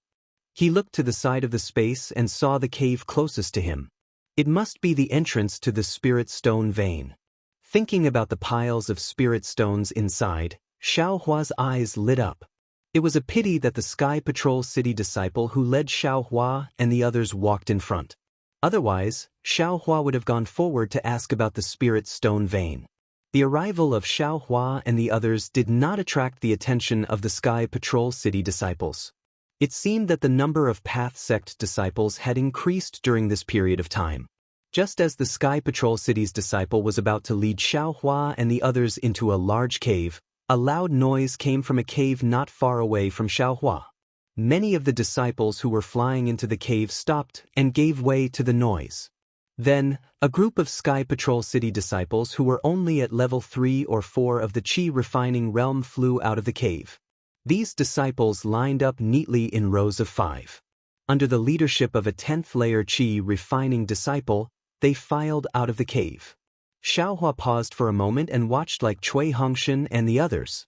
He waited until this group of disciples had completely flown out of the cave and into another cave before flying up again. Xiaohua saw clearly that there were more than 1,000 disciples in this group.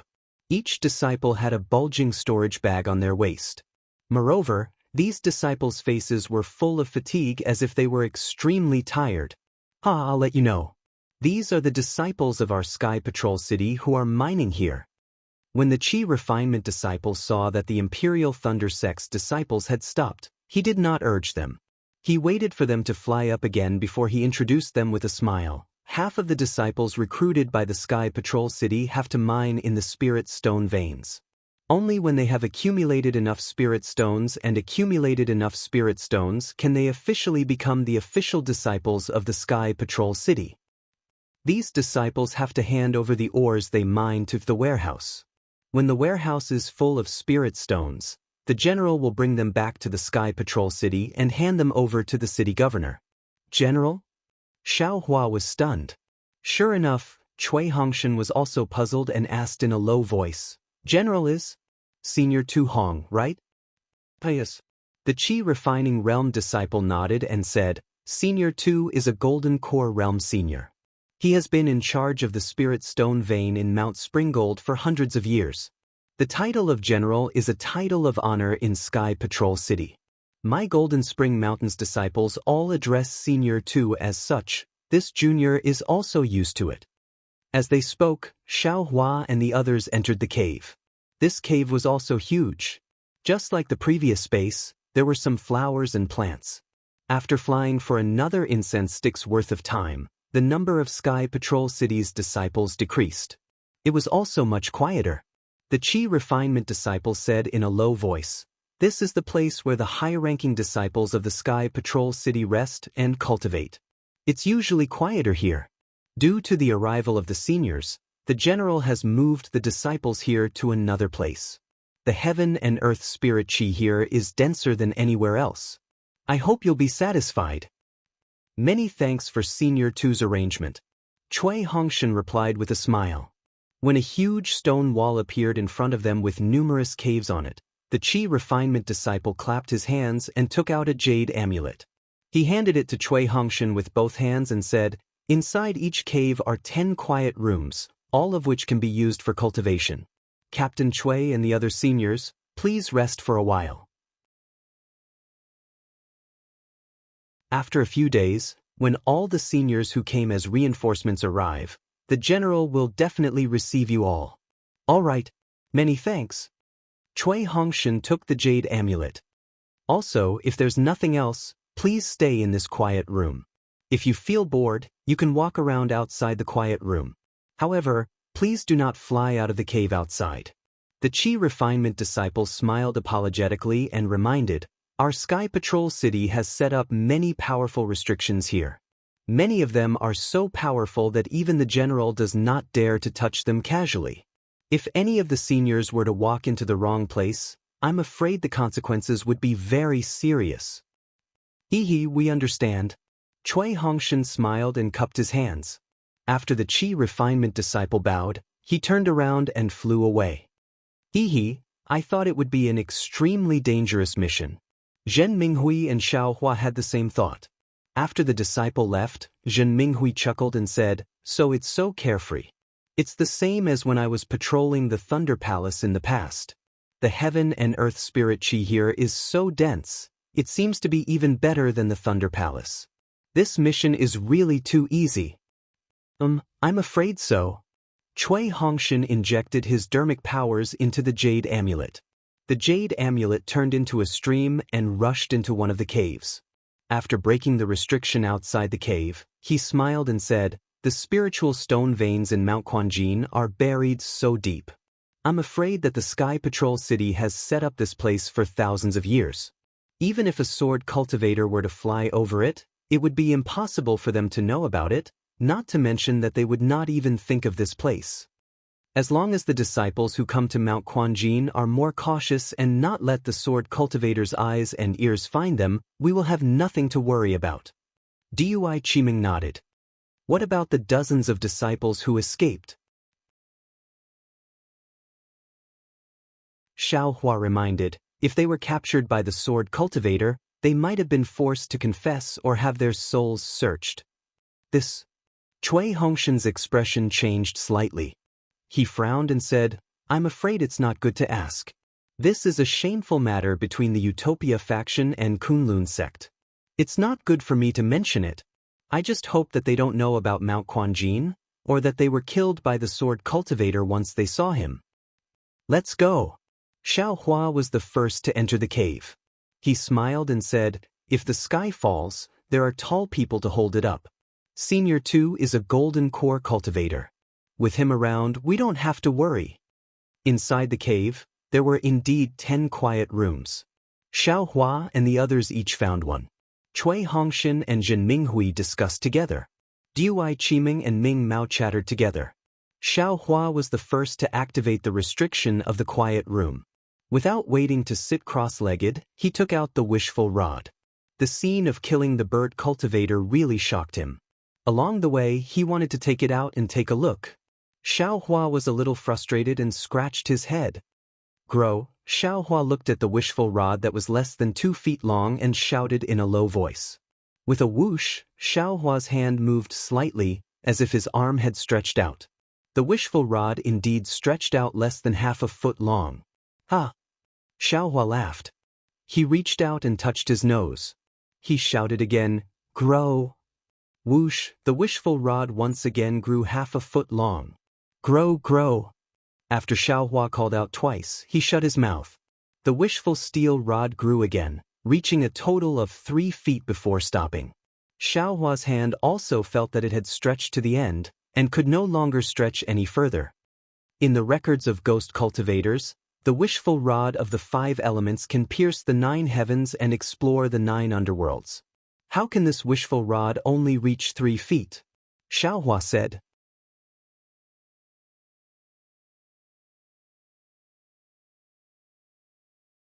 Chapter 23-21. Then Xiaohua secretly laughed. Damn, this is already good. I still don't know how to refine the 5 elements wishful heaven staff. I can get such a prototype. With this thing, I will try my best to find the refining method and the materials used. As long as the opportunity is right, I will be able to refine the 5 elements wishful heaven staff sooner or later.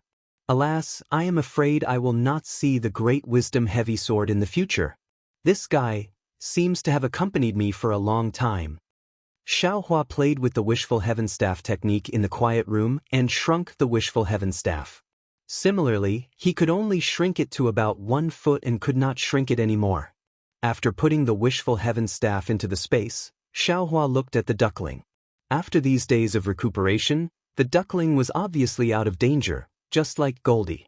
However, her recovery was also very slow and she still had not woken up.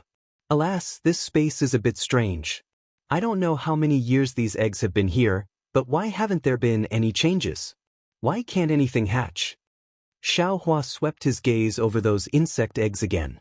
He actually had the intention to take these insect eggs into his spirit storage pouch, but then he had another thought. In any case, I have no use for these things. I want to see what exactly is stopping these insect eggs from hatching. Immediately after, Xiaohua took out the items from the 30 sword cultivators, as well as the 3 storage pouches from the bird cultivators. The sword cultivators' storage pouches were mostly filled with sword slips, spirit stones, and unknown medicinal pills. The bird cultivators' storage pouches had even more spirit stones, as well as some sword slips and medicinal pills. However, the bird cultivators' medicinal pills were very strange. They were as big as chicken eggs and incomparably smelly. Xiaohua sniffled and hastily put away these medicinal pills, and only then did he carefully look through the sword slips. After looking at them for a long time, Xiaohua was disappointed again. These sword slips didn't contain any primordial spirit sword controlling techniques, and they were only ordinary sword techniques for sword cultivators. This storage bag is a bit strange. When he picked up the last storage bag, Xiaohua's eyes lit up. The storage bag space was very large, and there was a faint sword light flowing inside. It seemed that the sword light could fly out. Moreover, in this storage bag, there was only a sword slip and a palm-sized purple redwood. There was nothing else. That's strange. Xiaohua thought for a moment, then raised the storage pouch and looked around. After thinking hard for a moment, he somewhat understood. This storage pouch seemed to have been taken from the sword cultivator's bosom when he killed that sword cultivator who could resist the soul-absorbing bell. I'm afraid he has some background. Xiaohua thought and took out the sword slip. When he finished reading the contents, he was even more puzzled. Spirit swallowing bug? Wasn't this the second spiritual insect recorded in the insect scripture? Huan country actually has it? Was this with the black silkwood? A spiritual object that can attract and find spirit swallowing bugs? Xiaohua clapped his hand, and the purple-red black silkwood fell into his hand. Instantly, an extremely fragrant and sweet smell emanated from the black silk wood, and it instantly filled the entire room. That sweet fragrance entered Xiaohua's nose and mouth, and a feeling of laziness emerged in his mind. The soul thread in the mysterious dark cloud suddenly jumped, as if it had taken some elixir to refresh its mind. It jumped violently, and a powerful fluctuation spread out from within the dark cloud. My goodness, this is... Xiaohua was stunned at first, and then he was overjoyed. This was obviously something used by the soul cultivation method. Without the slightest hesitation, Xiaohua released his soul strands, which wrapped around the entire black silkwood. When the black silkwood entered the dark clouds with the soul strands, Xiaohua clearly sensed that the rich fragrance of the black silkwood filled the entire sky. His strand of primordial spirit happily flew along with the fluctuations in the sky. As it flew, his primordial spirit visibly grew stronger, and slowly rose higher. Wonderful! Xiao Hua withdrew his primordial spirit and was really happy. Needless to say, sword cultivators and soul cultivators had fought for so long, so they must have a lot of things used by soul cultivators. Xiao Hua wanted to improve his soul cultivation, so killing sword cultivators was a shortcut. The Chestnut Valley recorded in the sword slip must be the place where the spirit-swallowing bugs are. If I have time, I can go there and see if I can get the larvae of the spirit-swallowing bugs. If I don't have time, then I'd better not go. Spirit-swallowing bugs, just thinking about it is horrifying. Xiao Hua now had a lot of spirit insects in the space, but they had not hatched. He even had the eggs of the mirage butterfly, which ranked first, so he really did not care about the spirit-swallowing bugs. Well, this storage bag is probably the spirit storage bag of a sword cultivator. Xiao Hua realized something and threw the storage bag into the space. Then, he erased the primordial spirits of all the flying swords and put them into another storage bag. The quality of these flying swords was ordinary, not as good as the previous green sword. Xiao Hua did not care about them. He would wait until he returned to the Sky Patrol City and exchange them for spirit stones and other things. Then, Xiao Hua took out the sword slip of the bird cultivator. The 3 sword slips of the bird cultivator recorded the same thing. In addition to the method of integrating the spirit birds into the body, there was also the elixir formula for the bird cultivator to take. Xiao Hua just looked at the method of integrating the spirit birds into the body and then focused on the elixir formula. The elixir formula of the bird cultivator was very different from the elixir formula of the Taoist sect. It did not use spiritual herbs to refine the elixir, but the inner core of spirit beasts and the flesh of spirit beasts. It was somewhat similar to the elixir formula of the legendary Feng He Si. No wonder it smells a little. Xiao Hua frowned and finished reading the elixir formula. He thought to himself, the inner core of the spirit beasts is used as the main ingredient, and the flesh and scales are used as supplements. It should be another refining method. Although it looks very bloody, it is also wonderful. I have not seen the elixir formula of the Feng He Si. I'm afraid it is a kind of moderate method, with inner core and spiritual herbs. However, the inner core of the beast cultivator can not only improve the cultivation, but also strengthen the body according to their secret method. It is also useful. It's the stench. I have to think about how to get rid of it. Otherwise, how can I take it? Xiao Hua thought and carefully read the elixir formula several times. He remembered it in his heart and put it into the space. The spiritual stone vein. Xiao Hua counted his gains and looked around the quiet room. He thought to himself, it has been so long since I got the refining method of the talisman from Tianmen Mountain. My primordial spirit has already understood the most basic refining method. Unfortunately, I have not had the chance to find the jade essence. Now that I am in the spiritual stone vein, I should be able to find some to practice? This was what Xiao Hua wanted the most when he came to the spiritual stone vein in Jianghu Mountain. However, since the jade essence was such a precious thing, Xiao Hua would not be able to get it easily. Moreover, the spiritual stone vein in Jianghu Mountain was extremely precious to the Sky Patrol City. Although the disciples of the Taoist sect came to help, they were probably patrolling. It was almost impossible for them to go deep into the jade stone vein. Looks like I have to think of something. Xiao Hua scratched his chin and thought to himself. Just as he swallowed a few cyan spirit pills and was about to activate his cultivation method to cultivate, he suddenly jumped up again. His face revealed a pleasantly surprised expression as he muttered, you see, with so many things, it's really easy for people to overlook. That's what I said. How can this beast cultivation method be useless? Isn't this thing a copy of the puppet technique? Of course, after Xiao Hua obtained the upper part of the puppet technique from Mo Qingyuan, he had already comprehended it thoroughly. He already knew the basic puppet repair technique and even knew the material of the puppet. However, these were all the basics. Relying on these alone was far from enough to refine a puppet, let alone a high-level puppet, or even a puppet with sentience. When Xiao Hua saw the bird cultivator's cultivation method, he suddenly realized something.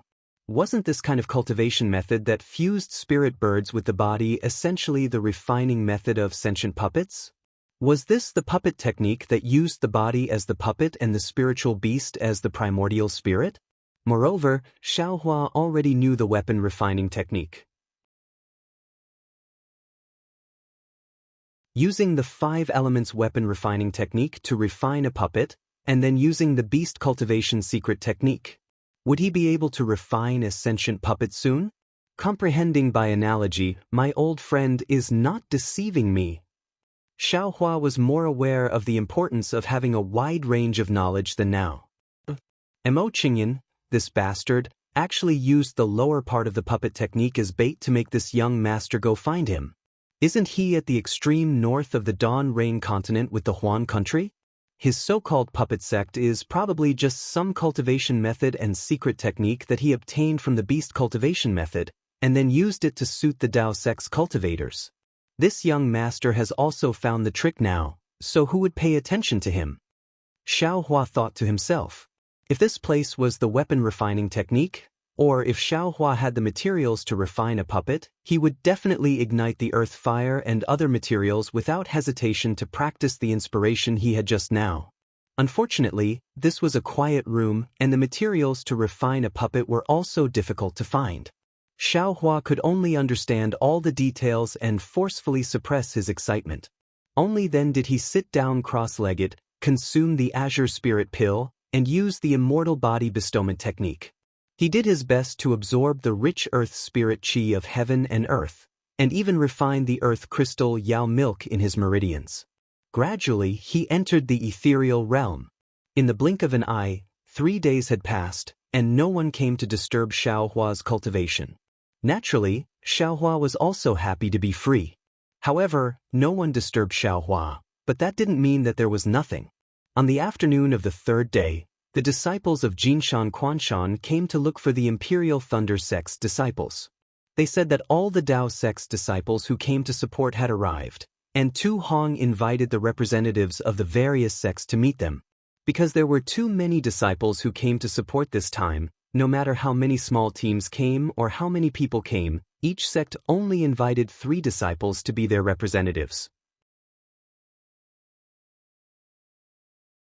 Only Cui Hongshan's first small team from the Imperial Thunder sect came to Jinshan Quanshan, so they didn't have to worry about which small team's disciples or leaders to go.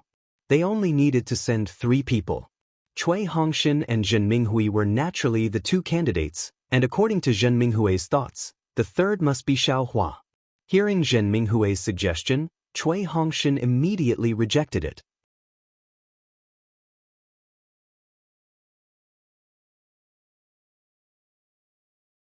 Chapter 23-22. No one understood Xiaohua better than Cui Hongshan. Xiaohua was the kind of person who was too lazy to entertain others. He would rather hide at the side and cultivate than to make friends with other cultivators. Since Cui Hongshan objected, Zhen Minghui did not say anything more. Other than Xiaohua, the most suitable candidate was Dui Qimeng. Firstly, she was a female cultivator. Secondly, she was a disciple of Lightning Palace. She would follow Cui Hongshan and Zhen Minghui and would be the representative of Lightning Palace in the first team. Thus, Cui Hongshan and the rest did not inform Xiaohua and followed the disciple of Golden Spring Mountain to Tu Hong's reception area. Tu Hong was a Jindan stage cultivator, and he was also one of the warlords of the Golden Spring Mountain. Even though it wasn't as majestic as a sect's guest hall, it was still far from what an ordinary cultivator's guest hall could compare with. This was an oval-shaped space that was a few hundred feet in size. There were thick yellow pillars that even a few cultivators would not be able to hug all of them. The pillars were engraved with complicated runes that were connected to the runes on the ground and ceiling of the space. There was a faint fluctuation of magic power. However, if one used their divine sense to scan it, they would not be able to find any trace of it. The pillars were extremely tall, at least 100 feet. The top of the pillars was similarly blue in color, like the clear blue sky. The white clouds in the blue sky were connected to each other. This was the complicated runes. In the gaps of the runes, there were hundreds and thousands of bright flower stones embedded in them, illuminating the entire space. It was no different from the clear sky. Below the walls of the space and on the ground, There were huge spiritual grasses or extremely tall spiritual trees planted from time to time. The fragrance of the spiritual grasses and the branches and leaves of the spiritual trees swayed in the wind. At first glance, no one would think that the space was underground. Cui Hongshan was also from a cultivator family and was quite knowledgeable. Following the disciple of Golden Spring Mountain into the reception area, he did not use his divine sense to scan the place. Instead, he used his eyes to think about the ravines and plants outside.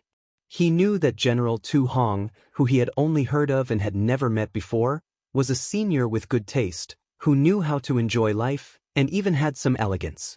Hongshan, this reception area is so big. It should be able to accommodate all the disciples, right? Why is there a need to send only 3 people each? Dui Qiming's eyes shifted as she transmitted a message in a low voice. Cui Hongshan had long noticed that some disciples from other sects had already arrived. They were standing right in front of the hall, and in front of them was a jade table that was half the height of a person. On top of the table was a square vessel with more than a dozen token arrows inserted into it. Behind the table was a jade chair. Cui Hongshan narrowed his eyes and transmitted his voice. Senior Tu Hong is a gold core cultivator, and we are merely juniors.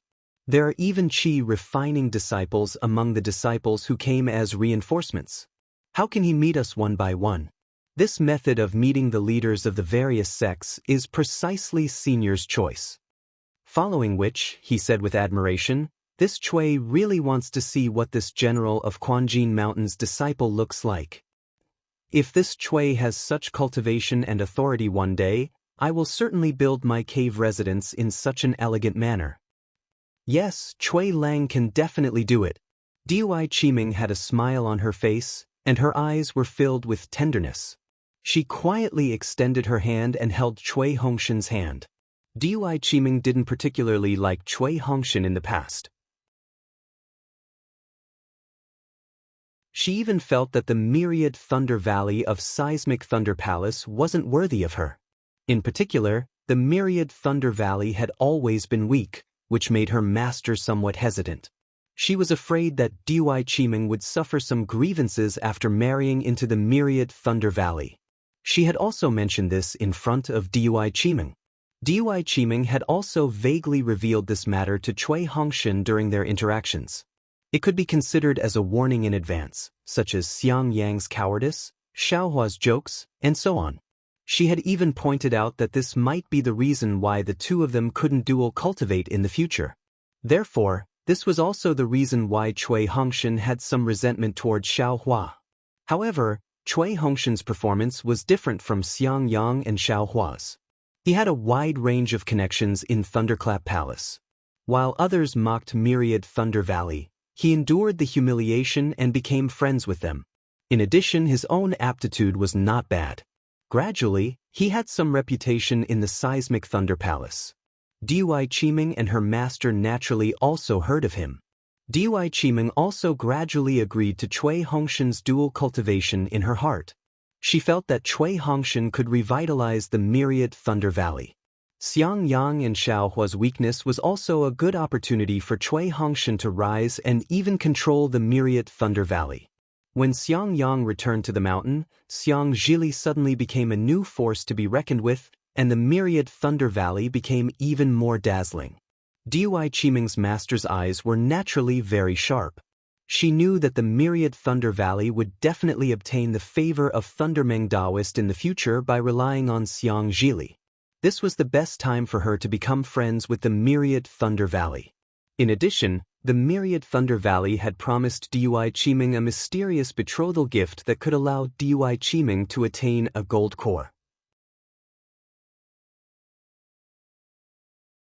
She naturally agreed to Dui Qiming marrying the myriad Thunder Valley. Unfortunately, things didn't go according to the person. At this crucial moment, a great sword battle appeared. It completely messed up the dual cultivation ceremony that the two had planned long ago. Just as Dui Qiming's heart was in a mess, she unexpectedly discovered that Cui Hongshan, who she thought highly of before, had unexpectedly exceeded her expectations. He had actually placed her in the same small team as him, and moreover, It was the first small team of the Imperial Thunder sect. Her heart, which was already in love with him, became even sweeter than honey. She knew that she had entrusted herself to a great husband, who far exceeded her expectations. Naturally, the sudden changes in the situation and the rise of strange peaks exceeded her expectations. It was the most inconceivable thing she had ever encountered since she became sensible. The joke that the myriad Thunder Valley was ridiculed by others was actually not a joke, but a true legend. An early-stage Foundation establishment cultivator whose cultivation was comparable to a gold core was precisely capable of turning the entire seismic Thunder Palace into a joke. With a fierce person like Xiao Hua in the myriad Thunder Valley, would they still be bullied by the other disciples of the seismic Thunder Palace? If he didn't bully other disciples, they would be secretly happy. Of course, Dui Qiming naturally also considered for her sweetheart. With Xiao Hua, how would Cui Hongshan stand out in the myriad Thunder Valley? However, if Xiao Hua's cultivation was at the middle stage of Foundation establishment, Dui Qiming would still consider it. Unfortunately, Xiao Hua's cultivation was comparable to the late stage of Foundation establishment, which was close to the early stage of Gold Core. This was a helpless cultivation. He was simply not on the same level as Cui Hongshan. Dui Qiming only pondered for a moment before giving up. The two of them simply weren't on the same path. What puzzled Dui Qiming the most was that with Xiao Hua's cultivation, why was he so secretive? He didn't even know about helplessness. Of course, Cui Hongshan was still dazzling in the myriad Thunder Valley even though Xiao Hua had concealed it. What made Dui Qiming feel the most at ease was Xiao Hua's attitude towards Cui Hongshan. She knew very well that the filth between the two of them was precisely because of Xiao Hua's narrow-mindedness. Dui Qiming was a woman, and she was very clear. Xiao Hua treated Cui Hongshan as a fellow disciple. Otherwise, not to mention rescuing them from the hands of the sword cultivators, even if he killed them all, who would know? Xiao Hua gave them a lot of pills and flying swords without the slightest bit of stinginess. That you're tuning in to the Han Li's Immortal Journey YouTube channel. Don't forget to subscribe and join us on this journey to catch the most captivating stories.